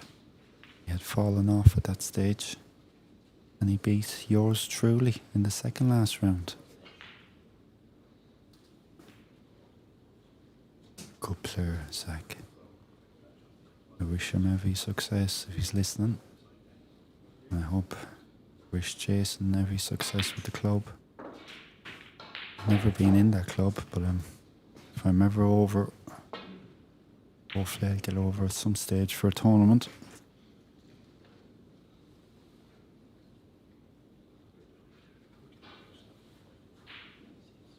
Brilliant place to play the UK. Such a buzz for pro-ams.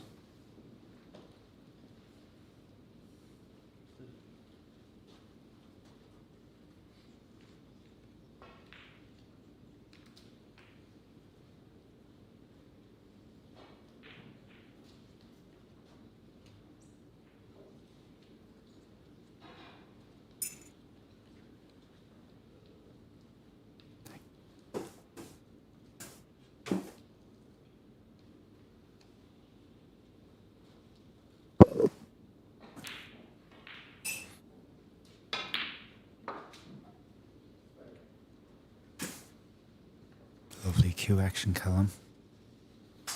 Solid hitter. Straight.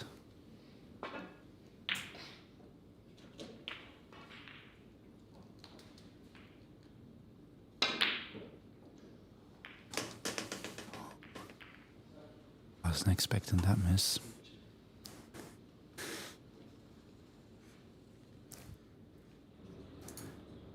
And rejoined this match. Then it's 22 points with 25 on table. Oh, even though he's got the green ball safe, big pocket with the brown and the yellow ball. Apologies, Benny needs a snooker. It's 29 points. My apologies. Started getting excited there. With 25 on table, one good pot here will ensure him the match.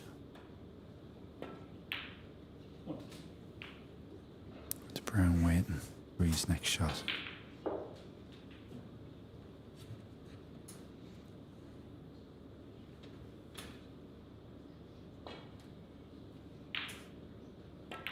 Oh.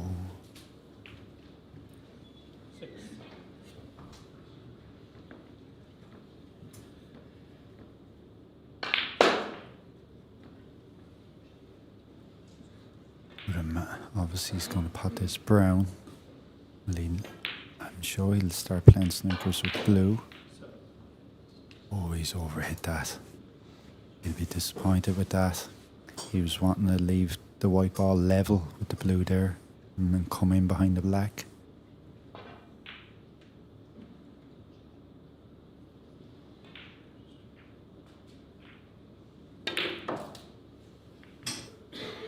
Just put that black over to the top cushion. Not stuck, but lesser margin to play with. Dennis should really just roll this blue over the pocket. Green ball pocket. Looks good. Oh. Difficult for Benny to get the snooker.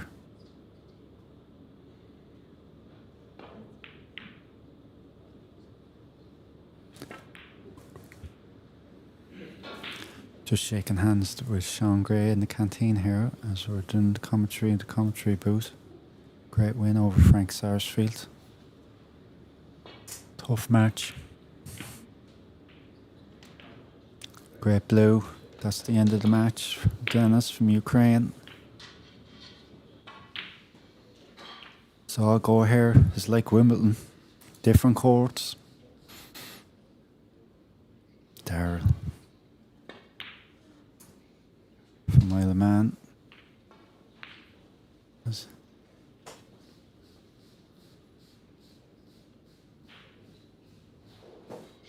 A lot of 4-3s this afternoon.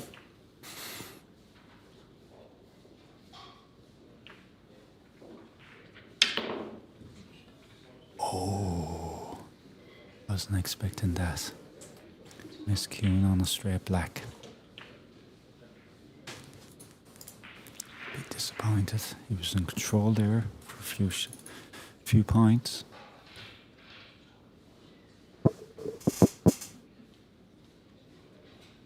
Nice crowd in again this afternoon. It's standing room only at this stage.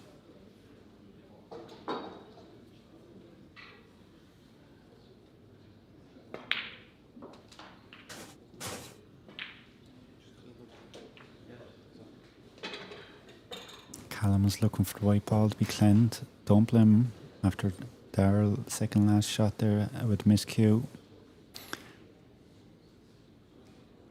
Cue ball to the laundry.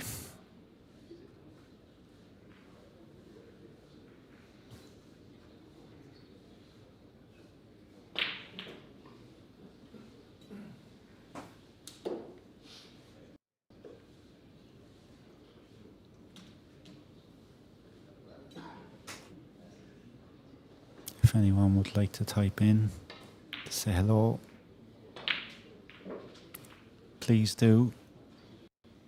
Ox Billiards, or any opinions,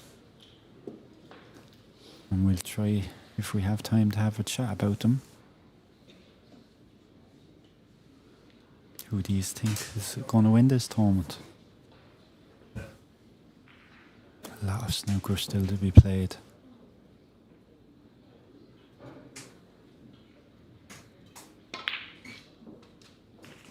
The cauldron is starting to bowl up. Don't forget to put your clocks back tonight. Winter hours.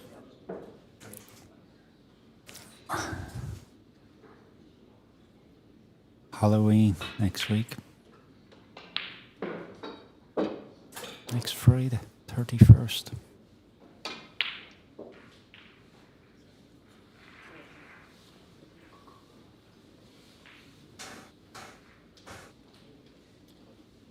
Overran the cue ball there.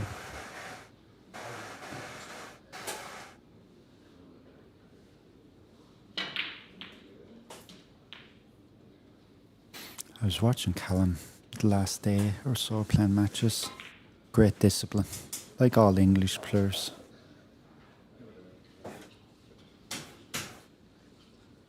Plays the circuit with pro-ams and Q-toe.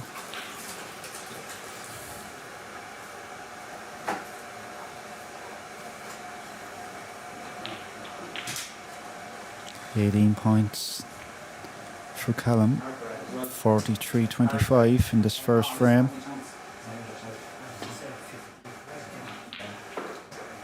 Oh.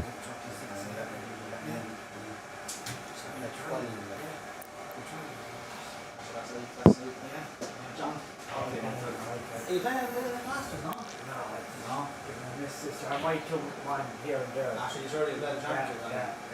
All right, David, nice to meet you. Cheers, lads. Lovely. Thank you very much.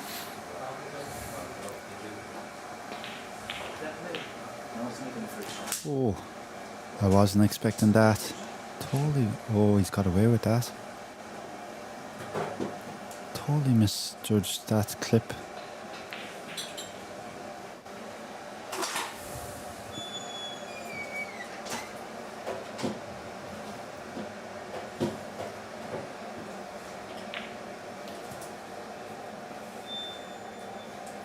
Day 3 of the 2025 Nenagh Open. Great atmosphere. Thank you so much for Nenagh, New Institute Nenagh, hosting this event. Thank you for all the sponsors. I ain't even going to mention one sponsor, because if I mention one sponsor I have to mention everything. I won't even go there. But thank you so much. The conditions have been top class. Beautiful safety there from Daryl Hill. Great length on the cue ball. Players have thoroughly enjoyed the conditions, the atmosphere. Just a feel-good factor. It's really unreal.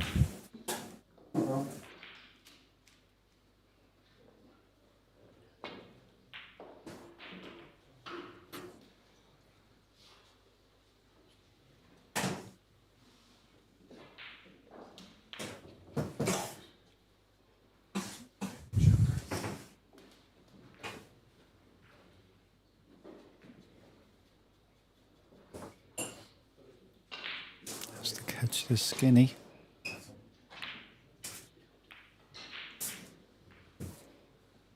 Not quite. Will he be happy enough? Hasn't left nothing easy.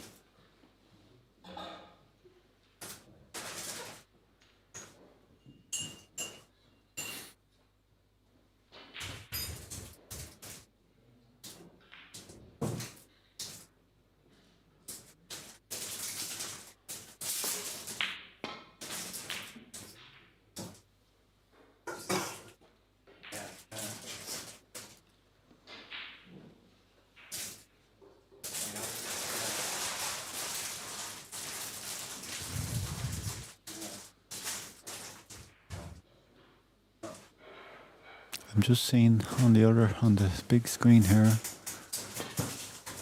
Dave Garrett and Johnny Farrell, 2 frames each on the other table.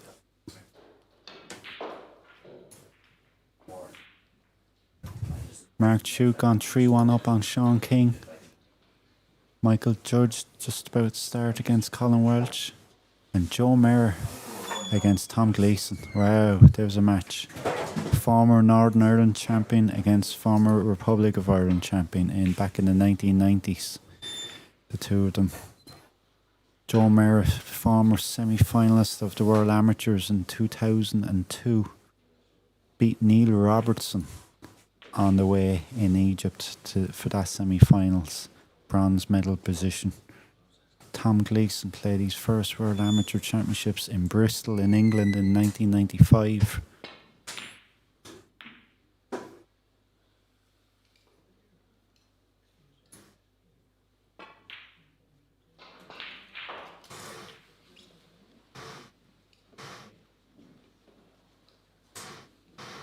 Just thinking to myself, that's Tommy's 3rd match of the old guard. He was in the group with Dylan Reese and Johnny Farrell. So he hasn't played a young gun yet. Maybe Tommy's in the over 40s tournament this weekend. No one has told us about that. Oh, it's great to see all the lads back. They're loving it again. Likes of Michael Judge and Joe Delaney. It's brilliant. Some experience.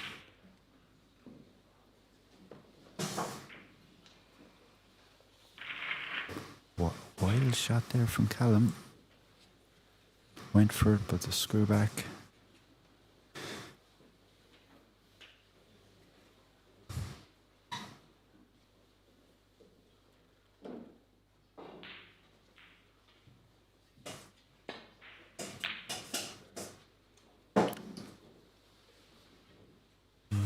Didn't quite get through that. A little bit tentative on the follow through.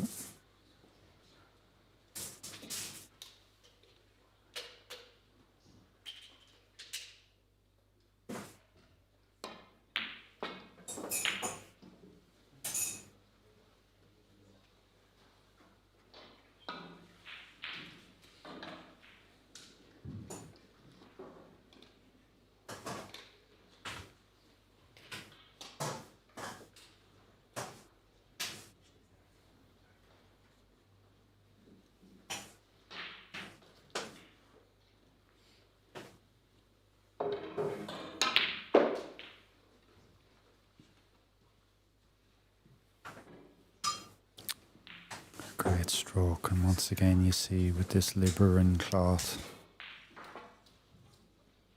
playing beautifully. Callum hasn't even hit that, and he's got the reaction. He's probably, strictly saying, he's probably under hit that. Beautiful reactions all weekend we're getting. These new cloths.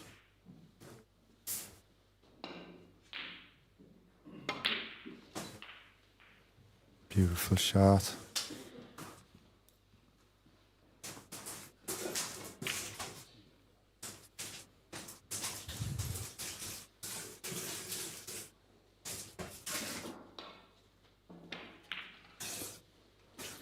Break goes to 14. 32 ahead. Fifth, that makes, my calculations makes that. Apologies. He's 4 behind. I was adding the 14 to Callum's score. 43-39.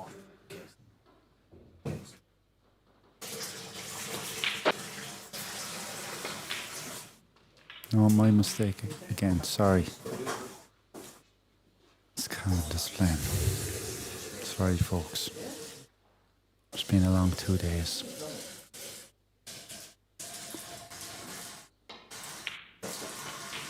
First frame in the best of 7 so important.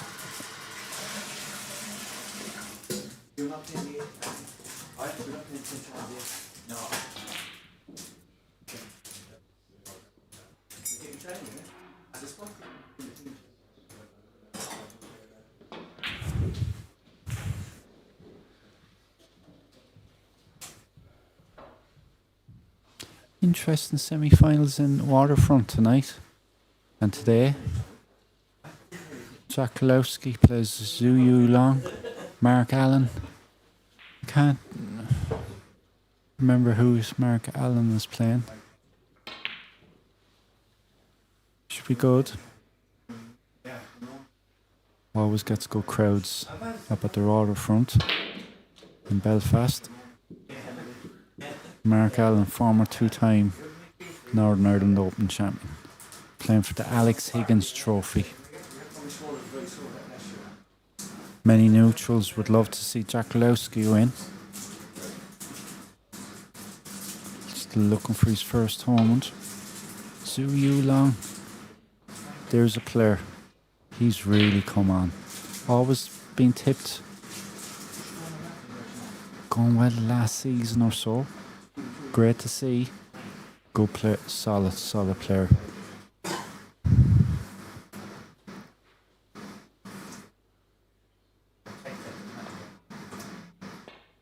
Back to this match. Daryl Hill 35 behind with 27 on the table. That's a good shot.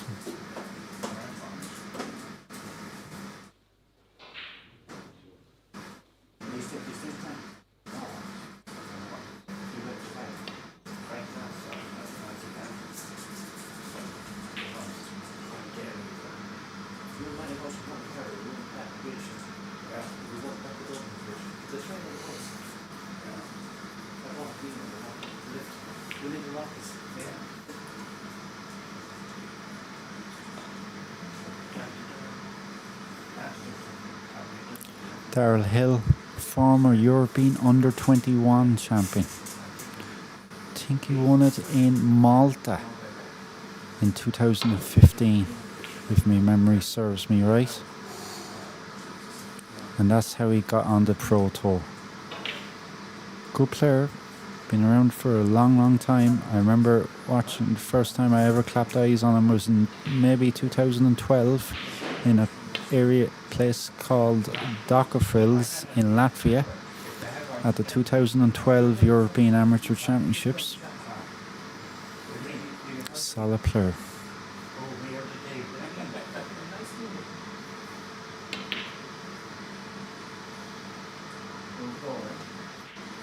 Clever shot. Maybe just needed a bit more tighter the cue ball against the brown. Wouldn't have offered the one cushion escape.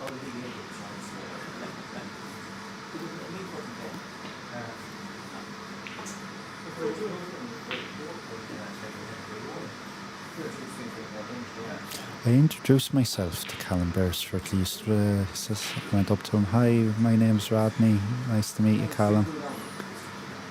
And he actually said a funny thing to me. I totally forgot. He says, "Rodney, I know who you are. I played you 7 years ago."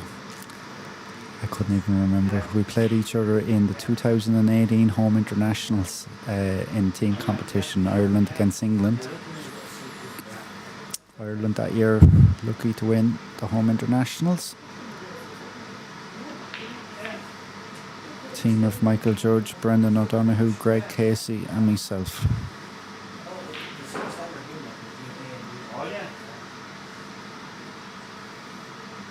As Colin pots the green.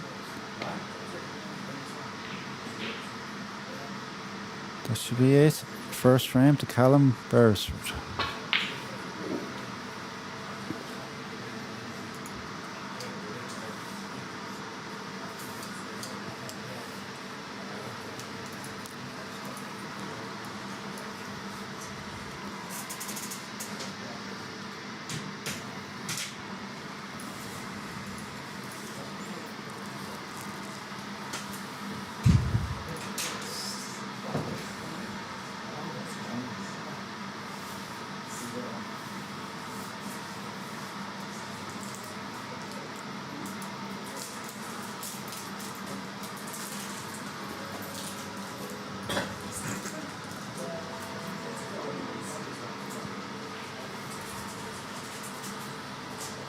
Hello again, Rodney. Thanks for filling in that first round of that match.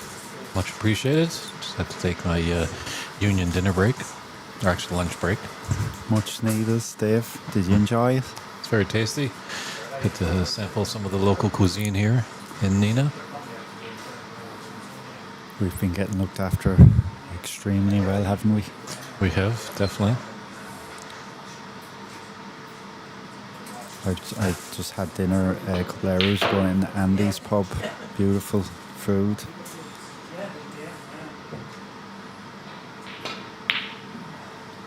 Yeah, they've got a fine establishment there, and upstairs they've got some bedrooms. That's where a few of us involved in the tournament are staying. We come from Andy, Joe puts on a good show in Andy's pub.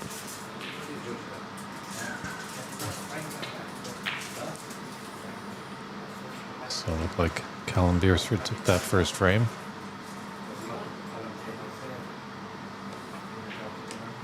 Great length safety from Darrell there.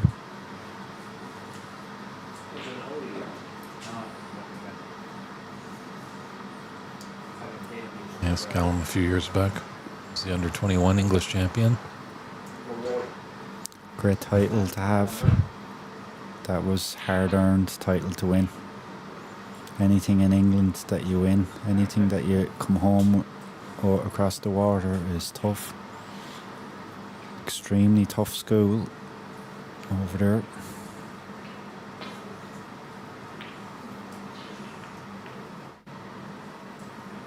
It's the only place to be if you want to go up the levels of Can Snooker, and that's no disrespect to my own country. But if you're looking to make a living at the game, and even in the Pro-Am circuit, absolutely brilliant. It certainly is the Mecca over there. Yeah.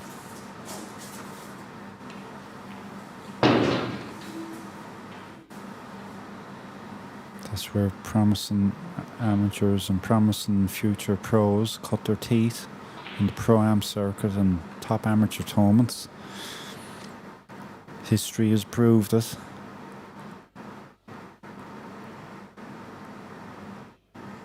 It's always been the way and will always continue to be the way.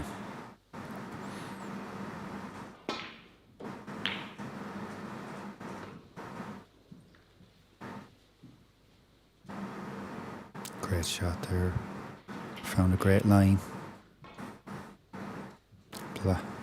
Blocking Callum there from with the yellow and the blue on one side of the table. Just giving him the left as we see.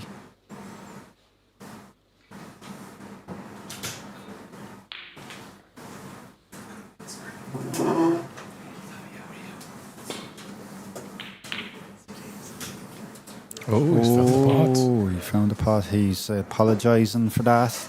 That wasn't meant.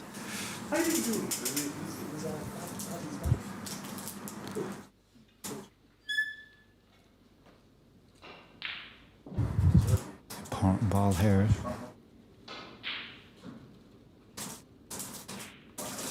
This is big shot, Dave. Pink into the middle.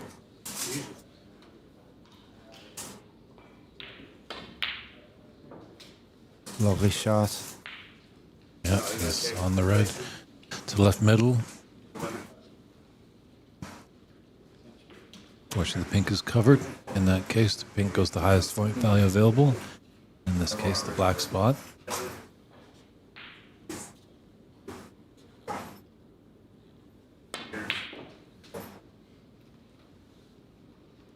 Yeah, you'd like to see Daryl put a good contribution here. Get him right back into the match on losing that first frame.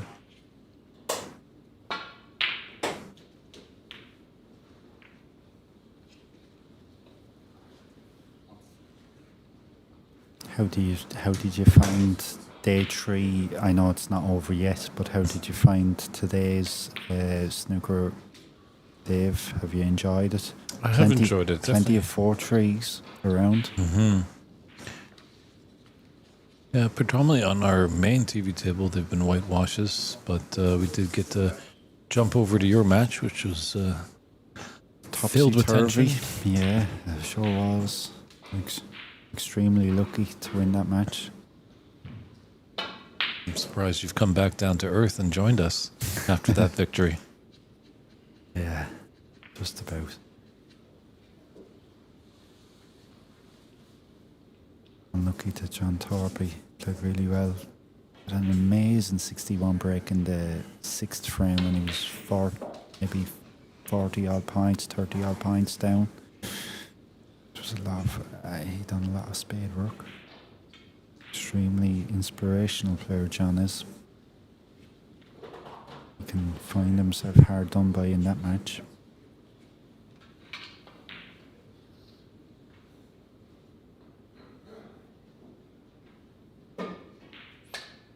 This is a nasty bit of work here. Yeah. This is tough.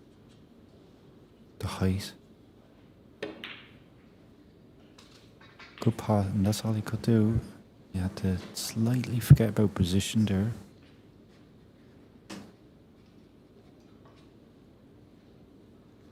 Important shot here.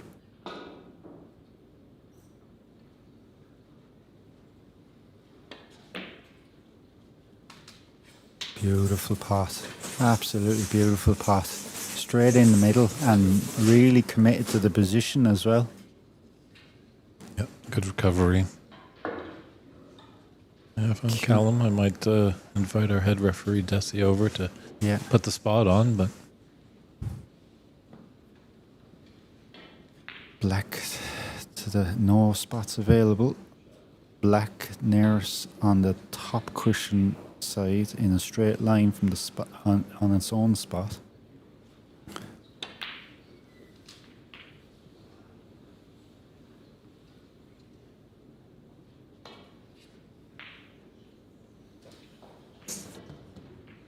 Playing the black here.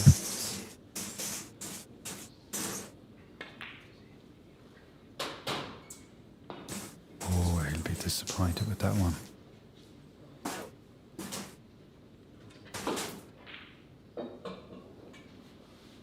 The elementary safety shot clip off of red, come back to bulk isn't there, unfortunately, with that red near the yellow. I'm sure he'll play, might maybe look before the bulk line where his cue is there. That will be deemed safe enough.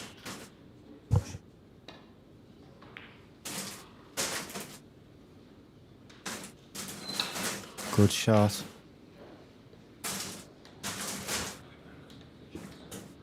Mark Shoot winning that match against Sean King, 4 frames to 1. Into the last 16. The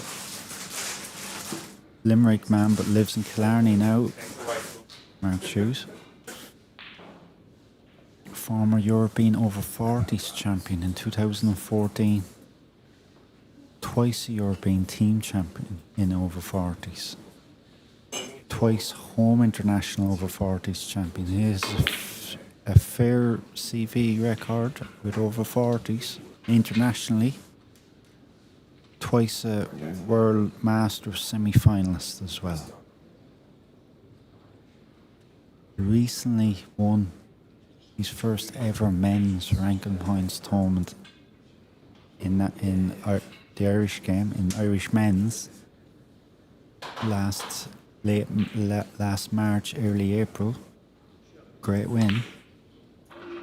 Oldest winner in history, I think, of a points tournament. 55-56. It's a great opening red there by Callum.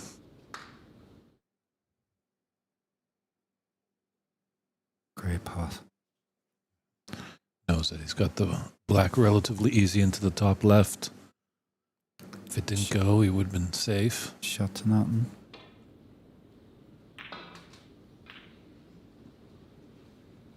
Black back down on its just below its own spot because pink is covering it.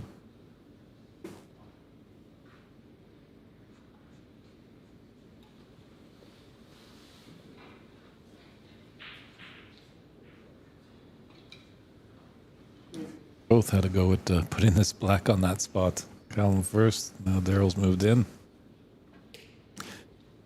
When he puts on that black as nearest to its own spot, that pink shouldn't go in either corner pocket, but the black will be able to go.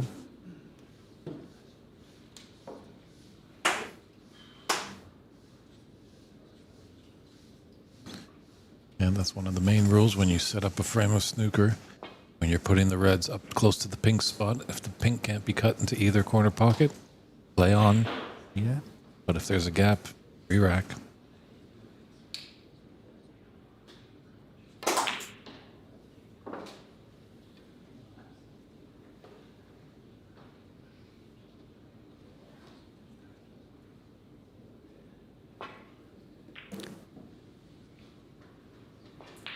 I was listening to Callum speak to you yesterday. Very measured young man. Speaks well. I like his commentary in the commentary booth.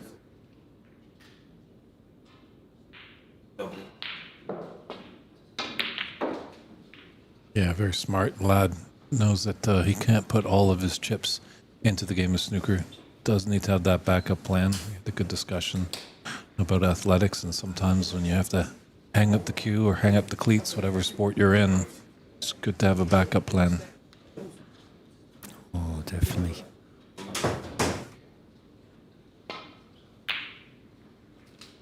Great pot.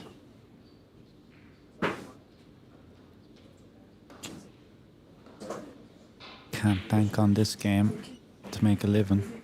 So tough. It's all or nothing in regards snooker. True. But you need an escape plan. It seems in your area you might be that big fish in that small pond, but there's a bigger pond down the road. Yeah. Yeah.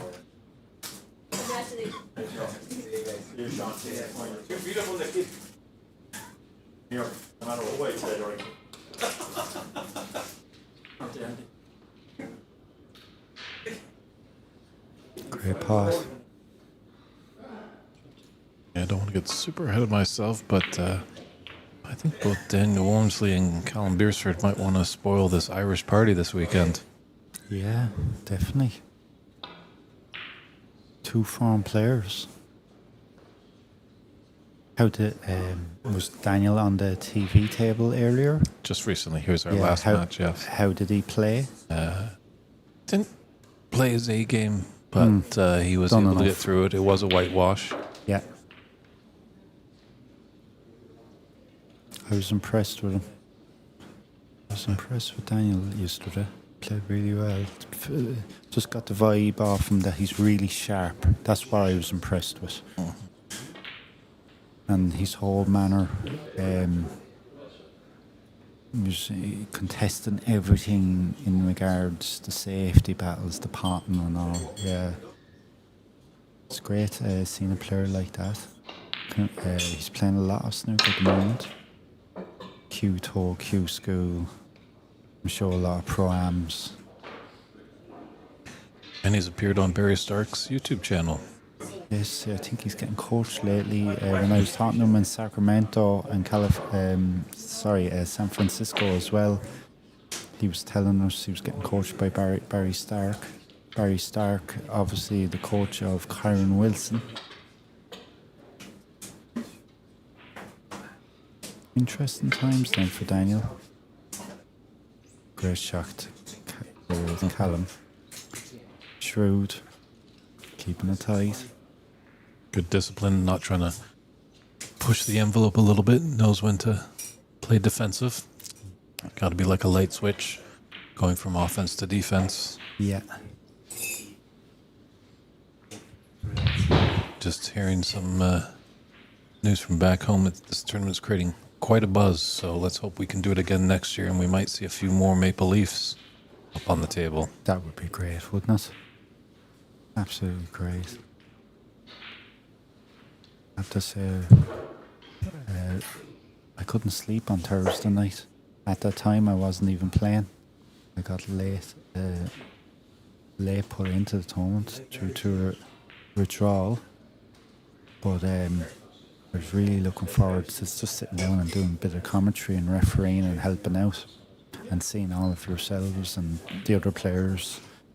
I think it's a feel-good factor. Would it be? Am I going a bit cheesy with that? But I just feel this tournament is different. You're making me blush. I think everything is laid on for us really well. Amateur tournament, but the tournament organisers have treated us so well. And definitely a feel-good factor, almost a Christmas feel of the tournament. And when you're playing, all you want is just to keep winning and keep going, in the sense of because you're just enjoying it. And another thing is great to see the crowds coming. I think that's so important for amateur snooker. Definitely last night it was buzzing. Oh, yeah. And this afternoon there, when you were having your lunch, there was a lot of people around. It reminds me a miniature Pontins Open in regards, maybe not the numbers or the number of tables, but that feel-good factor. Yeah, the players, as you could probably speak for this as well, Rodney, feed off that audience. You know, they want to excel. Oh, definitely. I think it's just so important these days to have a few people watching you. And Nenagh is a hotbed of snooker, to do so well in the All-Ireland team championships and the Munster championships. Real stronghold. I know, like, this is home with Brendan O'Donoghue, 7-time Irish amateur champion, but there's a lot of good players here. Really solid team. And good lads, like, sit down and watch you play snooker. It's a bit of a throwback to it, almost like 1980s, 1990s snooker's. Great feeling. Just love coming down here. Now, would this tournament be open to juniors? Oh, yes, yeah. Great pause. Create the plant there.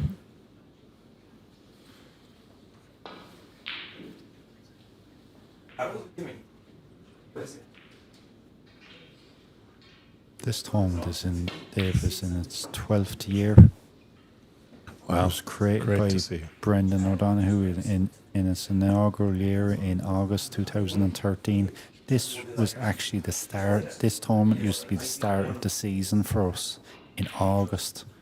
It was played in 2013 and 2014 in August, and it came to its October date in 2015. And from then on, it was played over the Irish Bank Holiday in October from then on. The last 10 years. You'll only has been played. This is the 12th year. Only 4 winners of the Nenagh Open. Davy Morris has won 4 times. Aaron Hill has won it a couple of times. Who's gone really well in the professional circuit. A man by the name of David Hogan, Tipperary man, he won the first 2 times, and Brendan O'Donoghue won it.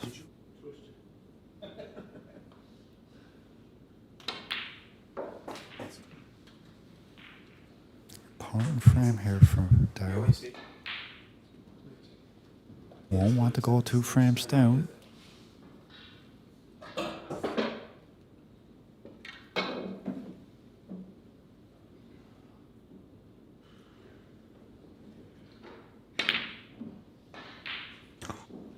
Wasn't expecting that. Oh. I was a bit surprised he went up for blue there. I thought he might have played pink into the yellow ball centre pocket. The left as we look at it on screen.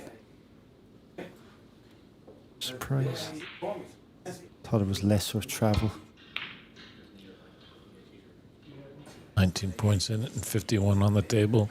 Still anyone's second frame. Callum opening that red from the side cushion out.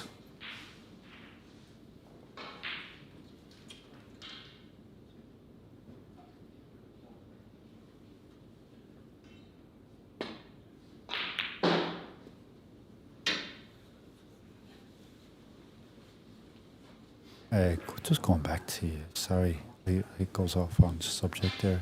You were talking about next year and a couple of Canadians coming over. Be brilliant, absolutely brilliant to see them, and a couple of the Americans. I really enjoyed Sacramento, I have to say. I think it was the company that travelled over, Davy Morris and Brendan O'Donoghue, brilliant company, and Andy and his wife Andrea was so good to us. Opened out their house to us in Sacramento to stay with them. Really enjoyed that tournament and really made the season for me, to be honest. Well, hopefully we can bring you a little further up the road to the Great White North. And we'll treat you like gold. That'd be great.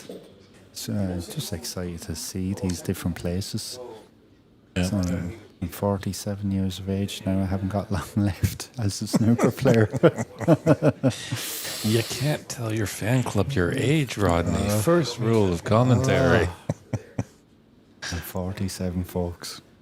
He only looks 32, though, ladies.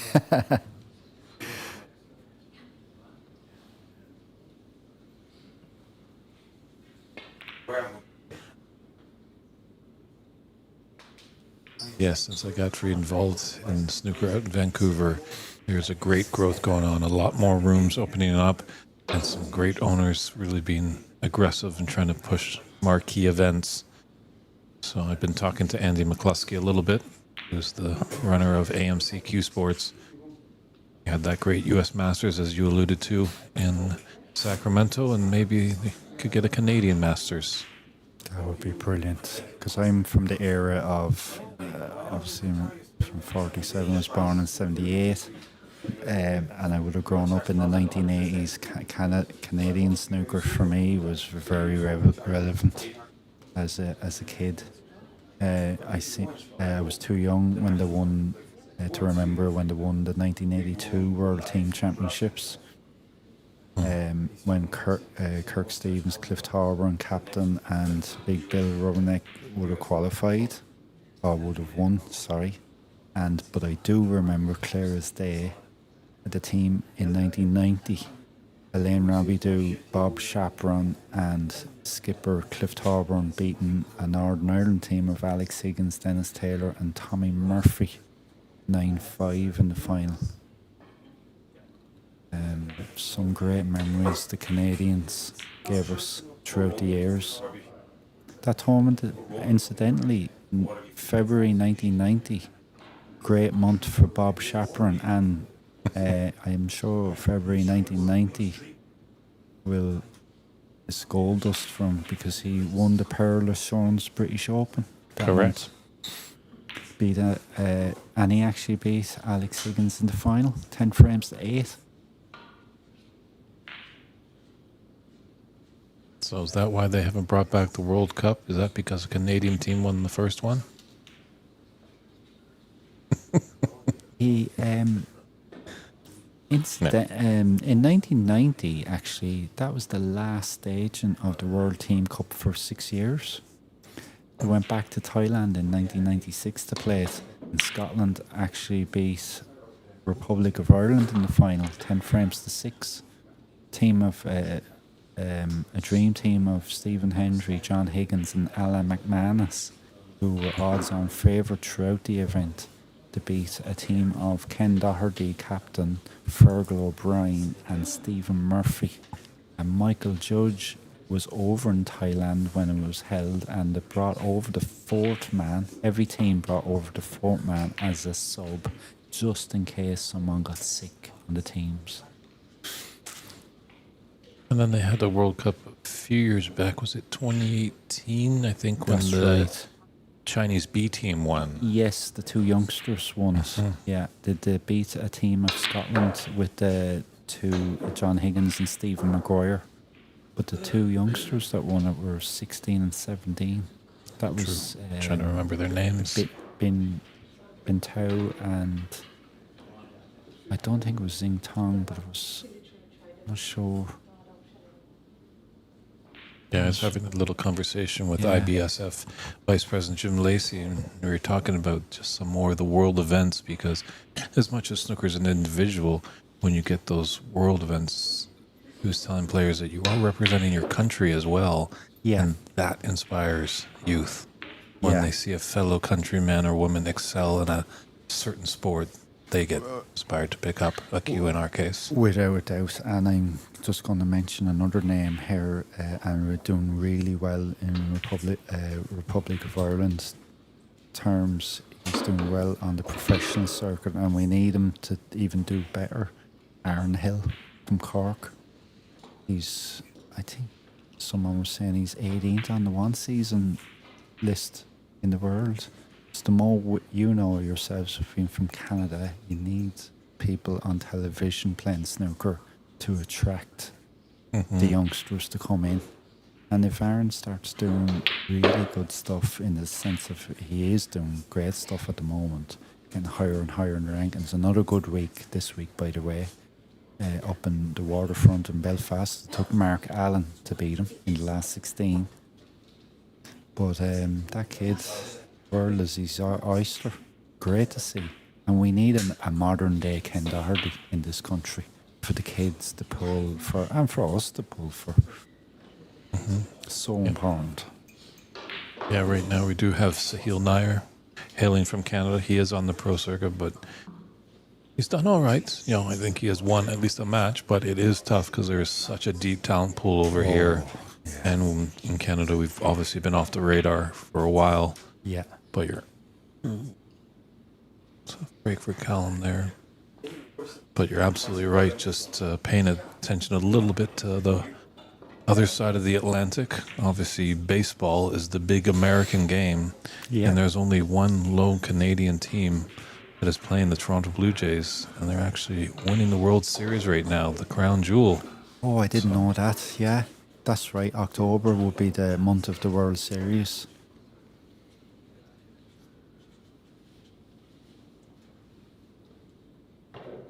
Darrell Hill, 11 points to the good. Just needing pink or black. Going back to the Toronto Blue Jays, who are they playing in the World Series final? The Los Angeles Dodgers. Right. And how many games have been played? It was best of 7 games, Best of isn't seven. it? They played the first yesterday, so the Blue Jays won 1-0 that. And tonight is game 2. Very late here, but if you're a betting man, I bet on the team that's wearing blue will win. The two of them wearing blue, are they? But just wrapping up that baseball notes, back in 1992 and 93, that was when the Toronto Blue Jays first won Right. back-to-back World Series. Oh, wow. Back to back. In the early 2000s, To one of the you games. saw an influx of Canadian players in baseball. Yes. Yeah.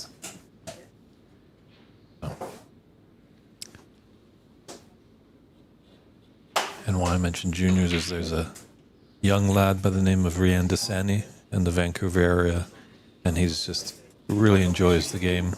His dad got him in the beginning. He was kind of him and high, but now you got to pry him away from the table. He just loves being in the room, just loves playing, and will play anyone. Deadly. 11 or 12, is he? Yeah. Brilliant. Great age. Great age. There's one next year. I'd love to bring him over. Oh, imagine. I remember seeing a 11-year-old Stan Moody playing Michael Judge a couple of years ago up in Antrim. It was the first time I ever seen Stan Moody. And look at him now.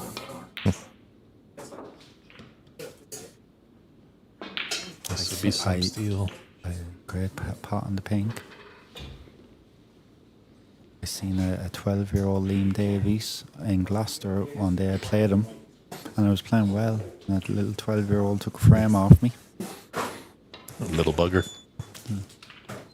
So good. Great black from Callum.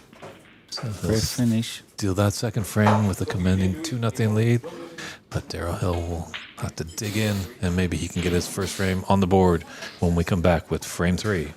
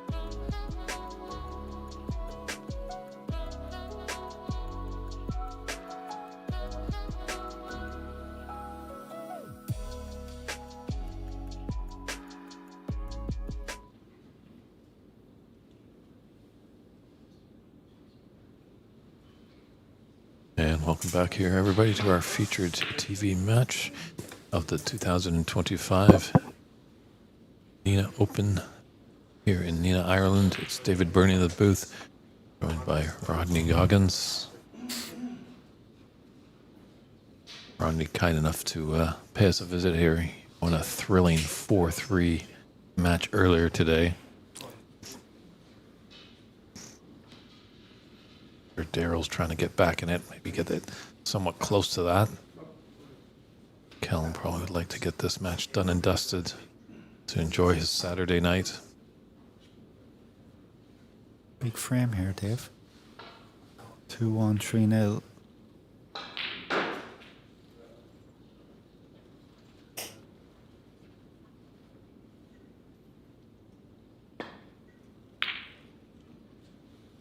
Mentioning that youngster from Canada, and Cliff kindly brought him in to include him into the exhibition. I remember reading in the late 80s about a certain 12-year-old Kirk Stevens playing Cliff Thorburn for $2, And Cliff beat him, but he didn't want to take the money. And Kirk produced these 230, as seemingly Cliff describes it as the most 230th $2 he's ever laid eyes on. And he didn't want to take it, but Kirk, the 12-year-old Kirk, made him take it. Great friends. There was actually a brilliant thing for the viewers to go in the day after Kirk Stevens made a 147 in Benson Hedges Masters in 1984. They sat down with David Icke, Cliff and Kirk and discussed for a half hour their two 147s. So Kirk was buzzing because it was the afternoon after, and they'd done it on the mid-session interval of Jimmy White and Terry Griffiths in the final. And at the time, it was the biggest prize in snooker in regards to first prize in London, Wembley Conference Centre, for 45 grand. But it was a brilliant conversation. And do you know what really came out was very evident about the two boys from Canada? How much they loved each other. Cliff gave Kirk the night before a brilliant hug from the crowd. Came down from the players' room, gave Kirk a real. You could see the squeeze of the hug. Cliff. And you know who else was in the audience that day? Another Canadian. Yeah, an actor. Name of Mr. Donald Sutherland, and he came in seemingly to watch one frame of snooker.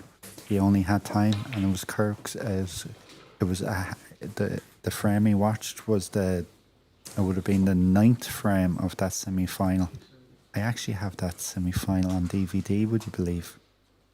Brilliant match. 3 centuries made.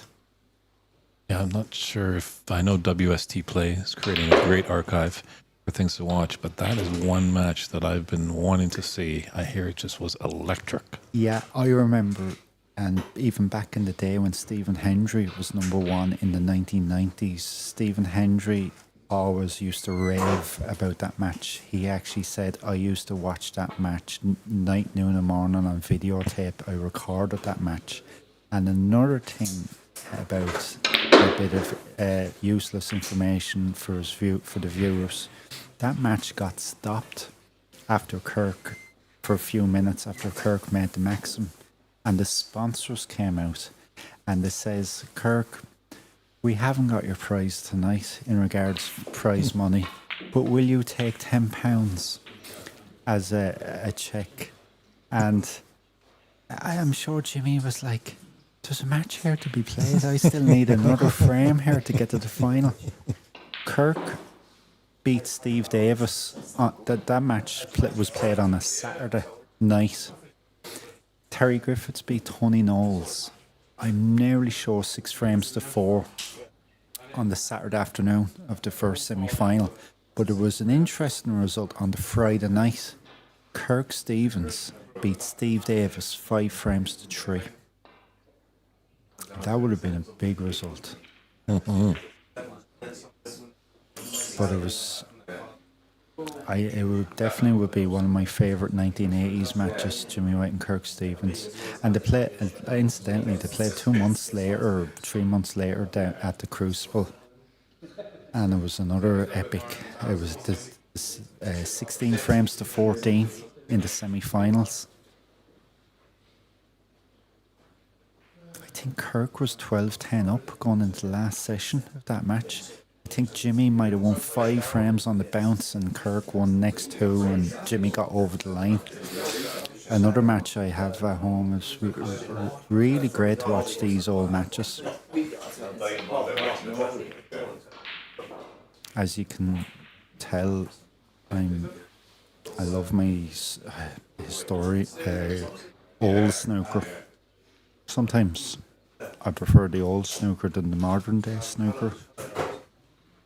Tracks back my memories of what it used to be. Oh, a time of innocence, childhood. Yeah. You could do no wrong. You didn't have to pay rent. Meals were there for you. Yeah. I was having a lovely conversation by text last week I was getting a couple of the players' profiles, and the last question on the players' profiles that we were asking was sports heroes. Not necessarily snooker heroes, sports heroes. Sean Gray from Northern Ireland actually put a Mexican boxer, Marco Antonio Barrera. I love my boxing as well. I love my boxing back in the day kind of thing. And then the 1980s was a great era. And I love my tennis. And I love, don't know, must be something going on in the water with me, because I love my football, or as you guys call it, soccer, but back in the day, not necessarily modern day. Well, I always enjoy tennis. It's a game where you're losing but still in love.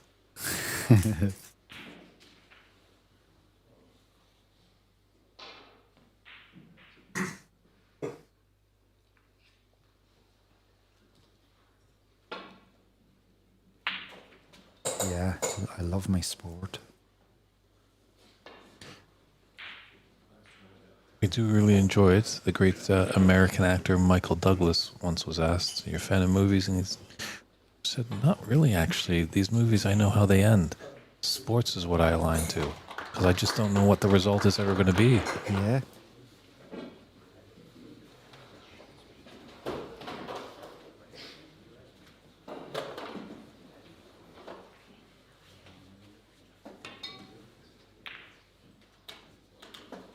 And I think when it's so real as well, sports, as much as these athletes put in hours and hours of practice, but they're just like you and I, just trying to make it through life. Yeah.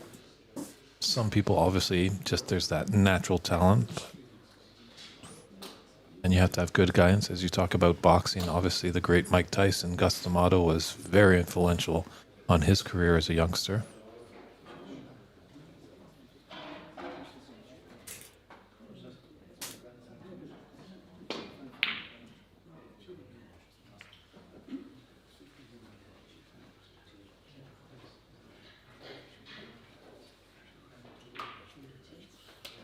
Is this an opening here for Daryl Hill from the Isle of Man? Place I've not been. Have you been there, Rodney? No. I'd be very interested in going. I tell you what, I'd be very interested in going to see the TT racing, the motorbike racing on the roads. It's held every June, late May, early June, in Isle of Man. That's their yearly spectacle.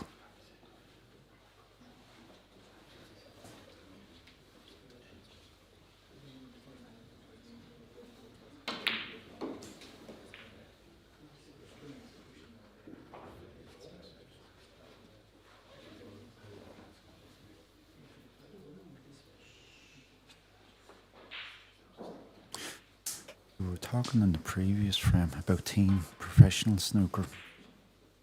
I would like to, it's not going to happen, but I would like, instead of two-man teams, the World Team Cup.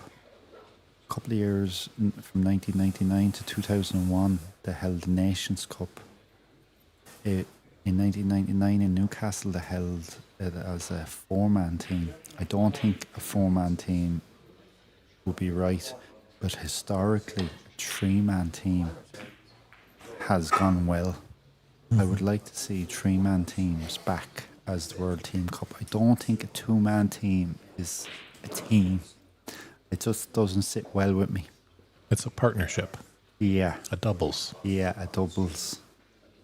Yeah, it would be interesting to play doubles championships.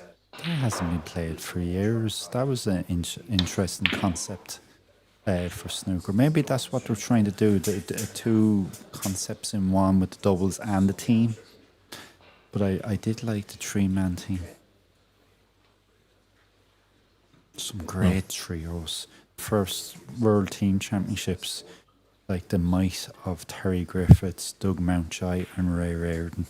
Imagine, as Mark Williams said a couple of years ago on a Doug Mountjoy documentary, imagine trying to get into that team when, back when they were superstars in the early 80s.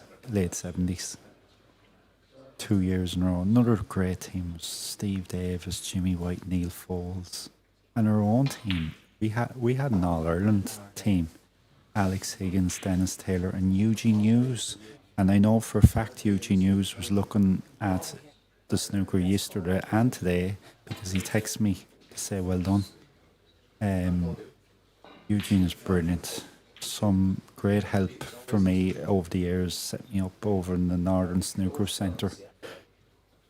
The contacts that man has. He was resident professional in Ilford in Essex when back in the late 1980s, mid-80s, late 80s and very early 1990s. And he's seen everyone come through the club. This was Ronnie O'Sullivan's club as a kid. Ken Doherty based himself over there, Fergal O'Brien, Peter Ebden. I was never in it myself. I just kind of missed it at the time, but he was great help to the Irish that the lads that moved over to London. And just on that team note, obviously we talked, it'd be great to see that World Cup come back, having that national pride. One thing that I don't want to say too much because I had to live up to it, but I would love to see, not sure if you guys get it over here, the sport of curling. Yes. Back in Canada, during the month of February, there's the female and male Canadian national championships. So all provinces and territories have a team, and they battle it out to produce that Team Canada. Wow. Now, why can't we follow that format in snooker? Yeah. Why not? Mm-hmm. The only time I would ever, and I would watch a lot of sport on TV, the only time I would watch curling, and I would watch it, it's the Winter Olympics. And it's brilliant sport. It is exciting. Yeah. Sweep, with their sweep brushes. Yeah, a lot of hurry hards. Yeah.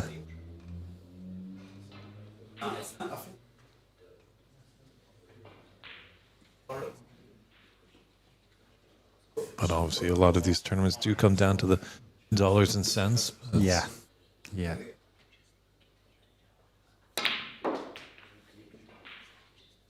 Because another thing that we do have in Canada, and we pride ourselves on it, is hockey, ice hockey. Oh yeah, hockey is brilliant. A lot of arenas, but yeah, that's a perfect setup for a snooker event. Right. You've already got the tiered seating. You can drive the tables in the truck onto the floor, set them up. Obviously, a conference center would be the ideal atmosphere, but if you don't have all the riches in the world, you sometimes have to work with what you got.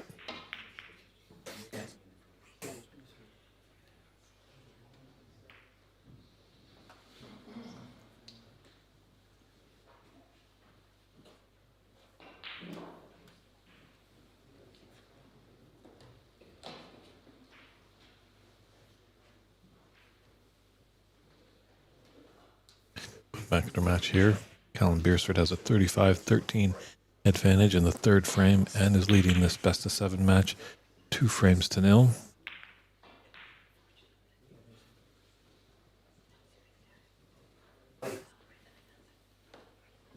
Obviously, Daryl came over to play in the first AMCQ Sports event in Sacramento. So we've seen him, but this is the first time I've seen Callum. Well, I've seen him a few days of this tournament. Been very impressed. Yeah, I have been as well. It's great seeing the international players coming over and making the effort, because we understand the effort as well, because we done it 7 months ago with Sacramento. And it takes considerable financial effort as well, not just physically, to come over. So I just want to say thank you so much for the players to come over, because it's effort. It's great to see them, and it's definitely added to the tournament. Great seeing new faces, great seeing the old faces. You know who's a lot of fun when we have the Pan American Championships? The Brazilians. Oh, deadly. They're just brilliant. A riot to be around, and very good. Yeah. Igor Figueiredo. Igor is a good lad. Great lad. I played in the senior World Championships. The Legends, Jason Francis promotes it at the Crucible, and I played James Watanabe. Brilliant experience to play him at the Crucible. But Igor won that tournament. He beat Ken Doherty in the final. And another tournament that I was at in the Bonus Arena in Hull in 2018, Ken actually beat Igor in the UK seniors. So Igor figures in these over 40s tournaments a lot.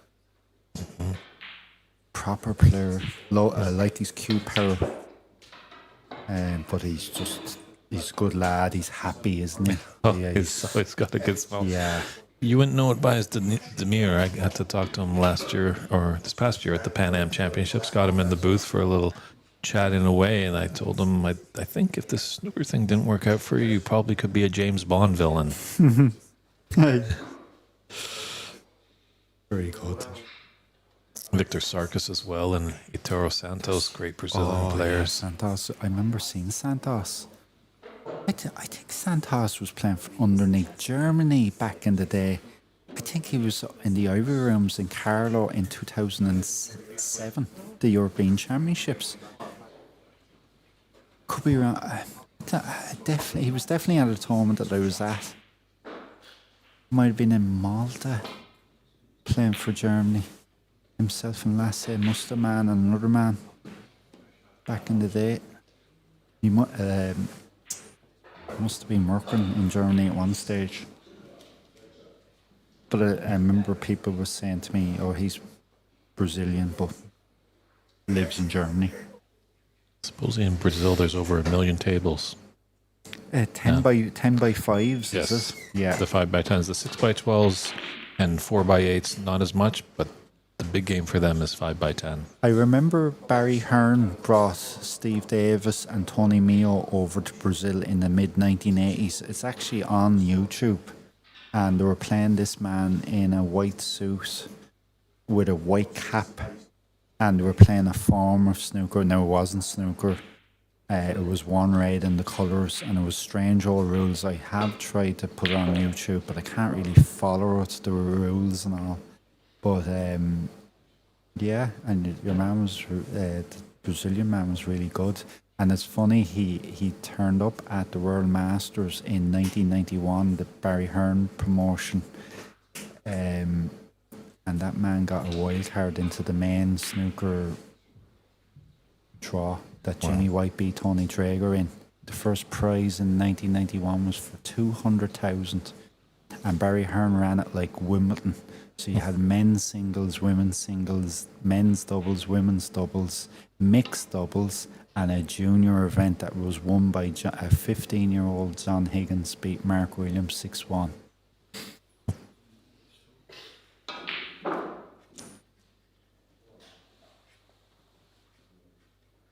Yeah, Sir Barry Hearn, very smart man, taking this great game to a lot of foreign markets, and now we're seeing the profit from his adventures.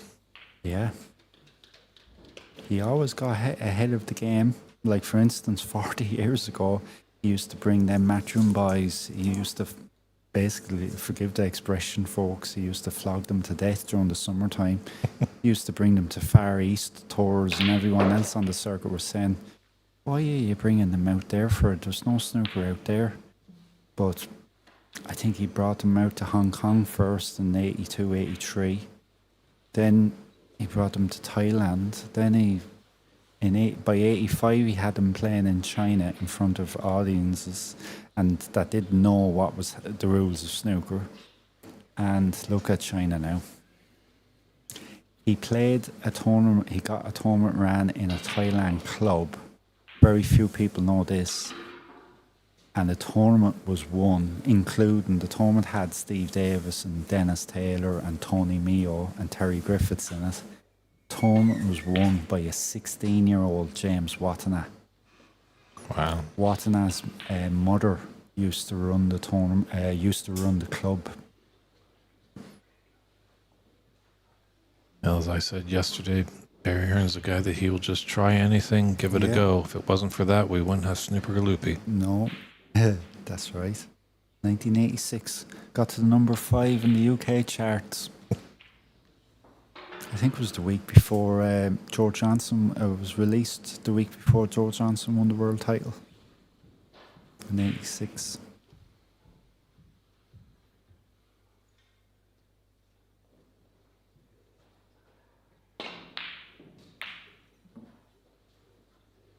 For those of you who like their snooker reading, I read a good book a couple of weeks ago by John Skilbeck, Goody Two Shoes, and it's all about the 1982 World Championships.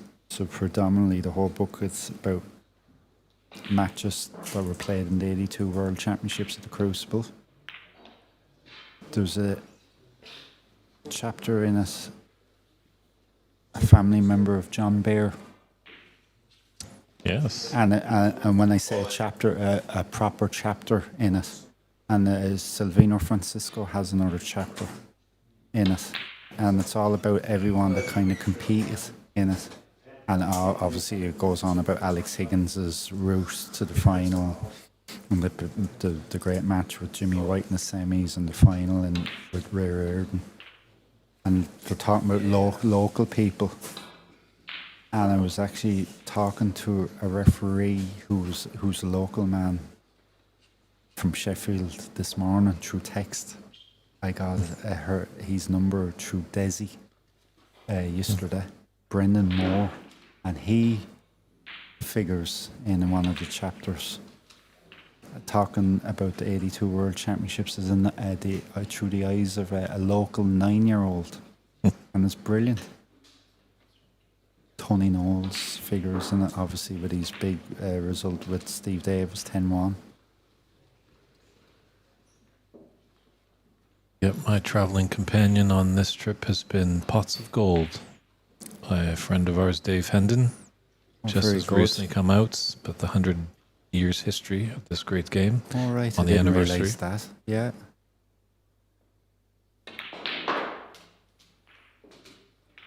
Something I didn't realise a couple of weeks ago, it got held. The Ryder Cup and World Snooker Championships have something in common. Both started in 1927. I didn't realise that about the Ryder Cup. Samuel Ryder. That's who the cup is named after.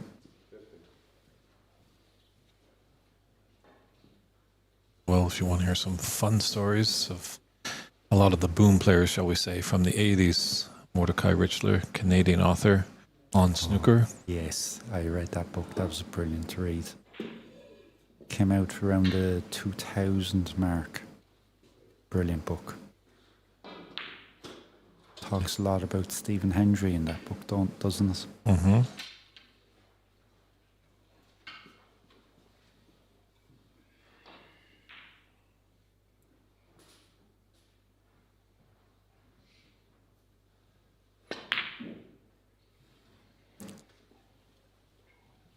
He hasn't got the frame just yet. No. It's given a good opportunity here for Callum. Right into the left middle.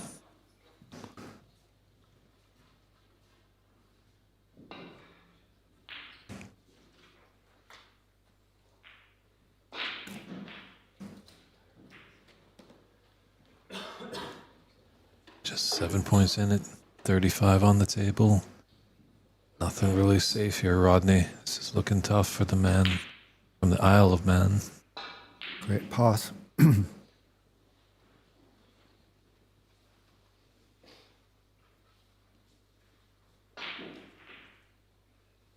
Just a score on the other table.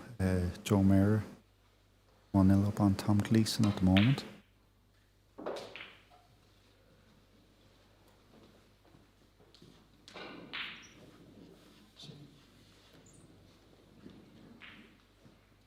Callum will need that blue on the green side cushion. Opportunity to knock this out. Wonder will he take the chance? Appa always did.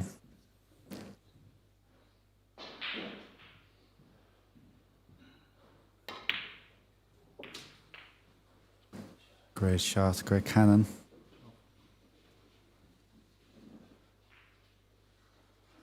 I have Daniel Wormsley at the back of me. Well done, Daniel. Today.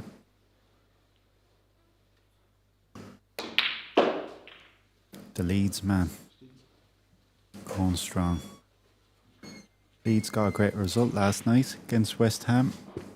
Going well in the Premier Football League.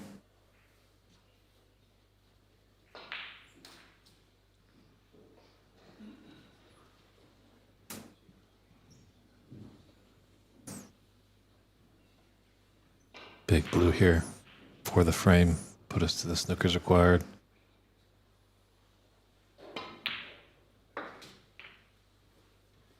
He's hitting the ball solid, isn't he, Dave? He is. Now that he's got the frame, those pockets just open up to the size of buckets. This is good stuff by the under-21 English champion. He takes a commanding 3-0 lead over Daryl Hill. Daryl Hill's got to give himself a little pep talk, but we'll be right back after this with Frame 4.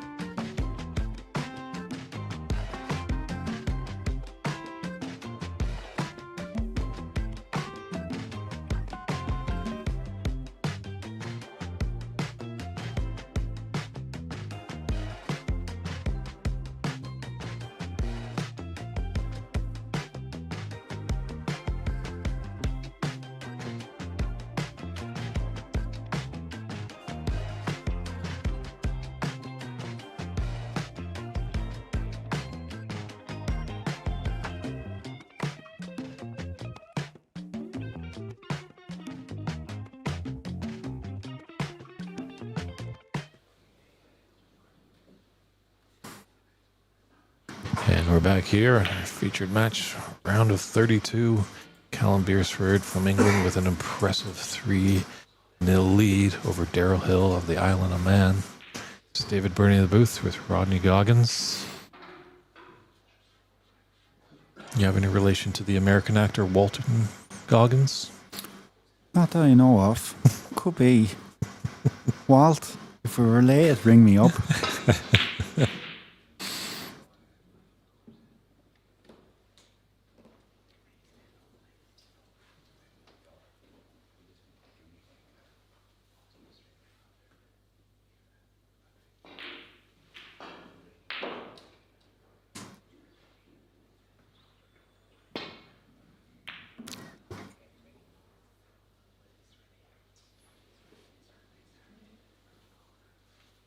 So as a player now, Rodney, if you're in Callum's shoes, are you maybe taking on a little less lower percentage shot just knowing you have that healthy advantage in the match? I can see where you're going with this. It depends how you feel. Sometimes you forget about the score line and you're playing the way you feel. Now, I know you can be dictated by the score line, but there is times you see a shot and sometimes say, oh, that's a bit risky. But you just feel it in the water or such, and you know that shot you might like. And so you might go off all-out attack for that one shot. And then you might say to yourself, well, here's my opportunity. And then there's another side of you. Sometimes what I do, is lie to myself. I am 3-0 down and I am going to play hard. And you can trick the brain because sometimes you can take the foot off the gas. Yeah, it wouldn't do it all the time, but and sometimes you're playing the man instead of the players. If you know he's down and down on himself, you ain't letting him up with loose shots. So sometimes you're playing the man rather than.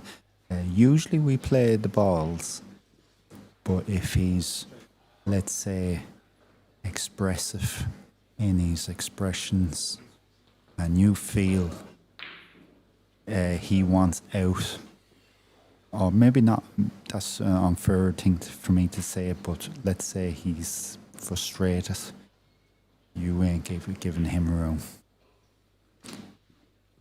I think we saw a prime example of that last night, and even Joe Delaney did admit in our post-match interview he roared 3-0 ahead, and he kind of just stepped back a little bit. Yeah. And the young player Mikhail Kotek from Poland zoomed back to make it 3-3 and made it very close, went all the way down to the final black, and Mikhail actually nailed the black in. Unfortunately, went in off with the white. Yeah, I watched the last frame here with you. Went in off the black. I actually called it. I said that white ball is going to be very close.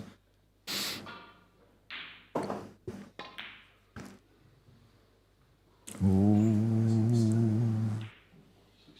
Yes, Rodney's wealth of snooker information, and it sounds like he also can see the future.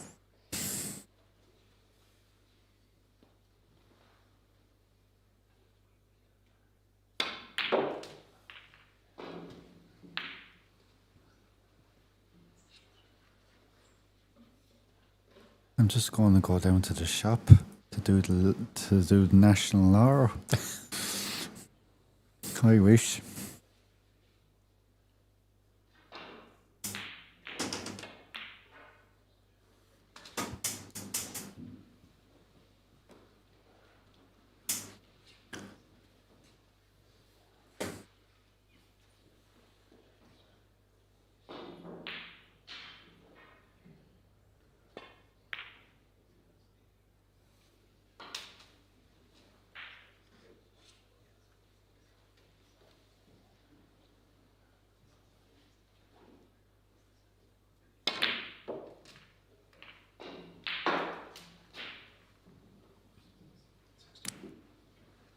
Good position there from Daryl. Daryl's mentality be I don't want to get bet 4-0. I want to keep Callum out as long as possible here on this table. But also a personal pride comes into it because I know from travelling, let's say, to the United Kingdom, that you do not want, if you're making effort to hop on a plane to go across, you do not want to get demolished by anyone, and it's just personal pride. And you want to be in the tournament as long as possible. So you're almost saying to yourself, keep going, keep going, keep going. Now, sometimes you still get demolished, but it's just give it everything. Looks like we've got a little power hiccup. That's the second time it's happened today. Over on the table that's just above our featured table here. The lights have gone down. So, great team of Andy McCloskey and Brendan O'Donoghue will be swiftly to get onto that. See Tony Seymour, who's the chairman here, be involved. It's not really affecting our game, actually keeping our game flowing, as they don't have to wait for players at that table.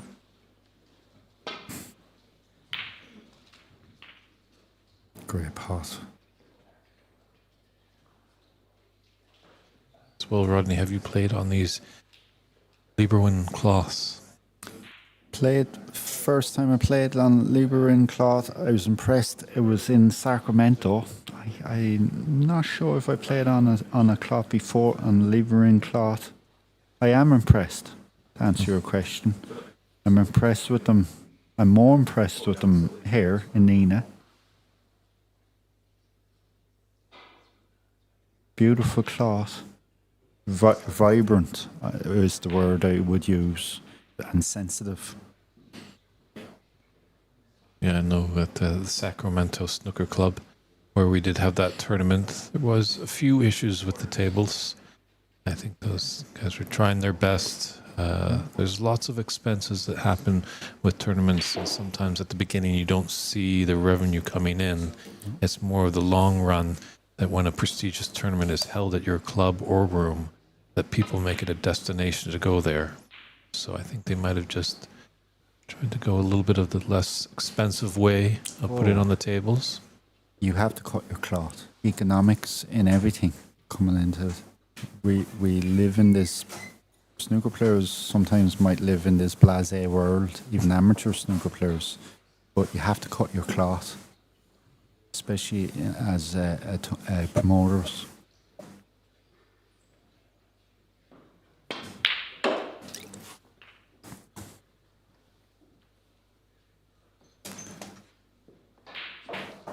We were previously talking about who was on the Chinese World Team Cup a couple of years ago. Zhu Yulong.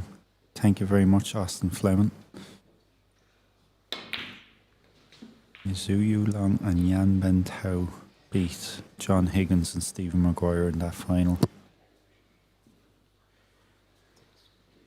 And there were kids, mid-teens, I think.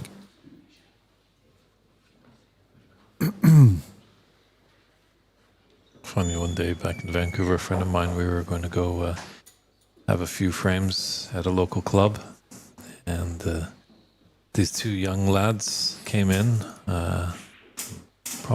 possibly China, came in with their mum, and we're like looking over and we're like, these guys are probably the next best thing.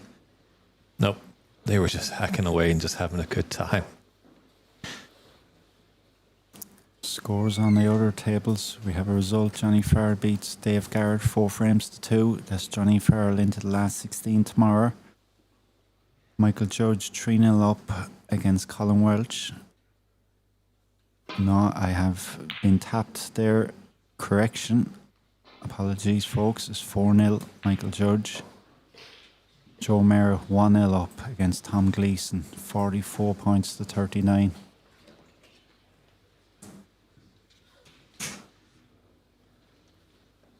Simon Skolowski. Apologies if I've made a hash of that surname pronunciation. He's 1-0 up on Tommy O'Donoghue.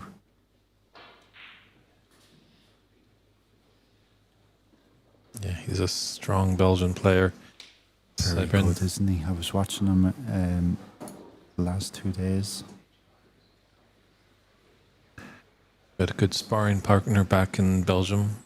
Young gentleman by the name of Luca Bressel. Yes. Someone was telling me with Cybern he's got to the last two Belgium amateur finals, national championship finals. Got beat by a name consecutively, Kevin Hansens, who figures heavily in World Amateur Championships and European Amateur Championships.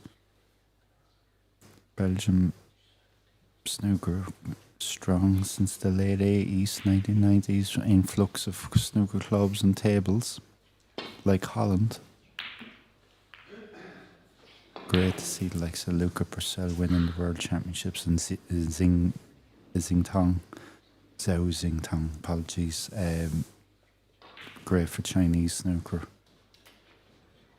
Great for the game globally.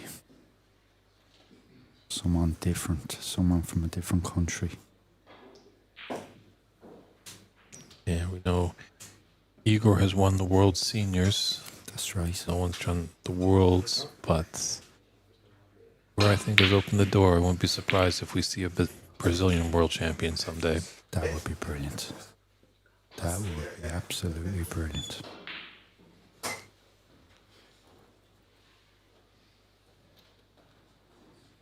Am I right in saying that there was Brazilian professional tournament at one stage? Was there an invitational Like, I'm not talking about 1980s now. I'm talking maybe last, let's say, 7 to 10 years. Was there? Maybe I'm wrong. Maybe I'm dreaming.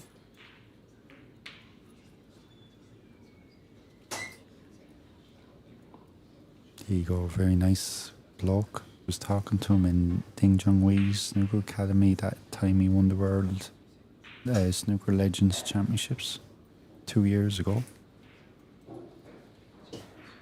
Well, actually, maybe 18 months ago. May 2024. So actually, in this batch of matches in our 5:30 phase, there's only 4 matches going. So I wonder if just an earlier match came to a conclusion. That's why they've dimmed the lights on that table. It's just north of our featured table here. There was a little flickering of power outage earlier today, so that's why I jumped the gun a little.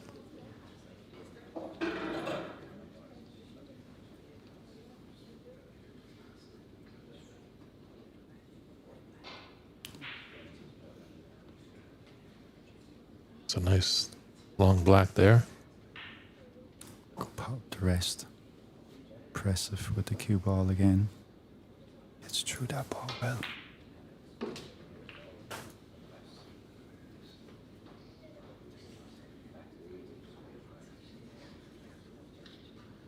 There's been a couple times in this match where Callum has been down in frames and really hasn't bothered him. He's battled hard and certainly is here for the taking for him.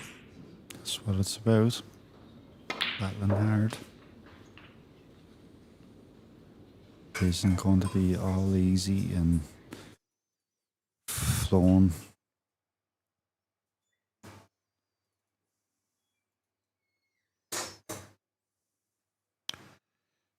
Looks like fortunately our stream is frozen a little bit, everyone. Do apologize for that.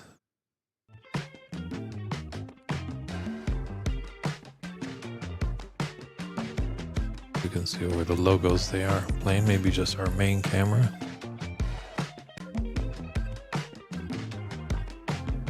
Cameras never get a mid-session interval. They're working hard to produce wonderful images for all you that can't make it over to Nenagh, but definitely if this tournament comes back again, pretty sure it will, as Rodney has alluded to. It's been going on for about 13 years. Mark it on your calendar, call your travel agent, get yourself over here to the Emerald Isle. Be great to see you.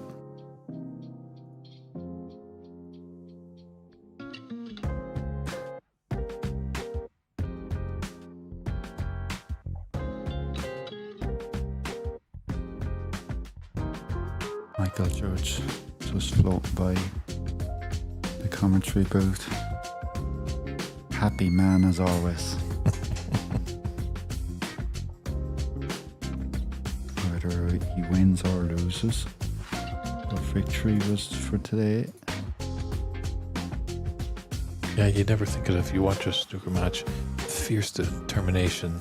These players hardly break a smile. Sometimes there's a little lighter side, but then when they're off the table, the men and women around the sport just are always a great treat to be around.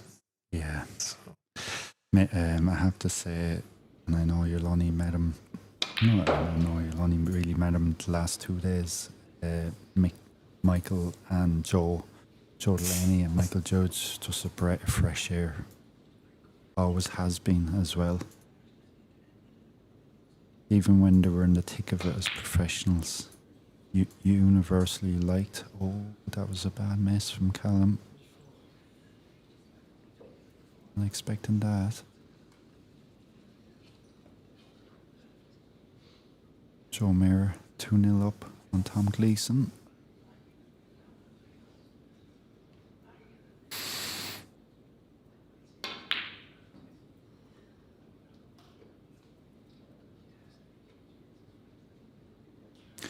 World Billiards Championships was held last week in Landywood. David Cozier won the final.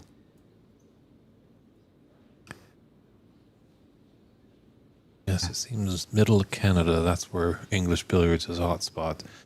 That is a game that is rather foreign to me, Rodney. I have to admit. Yeah, it's a great game. Interesting that breaks in that game can last for a couple of weeks.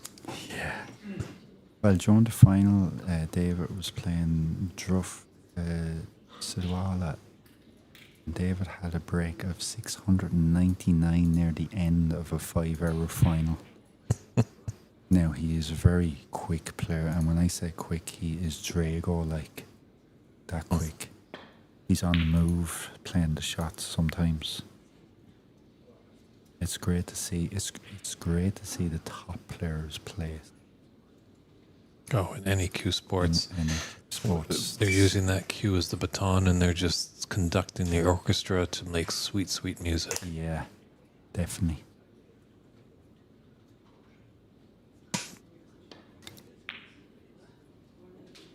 Great pot. That wasn't easy.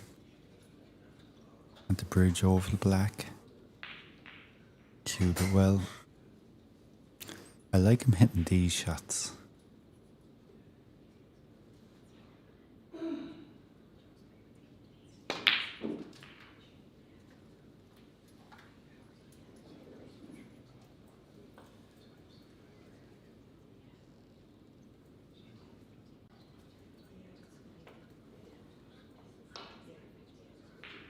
Yeah, he'll definitely be gutted if he isn't able to take the match here, I think. All there for the taking.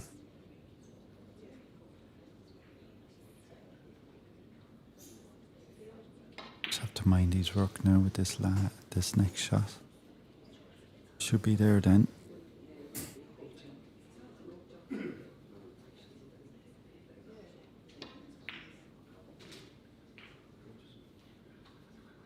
Looks like a 4-0 victory. Very impressive. I was expecting a tighter match here. Ooh. We spoke too soon. Nope, there it is. There's the handshakes. It's a handshake. Concession there. So, a whitewash victory for Callum Beersford over Darren Hill. Rodney, it's been great having you in the booth. Thank you very much for having us. Yeah, we're going to step aside for a bit. We'll do our post-match interview with Callum upstairs in our interview room. But then, not sure exactly. Our next scheduled match is looking to run at 8 p.m. But if both players are in the room, we might get that going sooner than later. So maybe if you're around, Rodney, we'll bring you back in here for some no problem. Insights and candid jokes and laughter and all that good stuff. So stand by, everybody. We'll be right back with that interview with Callum Beersford.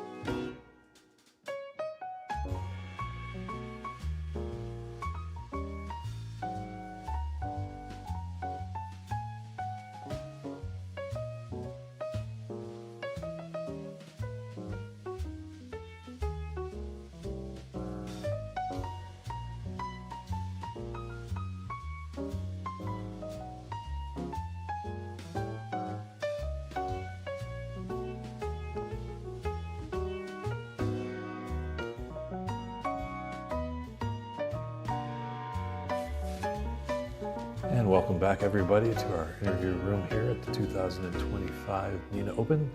It's David Burney with Callum Beersford, fresh off a 4-0 whitewash victory. How are you feeling, sir? Oh, that was difficult. That was tough. Not the best performance, really. I'm glad it was. I wasn't challenged too much. We both struggled. We sort of maybe brought each other down a little bit. Both a bit confused with some of the balls we were missing. It was, a bit of a surprise, really. Went into that game feeling quite good, quite confident, and then all of a sudden you kind of start missing a few and almost panic a little bit. But luckily, I guess I wasn't punished. Mm-hmm. Yeah, we were definitely on the onset. We felt like that it was going to be a lot closer. It seemed like you both were equally matched, but somehow you pulled out the goods, and I guess you capitalized more on his mistakes than he did on a few that you had. Yeah, I think there was a really big frame. Sort of, I found myself 33 behind with 35 on the table in the second frame. It looked like I was going to lose that. I give him sort of far too many chances in that frame. I think maybe 3 or 4 chances. He's perfectly in the balls, and just didn't quite ever manage to get enough to leave it with snooker's required. He's sort of 33 with 35 on the table. I put a red over the black pocket and clear down to the pink. Missed a sitter of a pink really with the rest. Luckily left it safe, and then a few safety shots later got a good chance. So I think that was a big frame really. I think he settles a little bit better if he gets that first frame and he goes 1-1. Mm-hmm. But never getting that first frame helped me definitely with him not allowing him to settle as well. Definitely.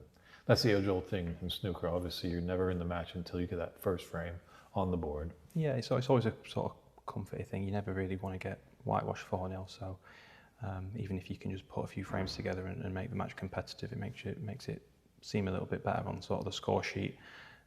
So never getting that first frame, you never settle. So, as an athlete, do you have any superstitions? I don't actually. I've got an engineering degree. I'm very scientific, my outlook and everything. But no, not really superstitions. No. Okay. Well, we did talk last night when you were in the booth that you have Plan B, but Plan A is looking pretty good right now. Yeah. I think sort of in my actual game, I feel great. Like actually at the table tonight was a bit of a confusing one. I think it's one to forget tonight. Just get home, bit of TV, go to bed. And sort of reset tomorrow. I know it's there. I know my games, I've got the opportunity to play really well this week. But not quite seen it yet, but I'm sure it'll come. I'm confident with that. Well, enjoy your Saturday night in Nenagh, whatever you plan to do. You are in the Sweet 16, so congratulations. Thank you. All right. This has been David Burney in our interview room at the 2025 Nenagh Open, and we'll be right back with some more exciting action on the bays.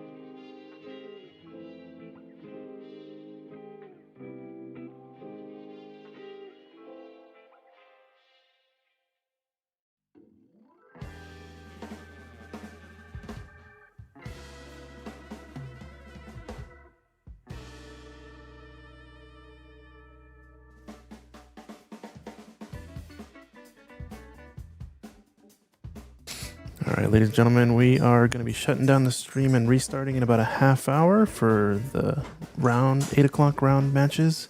Got a bit of a break since we're a bit ahead of schedule, so come back and tune in about a half hour for 8 p.m. matches. We will be back in a short while, so we'll see you all very soon. Thanks for tuning in. See you in a bit.